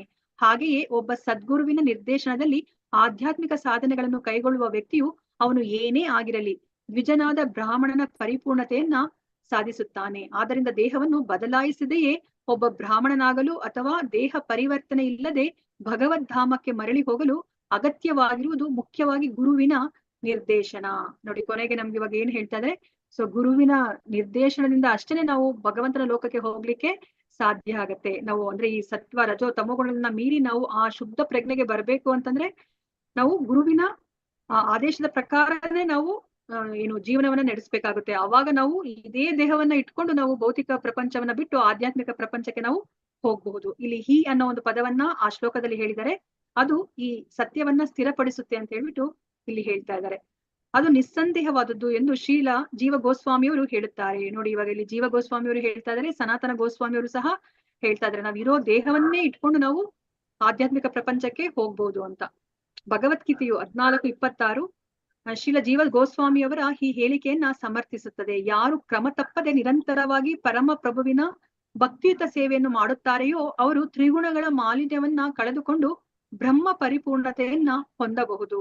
ಅದೇ ಬ್ರಹ್ಮ ಪರಿಪೂರ್ಣತೆಯ ಹಂತವನ್ನೇ ಇನ್ನೂ ಮುಂದುವರಿಸಿ ವ್ಯಕ್ತಿಯು ಪರಮೋನ್ನತ ಆಧ್ಯಾತ್ಮಿಕ ಲೋಕವಾದ ಗೋಲೋಕ ವೃಂದಾವನವನ್ನು ಈ ದೇಹದಲ್ಲೇ ಪಡೆಯುತ್ತಾನೆ ಎನ್ನುವುದರಲ್ಲಿ ಸಂದೇಹವೇ ಇಲ್ಲ. ಇದನ್ನು ಈಗಾಗಲೇ ಪ್ರಭುವು ದೇಹ ಬದಲಾವಣೆ ಇಲ್ಲದೆ ತನ್ನ ಧಾಮಕ್ಕೆ ಮರಳಿದುದನ್ನ ಹೇಳುವ ಸಂದರ್ಭದಲ್ಲಿ ಚರ್ಚಿಸಲಾಗಿದೆ ಅಲ್ವಾ. ನಾವ್ ಇವಾಗ ಕೃಷ್ಣನು ಸಹ ಅವ್ರು ಯಾವ ದೇಹದಲ್ಲಿ ಇದ್ರೋ ಗೋಲೋಕ ವೃಂದಾವನದಲ್ಲಿ ಅದೇ ದೇಹದಲ್ಲಿ ಅವ್ರು ಈ ಭೌತಿಕ ಪ್ರಪಂಚಕ್ಕೆ ಬಂದ್ರು ಅಲ್ವಾ. ಅವ್ರು ಮರಳಿ ಹೋಗ್ಬೇಕಾದ್ರೂ ಅಷ್ಟೇನೆ ಅದೇ ದೇಹದಲ್ಲಿ ಅವರು ಹೋಗ್ತಾರೆ ಅಲ್ವಾ. ಅದೇ ತರನೇ ಈಗ ಭಗವಂತನ ಶುದ್ಧ ಭಕ್ತರು ಸಹ ಅದೇ ದೇಹದಲ್ಲೇನೆ ಅವರು ಈ 3 ಗುಣಗಳನ್ನ ಮೀರಿದ್ರೆ ಅವರು ಆಧ್ಯಾತ್ಮಿಕ ಪ್ರಪಂಚಕ್ಕೆ ಹೋಗ್ಬೋದು. ಇಲ್ಲಿ ಏನನ್ನ ಹೇಳ್ತಾ ಇದ್ದಾರೆ, ಆ ಬ್ರಹ್ಮ ಪರಿಪೂರ್ಣತೆಯ ಹಂತ ಅಂತಂದ್ರೆ ನಾವು ಬ್ರಹ್ಮ ಜ್ಯೋತಿಗೆ ಹೋಗಿ ಸೇರಿದ್ರೆ ಅದಕ್ಕಿಂತ ಮುಂದುವರೆದ ಹಂತ ಅಂತ ಹೇಳ್ತಾ ಇದ್ದಾರೆ.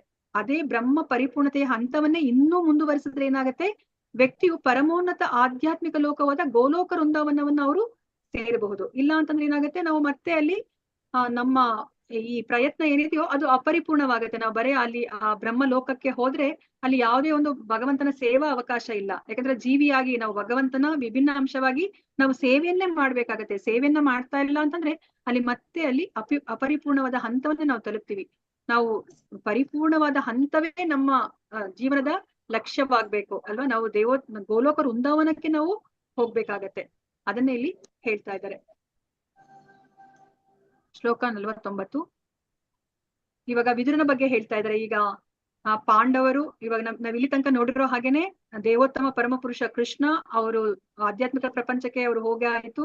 ಮತ್ತೆ ಯದುವಂಶದವರೆಲ್ಲರೂ ಸಹ ಯದುವಂಶದಲ್ಲಿ ಇರುವಂತಹ ದೇವತೆಗಳು ಅವರವರ ಲೋಕಕ್ಕೆ ಹೋಗ್ತಾರೆ ಅಂದ್ರೆ ಈ ಭೌತಿಕ ಪ್ರಪಂಚದಲ್ಲಿ. ಮತ್ತೆ ಆ ಯದುವಂಶದಲ್ಲಿ ಹಲವಾರು ಯದುಗಳು ಅವರು ಭಗವಂತನ ನಿತ್ಯ ಸಂಗಾತಿಗಳಾಗಿರ್ತಾರೆ. ಅವರೆಲ್ಲರೂ ಸಹ ಆಧ್ಯಾತ್ಮಿಕ ಪ್ರಪಂಚಕ್ಕೆ ಹೋಗ್ತಾರೆ. ಅದಾದ್ಮೇಲೆ ಕುಂತಿ ಮಹಾರಾಣಿನೂ ಸಹ ಆಧ್ಯಾತ್ಮಿಕ ಪ್ರಪಂಚಕ್ಕೆ ಹೋಗ್ತಾರೆ. ಯುಧಿಷ್ಠಿರ ಮಹಾರಾಜ, ಪಾಂಡವರು ಸಹ ಆಧ್ಯಾತ್ಮಿಕ ಪ್ರಪಂಚಕ್ಕೆ ಇವಾಗ ಅವರು ತಮ್ಮ ದೇಹದಲ್ಲೇ ಅವರು ಹೋಗ್ತಾ ಇದ್ದಾರೆ. ಈಗ ವಿದುರನ ಬಗ್ಗೆ ಹೇಳ್ತಾ ಇದ್ದಾರೆ. ನೋಡಿ, ಇಲ್ಲಿ ಏನು ವ್ಯತ್ಯಾಸ ಇದೆ ಅಂತ ನಾವು ಇವಾಗ ಅರ್ಥ ಮಾಡ್ಕೊಂಡಂತೆ. ವಿದುರೋಪಿ ಪರಿತ್ಯಜ್ಯ ಪ್ರಭಾಸೆ ದೇಹಮಾತ್ಮನಃ ಕೃಷ್ಣಾವೇಶೇನ ತಚ್ಚಿತ್ತಃ ಪಿತೃಭಿಃ ಸ್ವಕ್ಷಯಂ ಯಯೋ. ತೀರ್ಥಯಾತ್ರೆಯಲ್ಲಿದ್ದ ವಿದುರನು ಪ್ರಭಾಸ ಕ್ಷೇತ್ರದಲ್ಲಿ ತನ್ನ ದೇಹ ತ್ಯಾಗ ಮಾಡಿದನು. ಅವನು ಶ್ರೀಕೃಷ್ಣ ಪ್ರಭುವಿನ ಚಿಂತನೆಯಲ್ಲೇ ಮಗ್ನನಾಗಿದ್ದುದರಿಂದ ಪಿತೃಲೋಕದಲ್ಲಿ ಅವನನ್ನು ಪಿತೃದೇವತೆಗಳು ಸ್ವಾಗತಿಸಿದರು. ಅಲ್ಲಿ ಅವನು ತನ್ನ ಮೂಲ ಸ್ಥಾನವನ್ನ ಸೇರಿದನು. ಅದು ನೋಡಿ, ಇಲ್ಲಿ ಇವಾಗ ಏನಾಗ್ತಾ ಇದೆ, ವಿದುರ ಅವರು ತೀರ್ಥಯಾತ್ರೆಗೆ ಹೋಗ್ತಾರೆ. ನಾವು ನೋಡಿದ್ವಿ ಅಲ್ವಾ. ಅವರು ಗಾಂಧಾರಿ ಮತ್ತೆ ಧೃತರಾಷ್ಟ್ರ ಅವರಿಬ್ರು ಸಹ ದೇಹ ತ್ಯಾಗ ಮಾಡಿದ್ಮೇಲೆ ವಿದುರ ಅವರು ದುಃಖಭರಿತರಾಗಿ ಅವರು ತೀರ್ಥಯಾತ್ರೆಗೆ ಹೋಗ್ತಾರೆ. ಯಾತ್ರೆಯೇ ಈ ದುಃಖದಿಂದ ಹೊರಗಡೆ ಬರ್ಲಿಕ್ಕೆ ಅದು ದಾರಿಯನ್ನ ತೋರಿಸಿಕೊಡುತ್ತೆ ಅಂತ ನಾವು ತಿಳ್ಕೊಂಡ್ವಿ. ಈಗ ತೀರ್ಥಯಾತ್ರೆಯಲ್ಲಿದ್ದ ವಿದುರ ಅವ್ರು ಏನ್ ಮಾಡ್ತಿದ್ರೆ, ಅವರು ಸಹ ತಮ್ಮ ಈ ಭೌತಿಕ ಯಾತ್ರೆಯನ್ನ ಅವರು ಅಂದ್ರೆ ಈ ವಿದುರನ ಆ ಶರೀರವನ್ನ ಅವರು ತ್ಯಜಿಸ್ತಾ ಇದ್ದಾರೆ. ಆದ್ರೆ ಇವಾಗ ವಿದುರ ನಮಗ್ ಗೊತ್ತಿರೋ ಹಾಗೇನೆ ಅವರು ಯಮಧರ್ಮರಾಯ ಆ ಮಾಂಡುಕ ಮುನಿಯಿಂದ ಅವರು ಶಾಪಗ್ರಸ್ತರಾಗಿ ಅವರು ಇಲ್ಲಿ ಅಂದ್ರೆ ಭೂಮಿಯಲ್ಲಿ ಅವರು ವಿದುರನಾಗಿ ಅವರು ಶೂದ್ರನ ಪುತ್ರನಾಗಿ ಅವರು ಬಂದಿರ್ತಾರೆ. ಈಗ ಅವ್ರಿಗಿನ್ನ ಈ ಭೌತಿಕ ಪ್ರಪಂಚದಲ್ಲಿ ಅವ್ರದ್ದು ಕೆಲಸ ಇದೆ. ಅವರ ಕಾರ್ಯ ಅಂದ್ರೆ ಅವ್ರಿನ್ನ ಕರ್ತವ್ಯವನ್ನ ಮಾಡ್ಬೇಕಾಗಿದೆ. ಅದಕ್ಕೋಸ್ಕರ ಇವಾಗ ಅವರು ಅಂದ್ರೆ ಗೋಲೋಕ ವೃಂದಾವನಕ್ಕೆ ಅವರು ಹೋಗ್ತಾ ಇಲ್ಲ. ಅದನ್ನ ನಾವಿಲ್ಲಿ ಅರ್ಥ ಮಾಡ್ಕೋಬೇಕಾಗಿರೋದು. ಇವಾಗ ವಿದುರ ಅವರು ಪಿತೃಲೋಕಕ್ಕೆ ಹೋಗ್ತಾ ಇದ್ದಾರೆ. ಅಲ್ಲಿ ನಮ್ಗೆ ಗೊತ್ತಿರೋ ಹಾಗೇನೆ ಅವ್ರು ಇಲ್ಲಿ ಇಷ್ಟು ದಿವಸ ಅಲ್ಲಿ ಆರ್ಯಮ ಇರ್ತಾರೆ ಅಲ್ವಾ. ಆ 100 ವರ್ಷಗಳ ಕಾಲ ಅವರು ಆರ್ಯಮನನ್ನ ಅವರು ಆಸ್ಥಾನದಲ್ಲಿ ಅವರು ಇರಿಸಿ ಅವ್ರು ಇಲ್ಲಿ ಶೂದ್ರನಾಗಿ ಅವರು ಆ ಪಾತ್ರವನ್ನ ವಹಿಸ್ತಾ ಇದ್ರು. ಈಗ ಅವ್ರು ಏನ್ ಮಾಡ್ತಾ ಇದಾರೆ, ಅವರು ತಮ್ಮ ಪಾತ್ರವನ್ನ ವಹಿಸಿದ್ದು ಆಯ್ತು, ಅದಕ್ಕೋಸ್ಕರ ಅವರು ಮತ್ತೆ ಅವ್ರೀಗ ಪಿತೃಲೋಕಕ್ಕೆ ಅವರು ಹೋಗ್ತಾ ಇದ್ದಾರೆ. ಅದನ್ನ ನಾವಿಲ್ಲಿ ಅರ್ಥ ಮಾಡ್ಕೋಬೇಕಾಗಿರೋದು. ಯಾಕಂದ್ರೆ ಅವರು ಭಗವಂತ ಯಾವ ಕರ್ತವ್ಯವನ್ನ ಕೊಟ್ಟಿರ್ತಾರೋ ಆ ಭಗವಂತನ ಶುದ್ಧ ಭಕ್ತರು ಅದನ್ನ ಅವರು ಮಾಡ್ತಾರೆ ಅಲ್ವಾ. ಅವರು ಇದೇನಿದು ನಾನು ಭೌತಿಕ ಪ್ರಪಂಚದಲ್ಲಿ ಇರ್ಬೇಕಾ, ನಾನು ಆಧ್ಯಾತ್ಮಿಕ ಪ್ರಪಂಚಕ್ಕೆ ಬರ್ತೀನಿ ಅಂತ ಅಲ್ಲ, ಭಗವಂತನ ಸೇವೆಯನ್ನ ಅವರು ಎಲ್ಲೇ ಕೊಟ್ರು, ಯಾವುದೇ ಒಂದು ದೇಹದಲ್ಲಿ ಅವರು ಇದ್ರೂನು ಸಹ ಅವರು ಮಾಡ್ಲಿಕ್ಕೆ ಅವರು ದೇಹವನ್ನ ಪಡ್ಕೊಂಡು ಅವರು ಮಾಡ್ಲಿಕ್ಕೆ ಅವರು ಅಂದ್ರೆ ಅವರು ತಯಾರಿಯಾಗಿ ಇರ್ತಾರೆ. ಅದನ್ನ ನಾವಿಲ್ಲಿ ಅರ್ಥ ಮಾಡ್ಕೋಬೇಕು. ನಮ್ಗೆ ಇವಾಗ ಆ ವಾನರನ್ನ ನೋಡಿದ್ವಿ ಅಲ್ವಾ, ವಾನರರು ಸಹ ಭಗವಂತನ ಭಕ್ತರೆ. ಅವರೆಲ್ಲರೂ ಸಹ ನೋಡಿ, ಇವಾಗ ವಾನರರಾಗ್ಬೇಕು ಅಂತಂದ್ರೆ ಭಗವಂತ ಹೇಳಿದಕ್ಕೆ ಅವರು ವಾನರ ದೇಹವನ್ನ ಪಡಿಲಿಕ್ಕೆ ಅವರು ಒಪ್ಕೋತಾರೆ. ಅಯ್ಯೋ ನಾನು ಈ ವಾನರ ದೇಹವನ್ನ ಪಡೆಯೋದಿಲ್ಲ ಅಂತ ಹೇಳ್ಬಿಟ್ಟು ಅವ್ರು ಹೇಳೋದಿಲ್ಲ ಅಲ್ವಾ. ಅವರು ವಾನರ ದೇಹದಲ್ಲಿ ಅವರು ಭಗವಂತನ ಭಕ್ತಿಯನ್ನ ಅವರು ಮಾಡ್ತಾರೆ. ಪಾಂಡವರಿಗೂ ವಿದುರನಿಗೂ ವ್ಯತ್ಯಾಸವಿದೆ. ಪಾಂಡವರು ದೇವೋತ್ತಮ ಪರಮ ಪುರುಷನಾದ ಪ್ರಭುವಿನ ನಿತ್ಯ ಸಂಗಾತಿಗಳು. ವಿದುರನು ಪಿತೃಲೋಕದ ಆಡಳಿತವನ್ನು ನಿರ್ವಹಿಸುವ ದೇವತೆಗಳಲ್ಲಿ ಒಬ್ಬನು. ಅವನಿಗೆ ಯಮರಾಜನೆಂದು ಹೆಸರು. ಇಹಲೋಕದಲ್ಲಿ ದುಷ್ಕರ್ಮ ನಿರತರಾದವರಿಗೆ ಶಿಕ್ಷೆ ಕೊಡುವವನು ಯಮರಾಜನೇ. ಆದುದರಿಂದ ಜನರು ಅವನ ಹೆಸರೆತ್ತಿದರೆ ಎದುರುತ್ತಾರೆ. ಆದರೆ ಪ್ರಭುವಿನ ಭಕ್ತರಾದವರು ಅವನಿಗೆ ಎದುರಬೇಕಾದ ಕಾರಣವೇ ಇಲ್ಲ. ಭಕ್ತರಿಗೆ ಅವನು ಆತ್ಮೀಯ ಮಿತ್ರ, ಭಕ್ತರಲ್ಲದವರಿಗೆ ಭೀತಿಯ ಸಾಕಾರ ಮೂರ್ತಿ. ನಾವು ಈಗಾಗಲೇ ಚರ್ಚಿಸಿರುವಂತೆ ಯಮರಾಜನಿಗೆ ಮಾಂಡವ್ಯ ಮುನಿಯು ಶೂದ್ರನಾಗಿ ಹುಟ್ಟುವಂತೆ ಶಾಪ ಕೊಟ್ಟಿದ್ದನು. ಹಾಗಾಗಿ ವಿದುರನು ಯಮರಾಜನ ಅವತಾರವಾದನು. ಪ್ರಭುವಿನ ನಿರಂತರ ಸೇವಕನಾಗಿ ಉತ್ಸಾಹಪೂರ್ವಕವಾಗಿ ಭಕ್ತಿ ಸೇವೆಯನ್ನು ಮಾಡಿದನು ಹಾಗೂ ಧರ್ಮಿಷ್ಠ ಜೀವನವನ್ನ ನಡೆಸಿದನು. ಎಷ್ಟರ ಮಟ್ಟಿಗೆ ಎಂದರೆ ಧೃತರಾಷ್ಟ್ರನಂತಹ ಲೌಕಿಕ ವ್ಯಕ್ತಿಯು ವಿದುರನ ಉಪದೇಶಗಳನ್ನ ಕೇಳಿ ಮೋಕ್ಷವನ್ನು ಪಡೆದನು. ಹಾಗಾಗಿ ಭಗವಂತನ ಭಕ್ತಿ ಸೇವೆಯನ್ನು ಮಾಡುತ್ತಾ ಆಚರಿಸಿದ ಸತ್ಕರ್ಮಗಳಿಂದಾಗಿ ವಿದುರನು ಸದಾ ಪ್ರಭುವಿನ ಚರಣ ಕಮಲಗಳನ್ನು ಸ್ಮರಿಸಲು ಸಮರ್ಥನಾಗಿದ್ದನು. ಇದರಿಂದ ಅವನು ಶೂದ್ರ ಜನ್ಮದ ಎಲ್ಲ ಭೌತಿಕ ಮಲಿನತೆಗಳನ್ನ ತೊಡೆದು ಹಾಕಿದನು. ಕೊನೆಯಲ್ಲಿ ಪಿತೃಗಳು ಅವನನ್ನು ಸ್ವಾಗತಿಸಿ ಮತ್ತೆ ಮೂಲ ಪದವಿಯಲ್ಲಿ ನಿಲ್ಲಿಸಿದರು. ಪಿತೃಗಳು ಪ್ರಭುವಿನ ಸಂಗಾತಿಗಳೇ, ಆದರೆ ಅವರಿಗೆ ಅವನ ವೈಯಕ್ತಿಕ ಸಂಪರ್ಕವಿರುವುದಿಲ್ಲ. ಪ್ರಭುವಿನ ಪ್ರತ್ಯಕ್ಷ ಸಂಗಾತಿಗಳಾದರೂ ಅವನೊಂದಿಗೆ ಅವಿರತವಾಗಿ ವೈಯಕ್ತಿಕ ಸಂಪರ್ಕವನ್ನು ಹೊಂದಿರುವವರು. ಪ್ರಭುವು ಅವನ ಪ್ರತ್ಯಕ್ಷ ಸಂಗಾತಿಗಳು ನಿಲುಗಡೆಯೇ ಇಲ್ಲದೆ ಹಲವಾರು ವಿಶ್ವಗಳಲ್ಲಿ ಅವತರಿಸುವವರು. ಪ್ರಭುವಿಗಾದರೆ ಅವೆಲ್ಲವೂ ನೆನಪಿರುತ್ತದೆ, ಆದರೆ ಅವನ ಅತಿ ಸೂಕ್ಷ್ಮ ಅಂಶಗಳಾದುದರಿಂದ ಸಂಗಾತಿಗಳು ತಮ್ಮ ಆ ಅವತಾರ ಘಟನೆಗಳನ್ನ ಮರೆತು ಬಿಡುವರು. ಅವರು ಅತಿ ಸೂಕ್ಷ್ಮ ಅಂಶಗಳಾಗಿರೋದ್ರಿಂದ ಮರೆಯಲೇಬೇಕು. ಇದಕ್ಕೆ ಭಗವದ್ಗೀತೆಯು ತಾರ್ಕಣೆ ಕೊಡುತ್ತದೆ ಅಲ್ವಾ. ಇಲ್ಲಿ ವಿದುರನ ಬಗ್ಗೆ ಹೇಳ್ತಾ ಇದ್ದಾರೆ. ಯಾಕೆ ಅವರು ವಿದುರ ಅಂದ್ರೆ ಈ ಭೌತಿಕ ಪ್ರಪಂಚದಲ್ಲಿ ಅವರು ಇರೋ ತರ ಆಗುತ್ತೆ. ಅವರು ವಿದುರನ ಶರೀರವನ್ನ ತ್ಯಾಗ ಮಾಡಿದ್ಮೇಲೆ ಅವರು ತ್ಯಜಿಸಿದ ಮೇಲೆ ಅವರು ಆ ಯಮಲೋಕಕ್ಕೆ ಹೋಗ್ತಾರೆ, ಅಂದ್ರೆ ಅಥವಾ ಪಿತೃಲೋಕಕ್ಕೆ ಅವರು ಹೋಗ್ತಾರೆ. ಯಾಕೆಂತಂದ್ರೆ ಅವರ ಜವಾಬ್ದಾರಿ ಅದಿರುತ್ತೆ. ಅವರು ಇಲ್ಲಿ ಯಾರು ಏನು ಅಧರ್ಮಯುತವಾಗಿ ನಡ್ಕೊಂಡಿರ್ತಾರೋ ಅವ್ರಿಗೆಲ್ಲರಿಗೂ ಅವರು ಶಿಕ್ಷೆಯನ್ನ ಕೊಡ್ಬೇಕಾಗಿರುತ್ತೆ. ಅದಕ್ಕೋಸ್ಕರ ಯಮರಾಜನ ಹೆಸರನ್ನ ಕೇಳಿದ್ರೆ ಎಲ್ಲರೂ ಎದುರ್ಕೋತಾರೆ ಅಂತ ಹೇಳ್ತಾರೆ. ಆದ್ರೆ ಭಗವಂತನ ಭಕ್ತರಿಗೆ ಯಮರಾಜ ಅಂತಂತಂದ್ರೆ ಅವ್ರಿಗೆ ಹೆದರಿಕೆನೇ ಇರೋದಿಲ್ಲ. ಯಾಕಂದ್ರೆ ಅವರು ಮಿತ್ರನಾಗಿರ್ತಾನೆ ಭಗವಂತನ ಭಕ್ತರಿಗೆ ಅಲ್ವಾ. ನಮ್ಗೆ ಗೊತ್ತಿರೋ ಹಾಗೇನೆ ನಾವು ಅಜಮೇಳಿನ ಪ್ರಸಂಗದಲ್ಲಿ ನಾವು ನೋಡಿದ್ವಿ ಅಲ್ವಾ, ಭಗವಂತನ ಭಕ್ತರನ್ನ ಯಮದೂತರು ಮುಟ್ಟೋ ಹಾಗಿಲ್ಲ ಅಲ್ವಾ. ಅದನ್ನ ಅವರು ಯಮಧರ್ಮರಾಯನೇ ಅವರು ಅದನ್ನ ಆಜ್ಞೆನ ಹೊರಡಿಸಿದ್ದಾರೆ. ನೀವು ವಿಷ್ಣುವಿನ ಭಕ್ತರಿದವ್ರನ್ನ ನೀವು ಅವ್ರ ಹತ್ರನೂ ಸಹ ನೀವು ಹೋಗ್ಕೂಡ್ದು ಅಲ್ವಾ. ಅಕಸ್ಮಾತ್ ಏನಾದ್ರೂ ಅವ್ರನ್ನ ಯಮಲೋಕಕ್ಕೆ ಕರ್ಕೊಂಡು ಹೋಗ್ಬೇಕಂದ್ರೂ ಸಹ ತುಂಬಾ ಗೌರವಯುತವಾಗಿ ಕರ್ಕೊಂಡು ಹೋಗ್ಬೇಕು ಅಂತ ಹೇಳ್ಬಿಟ್ಟು ಹೇಳಿದ್ದಾರೆ. ಮತ್ತೆ ನಮ್ಗೆ ಇಲ್ಲಿ ಇನ್ನೊಂದು ಏನನ್ನ ಅರ್ಥ ಮಾಡ್ಕೋತಾ ಇದೀವಿ, ಇಲ್ಲಿ ಆ ಪಿತೃಲೋಕದಲ್ಲಿ ಇರೋರು ಸಹ ಭಗವಂತನ ಭಕ್ತರೇ, ಆದ್ರೆ ಅವರು ನೇರವಾಗಿ ಭಗವಂತನ ಸಂಪರ್ಕ ಇರೋದಿಲ್ಲ. ಆದ್ರೆ ಭಗವಂತನ ಲೋಕದಲ್ಲಿ ಇರೋರಿಗೆ ಭಗವಂತನ ಜೊತೆ ನೇರ ಸಂಪರ್ಕ ಇರುತ್ತೆ ಅಂತ ಹೇಳ್ತಾ ಇದ್ದಾರೆ. ಇಲ್ಲಿ ಇನ್ನೊಂದೇನು ಹೇಳ್ತಾ ಇದ್ದಾರೆ ಅಂತಂದ್ರೆ, ಎಷ್ಟೊಂದು ಜನ್ಮಗಳನ್ನ ಅವ್ರು ತಾಳ್ತಾ ಇರ್ತಾರೆ. ಆ ಪ್ರಭುವಿನ ನಿತ್ಯ ಸಂಗಾತಿಗಳು ಏನಿರ್ತಾರೋ, ಪ್ರಭು ಎಲ್ಲೆಲ್ಲಿ ಅವರು ಅವತಾರವನ್ನ ಮಾಡ್ತಾರೋ ಆಗ ಅವರ ಜೊತೆಯಲ್ಲಿ ಆ ಪ್ರಭುವಿನ ನಿತ್ಯ ಸಂಗಾತಿಗಳು ಸಹ ಆ ಅವತಾರದಲ್ಲಿ ಅವರ ಪಾಲನೂ ಸಹ ಇರುತ್ತೆ, ಅವರ ಪಾತ್ರ ಇರುತ್ತೆ. ಆದ್ರೆ ಭಗವಂತನಿಗೆ ಎಲ್ಲದರ ನೆನಪಿರುತ್ತೆ. ಆದ್ರೆ ಭಗವಂತನ ಆ ನಿತ್ಯ ಸಂಗಾತಿಗಳು ಭಗವಂತನ ಅಂಶ ಆಗಿರೋದ್ರಿಂದ, ಸೂಕ್ಷ್ಮ ಅಂಶ ಆಗಿರೋದ್ರಿಂದ ಅವ್ರಿಗೆ ಅದ್ರ ಯಾವ್ದರ ನೆನಪು ಸಹ ಅವ್ರಿಗೆ ಇರೋದಿಲ್ಲ ಅಲ್ವಾ. ನಾವು ಇದನ್ನ ನಾವು ಭಗವದ್ಗೀತೆಯಲ್ಲೂ ಸಹ ನಾವು ನೋಡಿದ್ವಿ ಅಲ್ವಾ. ಅರ್ಜುನ ಕೃಷ್ಣನಿಗೆ ಪ್ರಶ್ನೆಯನ್ನ ಕೇಳ್ತಾರೆ ಅಲ್ವಾ, ನೀನ್ ಇದನ್ನ ಈ ಭಗವದ್ಗೀತೆಯ ಜ್ಞಾನವನ್ನ ಸೂರ್ಯನಿಗೆ ಮತ್ತೆ ಇಕ್ಷ್ವಾಕು ಅವ್ರಿಗೆಲ್ಲ ಹೇಳಿದೀನಿ ಅಂತ ಹೇಳ್ತಾ ಇದೆಯಲ್ಲ, ಅಂದ್ರೆ ಸೂರ್ಯನಿಗೆ ಹೇಳ್ದೆ ಅಂತ ಹೇಳ್ತೀಯಲ್ಲ, ಆದ್ರೆ ನೀನು ನನ್ನ ಸಮಕಾಲೀನ, ಹೇಗೆ ನೀನ್ ಹೇಳಿಕೆ ಸಾಧ್ಯ ಆಯ್ತು ಸೂರ್ಯನಿಗೆ ಅಂತ ಹೇಳ್ತಾರೆ. ಆಗ ಕೃಷ್ಣ ಅದನ್ನೇ ಹೇಳ್ತಾರೆ ಅಲ್ವಾ, ನಾನು ನೀನು ಅನೇಕ ಜನ್ಮಗಳನ್ನ ಪಡೆದಿದೀವಿ, ನನಗೆ ಎಲ್ಲ ಜನ್ಮಗಳ ನೆನಪು ಇದೆ, ಆದ್ರೆ ನಿನಗೆ ಅದರ ನೆನಪಿಲ್ಲ ಅಂತ ಹೇಳ್ತಾರೆ ಅಲ್ವಾ. ಅದನ್ನ ಇಲ್ಲಿ ಹೇಳ್ತಾ ಇದಾರೆ. ಭಗವದ್ಗೀತೆನೂ ಸಹ ಇದನ್ನ ದೃಢಪಡಿಸುತ್ತೆ ಅಂತ ಹೇಳ್ಬಿಟ್ಟು. 50ನೇ ಶ್ಲೋಕ, ಇನ್ನ 2 ಶ್ಲೋಕಗಳಿದೆ. ದ್ರೌಪದಿ ಚ ತದಾಜ್ಞಾಯ ಪತಿ ನಾಮನಪೇಕ್ಷತಾಂ ವಾಸುದೇವೇ ಭಗವತಿ ಹೇಕಾಂತ ಮತಿರಾಪತಂ. ಸೊ ಇವಾಗ ನಮ್ಗೆ ದ್ರೌಪದಿಗೆ ಏನಾಯ್ತು, ಅವಳ ಗತಿ ಏನಾಯ್ತು ಅಂತ ಯೋಚನೆ ಬರುತ್ತೆ. ಇವಾಗ ಸುಭದ್ರೆ ಅವಳ ಗತಿ ಏನಾಯ್ತು ಅಂತ ಬಿಟ್ಟು ಯೋಚನೆ ಬರುತ್ತೆ. ಯಾಕಂದ್ರೆ ಅವರಿಬ್ರು ಸಹ ಅಂದ್ರೆ ಕೃಷ್ಣನ ಶುದ್ಧ ಭಕ್ತರು ಅಲ್ವಾ. ಈಗ ಅವರ ಗತಿ ಏನಾಯ್ತು ಅಂತ ಬಿಟ್ಟು ಈಗ ನಮಗೆ ಇಲ್ಲಿ ಹೇಳ್ತಾ ಇದ್ದಾರೆ. ಅನುವಾದ: ತನ್ನನ್ನು ಸ್ವಲ್ಪವೂ ಲಕ್ಷಿಸದೆ ಗಂಡಂದಿರು ಗೃಹ ತ್ಯಾಗ ಮಾಡುತ್ತಿರುವುದನ್ನ ದ್ರೌಪದಿಯು ನೋಡಿದಳು. ಅವಳಿಗೆ ವಾಸುದೇವ ದೇವೋತ್ತಮ ಪರಮಪುರುಷ ಪ್ರಭು ಶ್ರೀಕೃಷ್ಣನ ಬಗೆಗೆ ಚೆನ್ನಾಗಿ ತಿಳಿದಿತ್ತು. ಆದುದರಿಂದ ಅವಳು ಸುಭದ್ರೆಯು ಶ್ರೀಕೃಷ್ಣನ ಚಿಂತನೆಯಲ್ಲಿ ಮಗ್ನರಾದರು. ತಮ್ಮ ಗಂಡಂದಿರು ಪಡೆದ ಫಲಗಳನ್ನೇ ತಾವು ಪಡೆದರು ಅಲ್ವಾ. ನಮ್ವಾಗ ಬೇರೆ ನಾವು ಸೀರಿಯಲ್ ಅಲ್ಲೆಲ್ಲ ಅವರು ಸ್ವರ್ಗಾರೋಹಣ ಮಾಡಿದ್ರು, ಆತರ ದಾರಿಯಲ್ಲಿ ಒಬ್ಬೊಬ್ಬರೇ ಅವರು ದೇಹವನ್ನ ಅವರು ತ್ಯಾಗ ಮಾಡಿದ್ರು ಅಂತ ನಾವು ನೋಡಿದೀವಿ ಅಲ್ವಾ. ಆತರ ಇಲ್ಲಿ ನಮ್ಗೆ ಭಾಗವತಮಲ್ಲಿ ಹೇಳ್ತಾ ಇಲ್ಲ. ಸೊ ಇಲ್ಲಿ ನಮ್ಗೆ ಭಾಗವತಮಲ್ಲಿ ಏನನ್ನ ಹೇಳಿದಾರೋ ಇದನ್ನೇ ನಾವು ಏನು ನಂಬಬೇಕಾಗತ್ತೆ. ಸೊ ಇವಾಗ ಇಲ್ಲಿ ಏನ್ ಹೇಳ್ತಾ ಇದಾರೆ,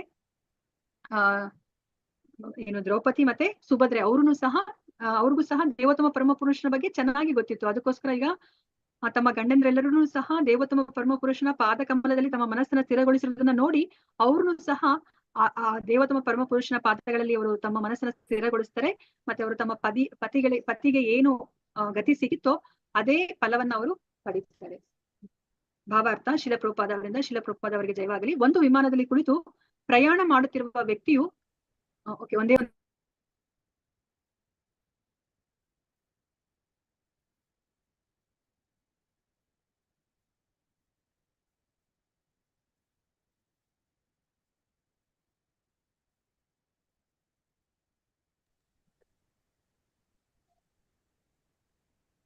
ಸೊ ಇಲ್ಲಿ ಭಾವಾರ್ಥದಲ್ಲಿ ನಮ್ಗೆ ತುಂಬಾ ಮುಖ್ಯವಾದ ವಿಷಯವನ್ನ ಹೇಳ್ತಾ ಇದ್ದಾರೆ.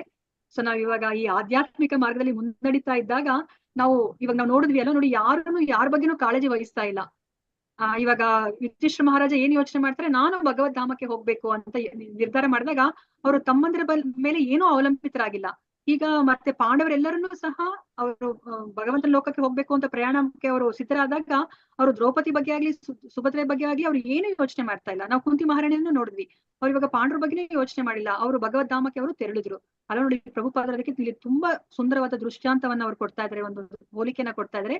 ಏನಂತ ಹೇಳ್ತಿದ್ದಾರೆ ಅಂತಂದ್ರೆ, ಒಂದು ವಿಮಾನದಲ್ಲಿ ಕುಳಿತು ಪ್ರಯಾಣ ಮಾಡುತ್ತಿರುವ ವ್ಯಕ್ತಿಯು ಇತರ ವಿಮಾನಗಳ ಬಗೆಗೆ ಕಾಳಜಿ ವಹಿಸಲು ಸಾಧ್ಯವಾಗುವುದಿಲ್ಲ. ತಾನಿರುವ ವಿಮಾನವನ್ನು ಅವನು ನೋಡಿಕೊಳ್ಳಬೇಕಾಗುತ್ತದೆ. ನೋಡಿ, ವಿಮಾನದಲ್ಲಿ ಪ್ರಯಾಣ ಮಾಡ್ತಾ ಇರ್ಬೇಕಾದ್ರೆ ಇವಾಗ ಒಂದು ವಿಮಾನದಲ್ಲಿ ಇದ್ದಾಗ ನಾವು ಇನ್ನೊಂದು ವಿಮಾನ ಪಕ್ಕದಲ್ಲಿ ಹಾರ್ತಾ ಇದ್ರು ಸಹ ನಾವ್ ಏನೇ ಒಂದು ಕಾಳಜಿಯನ್ನ ನಾವು ತೋರಿಸ್ಲಿಕ್ಕೆ ಸಾಧ್ಯ ಇಲ್ಲ ಆ ವಿಮಾನಕ್ಕೆ ಅಲ್ವಾ. ಅದೇ ತರನೇ ನೋಡಿ ಇಲ್ಲಿ ಹೇಳ್ತಾ ಇದ್ದಾರೆ, ಏನಾದ್ರೂ ಅಪಾಯ ಉಂಟಾದ ಪಕ್ಷಕ್ಕೆ ಬೇರೆ ಯಾವ ವಿಮಾನವು ಅವನಿಗೆ ಆ ಸಮಯದಲ್ಲಿ ಸಹಾಯ ಮಾಡಲು ಸಾಧ್ಯವಾಗುವುದಿಲ್ಲ. ಹಾಗೆಯೇ ಜೀವನ ಅಂತ್ಯದಲ್ಲಿ ದೇವತ್ವಕ್ಕೆ ಮರಳುವಾಗ ಪ್ರತಿಯೊಬ್ಬನು ಇನ್ನೊಬ್ಬರ ಸಹಾಯವಿಲ್ಲದೆ ತನ್ನ ಎಚ್ಚರವನ್ನ ತಾನೇ ವಹಿಸಬೇಕು ಅಲ್ವಾ. ನೋಡಿ, ಇದು ತುಂಬಾ ಮುಖ್ಯವಾದದ್ದು ಅಲ್ವಾ. ಇವಾಗ ನಾವು ದೇವೋತ್ತಮ ಪರಮ ಪುರುಷನ ಹತ್ರ ಹೋಗ್ಬೇಕು ಅಂತಂದ್ರೆ ನಾವು ಅಂದ್ರೆ ಬೇರೆಯವರ ಸಹಾಯವನ್ನ ನಾವು ಅಪೇಕ್ಷೆ ಮಾಡೋ ಹಾಗಿಲ್ಲ, ನಮಗೆ ನಾವೇ ಸಹಾಯ ಮಾಡ್ಕೋಬೇಕು ಅಂತ ನಮ್ಗಿಲ್ಲಿ ಹೇಳ್ತಾ ಇದ್ರೆ. ನಾವು ಜೀವನದ ಅಂತ್ಯದಲ್ಲಿ ದೇವತ್ವಕ್ಕೆ ಮರಳುವಾಗ ಪ್ರತಿಯೊಬ್ಬನು ಇನ್ನೊಬ್ಬರ ಸಹಾಯವಿಲ್ಲದೆ ತನ್ನ ಎಚ್ಚರವನ್ನ ತಾನೇ ವಹಿಸಬೇಕು. ನೆರವು ಏನಿದ್ದರೂ ಆಕಾಶಕ್ಕೆ ಏರುವ ಮೊದಲು ನೆಲದ ಮೇಲೆ ದೊರೆಯುವಂತಹದ್ದು. ನಾವಿವಾಗ ಏನಾದ್ರೂ ಒಂದು ಸಹಾಯ ಪಡ್ಕೋಬೇಕು ಅಂತಂದ್ರೆ ನಾವ್ ಈ ಭೂಮಿ ಮೇಲೆ ಇದ್ದಾಗ ಅಷ್ಟೇ ಸಹಾಯ ಪಡ್ಕೋಬೇಕು ಅಲ್ವಾ. ನಾವು ವಿಮಾನದಲ್ಲಿ ಕುತ್ಕೊಂಡು ಹಾರಾಡ್ತಾ ಇರ್ಬೇಕಾದ್ರೆ ನಾವು ಒಬ್ರು ಸಹಾಯ ಮಾಡ್ಲಿಕ್ಕೆ ಆಗೋದಿಲ್ಲ ಅಲ್ವಾ. ಅದೇ ತರ ನಾವಿವಾಗ ಈ ಭೂಮಿ ಮೇಲೆ ಇದ್ದಾಗ ನಾವು ಏನು ಗುರುಗಳ ಸಹಾಯವನ್ನ ಮತ್ತೆ ಈ ಭಕ್ತರ ಸಂಪರ್ಕವನ್ನ ನಾವು ಉಪಯೋಗಿಸ್ಕೋಬೇಕಾಗುತ್ತೆ. ಹಾಗೆಯೇ ಗುರು, ತಂದೆ, ತಾಯಿ, ಬಂಧುಗಳು, ಪತಿ ಯಾರೇ ಆಗಲಿ ಬದುಕಿರುವಾಗ ನೆರವು ನೀಡಬಹುದು. ಆದರೆ ಕೊನೆಯಲ್ಲಿ ಸಾಗರವನ್ನ ದಾಟುವಾಗ ತಾನು ಮೊದಲೇ ಪಡೆದುಕೊಂಡಿದ್ದ ಬೋಧನೆಗಳನ್ನ ಬಳಸಿಕೊಂಡು ತನ್ನ ಕ್ಷೇಮವನ್ನು ತಾನೇ ನೋಡಿಕೊಳ್ಳಬೇಕಾಗುತ್ತದೆ. ದ್ರೌಪದಿಗೆ 5 ಪತಿಗಳು, ಆದರೆ ಅವರಲ್ಲಿ ಯಾರೂ ಅವಳನ್ನು ತನ್ನ ಜೊತೆಯಲ್ಲಿ ಬರುವಂತೆ ಕರೆಯಲಿಲ್ಲ. ಶ್ರೇಷ್ಠ ಪುರುಷನಾದ ಪತಿಯರ ನೆರವಿಗೆ ಕಾಯದೆ ಅವಳು ತನ್ನ ಹಿತವನ್ನ ರಕ್ಷಿಸಿಕೊಳ್ಳಬೇಕಾಗಿತ್ತು. ನೋಡಿ, ಇವಾಗ ತನ್ನ ಜೀವನ ಅಂತ್ಯದಲ್ಲಿ ದೇವತ್ವಕ್ಕೆ ಮರಳೋದನ್ನ ಅವಳೇ ನೋಡ್ಕೋಬೇಕಾಗಿತ್ತು. ಆಗಲೇ ಸಾಕಷ್ಟು ತರಬೇತಿ ಪಡೆದಿದ್ದರಿಂದ ಅವಳು ತತ್ಕ್ಷಣವೇ ಪ್ರಭು ವಾಸುದೇವನ ಪರಮ ಪುರುಷ ಶ್ರೀಕೃಷ್ಣನ ದಿವ್ಯ ಚರಣ ಕಮಲಗಳಲ್ಲಿ ಮನಸ್ಸನ್ನ ಕೇಂದ್ರೀಕರಿಸಿದಳು. ನೋಡಿ, ಅವಳಿಗೆ ಚೆನ್ನಾಗಿ ತರಬೇತಿ ಇತ್ತು, ಅದಕ್ಕೋಸ್ಕರ ಅವಳಿಗೆ ಯಾರು ಒತ್ತಾಯ ಮಾಡ್ಲಿಲ್ಲ. ಅವಳೇನೆ ಈಗ ದೇವೋತ್ತಮ ಪರಮ ಪುರುಷನಲ್ಲಿ ತನ್ನ ಮನಸ್ಸನ್ನ ಅವಳು ಕೇಂದ್ರೀಕರಿಸ್ತಾಳೆ. ಪತಿಯರಿಗೆ ಯಾವ ಫಲವು ದೊರಕಿತೋ ಅದೇ ಫಲವು ಪತ್ನಿಯರಿಗೂ ದೊರಕಿತು. ಅಂದ್ರೆ ದೇಹವನ್ನು ಬದಲಾಯಿಸಿದೆಯೇ ಅವರು ಪುರುಷೋತ್ತಮನ ಸನ್ನಿಧಿಯನ್ನ ಸೇರಿದರು. ಅಂದ್ರೆ ನೋಡಿ, ಇವಾಗ ಪಾಂಡವರು, ಕುಂತಿ ಮಹಾರಾಣಿ ಮತ್ತೆ ಸುಭದ್ರ, ದ್ರೌಪದಿ ಅವರೆಲ್ಲರನ್ನೂ ಸಹ ದೇಹವನ್ನ ಅವರು ಬದಲಾಯಿಸೋದಿಲ್ಲ. ಅವ್ರು ಯಾವ ದೇಹದಲ್ಲಿ ಇದ್ರೋ ಅದೇ ದೇಹವನ್ನ ಇಟ್ಕೊಂಡೇ ಅವರು ದೇವೋತ್ತಮ ಪರಮ ಪುರುಷನ ಹತ್ರ ಅವರು ಹೋಗ್ತಾರೆ, ಅವರ ಸನ್ನಿಧಿಯನ್ನ ಅವರು ಸೇರ್ತಾರೆ. ಸುಭದ್ರೆಯ ಹೆಸರನ್ನ ಇಲ್ಲಿ ಪ್ರತ್ಯೇಕವಾಗಿ ಉಲ್ಲೇಖಿಸಿರದಿದ್ದರೂ ದ್ರೌಪದಿ ಮತ್ತು ಸುಭದ್ರ ಇಬ್ಬರು ಅದೇ ಸತ್ಫಲವನ್ನು ಪಡೆದರು ಎಂದು ಶ್ರೀಲ ವಿಶ್ವನಾಥ ಚಕ್ರವರ್ತಿ ಠಾಕೂರರು ಸೂಚಿಸುತ್ತಾರೆ. ಅವರು ಯಾರು ತಮ್ಮ ದೇಹವನ್ನು ತ್ಯಜಿಸಬೇಕಾಗಲಿಲ್ಲ ಅಂತ ಹೇಳ್ತಾರೆ. ಇವಾಗ ಅವರ ಪಾತ್ರವನ್ನ ಮುಗಿಸಿ ಅವ್ರು ಇವಾಗ ದೇವೋತ್ತಮ ಪರಮ ಪುರುಷನ ಹತ್ರ ಹೋಗ್ತಾ ಇದ್ದಾರೆ, ಅವರ ಸಾನ್ನಿಧ್ಯಕ್ಕೆ ಹೋಗ್ತಾ ಇದ್ದಾರೆ. ಇವಾಗ ನಾವೇನಾದ್ರೂ ಇವಾಗ ಈ ಊರಲ್ಲಿ ಇದೀವಿ, ಇವಾಗ ಇನ್ನೊಂದು ಊರಲ್ಲಿ ನಮ್ದು ಏನೋ ಒಂದು ಕೆಲಸ ಇದ್ರೆ ನಾವೇನ್ ಮಾಡ್ತೀವಿ, ಇದೇ ದೇಹದಲ್ಲಿ ನಾವು ಆ ಊರಿಗೆ ಹೋಗ್ತೀವಿ. ಆ ಊರಲ್ಲಿ ನಮ್ಮ ಕೆಲಸ ಆಗಿದ ತಕ್ಷಣ ನಾವೇನ್ ಮಾಡ್ತೀವಿ, ಆ ಊರಿನಿಂದ ಅದೇ ದೇಹದಲ್ಲಿ ನಾವು ವಾಪಸ್ ಹಿಂತಿರುಗಿ ನಮ್ಮ ಮೊದಲಿನ ಜಾಗಕ್ಕೆ ಬರ್ತೀವಿ ಅಲ್ವಾ. ಅದೇ ತರನ ಈಗ ಪಾಂಡವರು ತಮ್ಮ ಕರ್ತವ್ಯವನ್ನ ಈ ಭೂಮಿ ಮೇಲೆ ಅವರ ಕರ್ತವ್ಯವನ್ನ ಮುಗಿಸಿದ ತಕ್ಷಣ, ಅವರ ಪಾತ್ರವನ್ನ ಮುಗಿಸಿದ ತಕ್ಷಣ ಅವರು ಅದೇ ದೇಹವನ್ನ ಇಟ್ಕೊಂಡವರು ದೇವೋತ್ತಮ ಪರಮ ಪುರುಷನ ಸನ್ನಿಧಿಗೆ ಅವರು ಹೋಗ್ತಾರೆ. ಕೊನೆಯ ಶ್ಲೋಕ ಇದು ಫಲಶ್ರುತಿಯನ್ನ ಇದು ಹೇಳುತ್ತೆ. ಸೊ ಇಲ್ಲಿ ಏನನ್ನ ಹೇಳ್ತಾರೆ ಅಂತ ನಾವು ನೋಡೋಣಂತೆ. ಸೊ ನಾವ್ ಇವಾಗ ಇಷ್ಟೆಲ್ಲ ಕೇಳಿದ್ವಿ ಅಲ್ವಾ. ಇಲ್ಲಿ ದೇವೋತ್ತಮ ಪರಮ ಪುರುಷನ ಬಗ್ಗೆ ಹೆಚ್ಚಾಗಿ ನಾವು ಕೇಳಿಲ್ಲ, ಇಲ್ಲಿ ಪಾಂಡವರ ಬಗ್ಗೆ ನಾವು ಹೆಚ್ಚಾಗಿ ಕೇಳಿದ್ವಿ, ಅರ್ಜುನನ ಬಗ್ಗೆ ಕೇಳಿದ್ವಿ, ಯುಧಿಷ್ಠಿರ ಮಹಾರಾಜನ ಬಗ್ಗೆ ಕೇಳಿದ್ವಿ ನಾವು ಅಲ್ವಾ. ಸೊ ಈಗ ನಮ್ಗೆ ಇಲ್ಲಿ ಏನು ದೇವೋತ್ತಮ ಪರಮ ಪುರುಷನ ಬಗ್ಗೆ ಕೇಳ್ತಾ ಇಲ್ವಲ್ಲಪ್ಪ ಅಂತ ನಮ್ಗೆ ಅನ್ಸುತ್ತೆ ಅಲ್ವಾ. ಅದಕ್ಕೆ ನಮ್ಗೆ ಇಲ್ಲಿ ಫಲಶ್ರುತಿಯನ್ನ ಹೇಳ್ತಾ ಇದ್ರೆ, ದೇವೋತ್ತಮ ಪರಮ ಪುರುಷನ ಬಗ್ಗೆ ಕೇಳೋದು ಒಂದೇ, ದೇವೋತ್ತಮ ಪರಮ ಪುರುಷನ ಭಕ್ತರ ಬಗ್ಗೆನೂ ನಾವು ಕೇಳೋದು ಒಂದೇ ಅಲ್ವಾ. ಸೊ ಅದನ್ನ ನಮ್ಗೆ ಇಲ್ಲಿ ಹೇಳ್ತಾ ಇದ್ದಾರೆ. ಇದನ್ನ ಕೇಳಿದ್ರೆ ನಮ್ಗೆ ಏನ್ ಸಿಗುತ್ತೆ ಅಂತ ಹೇಳ್ಬಿಟ್ಟು ಫಲಶ್ರುತಿ. ಯಶ್ರದ್ಧಯೇತ ಭಗವತ್ ಪ್ರಿಯಾಣಾಂ ಪಾಂಡೋಃ ಸುತಾನಾಮಿತಿ ಸಂಪ್ರಯಾಣಂ ಶೃಣೋತ್ಯಲಂ ಸ್ವಸ್ತ್ಯಯನಂ ಪವಿತ್ರಂ ಲಬ್ಧ್ವಾ ಹರೋ ಭಕ್ತಿ ಮುಪೈತಿ ಸಿದ್ಧಿಂ. ಅನುವಾದ: ಪಾಂಡುಪುತ್ರರು ಜೀವನದ ಅಂತಿಮ ಲಕ್ಷ್ಯವಾದ ದೇವತ್ವಕ್ಕೆ ನಿರ್ಗಮಿಸಿದ ವಿಷಯವು ಸಂಪೂರ್ಣವಾಗಿಯೂ ಪವಿತ್ರವೂ ಪರಿಶುದ್ಧವೂ ಆದದ್ದು. ನೋಡಿ, ಇಲ್ಲಿ ಪಾಂಡವ ಪುತ್ರರು ಅಂದ್ರೆ ಪಾಂಡವರು ಆ ದೇವೋತ್ತಮ ಪರಮ ಪುರುಷನ ಸಾನ್ನಿಧ್ಯಕ್ಕೆ ಹೋಗಿರೋದು ಇದು ತುಂಬಾ ಪವಿತ್ರವಾದದ್ದು, ಪರಿಶುದ್ಧವೂ ಆಗಿದೆ ಅಂತ ಹೇಳ್ಬಿಟ್ಟು ಇಲ್ಲಿ ಹೇಳ್ತಾ ಇದ್ದಾರೆ. ಆದ್ರಿಂದ ಯಾರು ಭಕ್ತಿ ಶ್ರದ್ಧೆಗಳಿಂದ ಈ ಕಥನವನ್ನ ಆಲಿಸುವರೋ ಅವರು ಜೀವನದ ಅತ್ಯುನ್ನತ ಪರಿಪೂರ್ಣತೆಯಾದ ಪರಮ ಪ್ರಭುವಿನ ಭಕ್ತಿ ಸೇವೆಯಲ್ಲಿ ನೆಲೆಗೊಳ್ಳುವರು ಅಂತ ಹೇಳ್ತಾ ಇದ್ದಾರೆ. ನೋಡಿ, ನಾವೇನಾದ್ರಿಂದ ಬರೇ ಆಲಿಸಿದ್ರೇನೆ ಸಾಕು, ನಾವು ಆ ಜೀವನದ ಪರಿಪೂರ್ಣತೆ ಏನಿದೆ ದೇವೋತ್ತಮ ಪರಮ ಪುರುಷನ ಭಕ್ತಿ ಸೇವೆಯಲ್ಲಿ ನಮ್ಮನ್ನ ನಾವು ತೊಡಗಿಸ್ಕೊಳೋದು, ಅಂತಹ ಒಂದು ಅವಕಾಶವನ್ನು ನಾವು ಪಡಿತೀವಿ. ದೇವೋತ್ತಮ ಪರಮ ಪುರುಷನ ಭಕ್ತಿ ಸೇವೆಯಲ್ಲಿ ನಾವು ನೆಲೆಗೊಳ್ಳೋ ತರ ನಾವು ಆಗ್ತೀವಿ. ಭಾವಾರ್ಥ: ಶಿಲಪ್ರಭುಪಾದ ಅವರಿಗೆ ಜಯವಾಗಲಿ. ಶ್ರೀಮದ್ ಭಾಗವತವು ದೇವೋತ್ತಮ ಪರಮ ಪುರುಷನ ಹಾಗೂ ಪಾಂಡವರಂತಹ ಸದ್ಭಕ್ತರ ಕತೆ. ಪರಮಪ್ರಭು ಮತ್ತು ಅವನ ಭಕ್ತರ ಕಥೆಯು ತನ್ನಷ್ಟಕ್ಕೆ ಪರಿಪೂರ್ಣವಾದದ್ದು. ಅದನ್ನು ಭಕ್ತಿ ಭಾವದಿಂದ ಆಲಿಸುವುದೆಂದರೆ ಪ್ರಭುವಿನ ಹಾಗೂ ಅವನ ನಿತ್ಯ ಸಂಗಾತಿಗಳ ಸತತ ಸಹವಾಸದಲ್ಲಿರುವುದೇ ಎಂದೇ ಅರ್ಥ.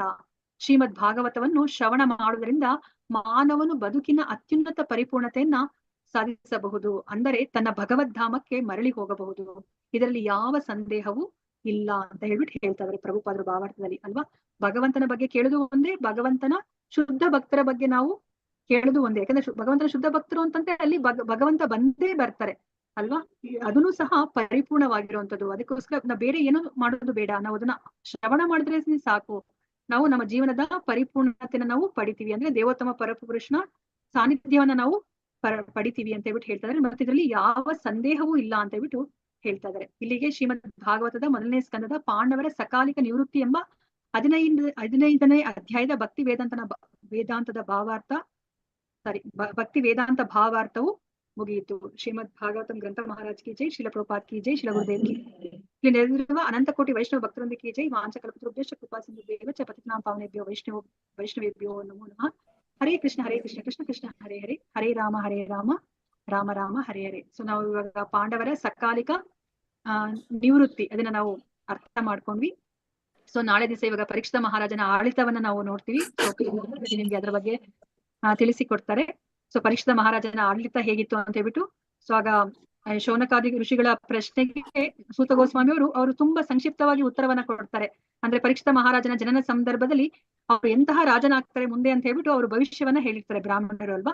ಅದೇ ತರನೇ ಆಡಳಿತವನ್ನ ನಡೆಸ್ತಾರೆ ಅಂತ ಹೇಳ್ಬಿಟ್ಟು ಅವರು ಸಂಕ್ಷಿಪ್ತವಾಗಿ ಹೇಳ್ತಾರೆ. ಅದೇ ಶೌನಕಾದಿ ಋಷಿಗಳಿಗೆ ಅಷ್ಟಕ್ಕೆ ಅವರಿಗೆ ಸಂತೃಪ್ತಿ ಆಗೋದಿಲ್ಲ. ಅವರು ವಿವರವಾಗಿ ನಮ್ಗೆ ವಿವರಣೆಯನ್ನ ಕೊಡಿ ಅಂತ ಹೇಳ್ಬಿಟ್ಟು ಸೂತ ಗೋಸ್ವಾಮಿ ಅವರಿಗೆ ಹೇಳ್ತಾರೆ. ಸೊ ಸೂತ ಗೋಸ್ವಾಮಿ ಅವರು ಆ ಪರೀಕ್ಷಿತ ಮಹಾರಾಜನ ಆಡಳಿತದ ಬಗ್ಗೆ ನಮ್ಗೆ ತಿಳಿಸಿಕೊಡ್ತಾರೆ. ಅದಾದ್ಮೇಲೆ ನಾವು ಆ ಭೂಮಿ ಮತ್ತೆ ಋಷಭ ಅಂದ್ರೆ ಎತ್ತಿನ ರೂಪದಲ್ಲಿರುವಂತಹ ಋಷಭ ಮತ್ತೆ ಹಸುವಿನ ರೂಪದಲ್ಲಿರುವಂತಹ ಆ ಭೂಮಿ ತಾಯಿಯ ಮಧ್ಯೆ ಇರುವ ಆ ಸಂಭಾಷಣೆ ನಾವು ತಿಳ್ಕೊತೀವಿ. ಮತ್ತೆ ಆ ಭೂಮಿ ತಾಯಿ ಎಷ್ಟು ಆ ಭಗವಂತನ ಅಗಲಿಕೆಯಿಂದ ಅವಳು ದುಃಖವನ್ನ ಅನುಭವಿಸ್ತಾ ಇದ್ದಾಳೆ ಅನ್ನೋದನ್ನ ನಾವು ತಿಳ್ಕೊತೀವಿ. ಮತ್ತೆ ಕಲಿಪುರುಷನಿಗೆ ಹೇಗೆ ಪರೀಕ್ಷಿತ ಮಹಾರಾಜ ದಂಡನೆಯನ್ನ ಅವರು ಕೊಡ್ತಾರೆ ಅನ್ನೋದನ್ನ ನಾವು ತಿಳ್ಕೊತಾ ಇದೀವಿ ಮುಂದಿನ ಅಧ್ಯಾಯದಲ್ಲಿ. ಎಲ್ಲರಿಗೂ ಸಹ ಧನ್ಯವಾದಗಳು. ಹರೇ ಕೃಷ್ಣ ಮಾತಾಜಿ, ಧನ್ಯವಾದಗಳು.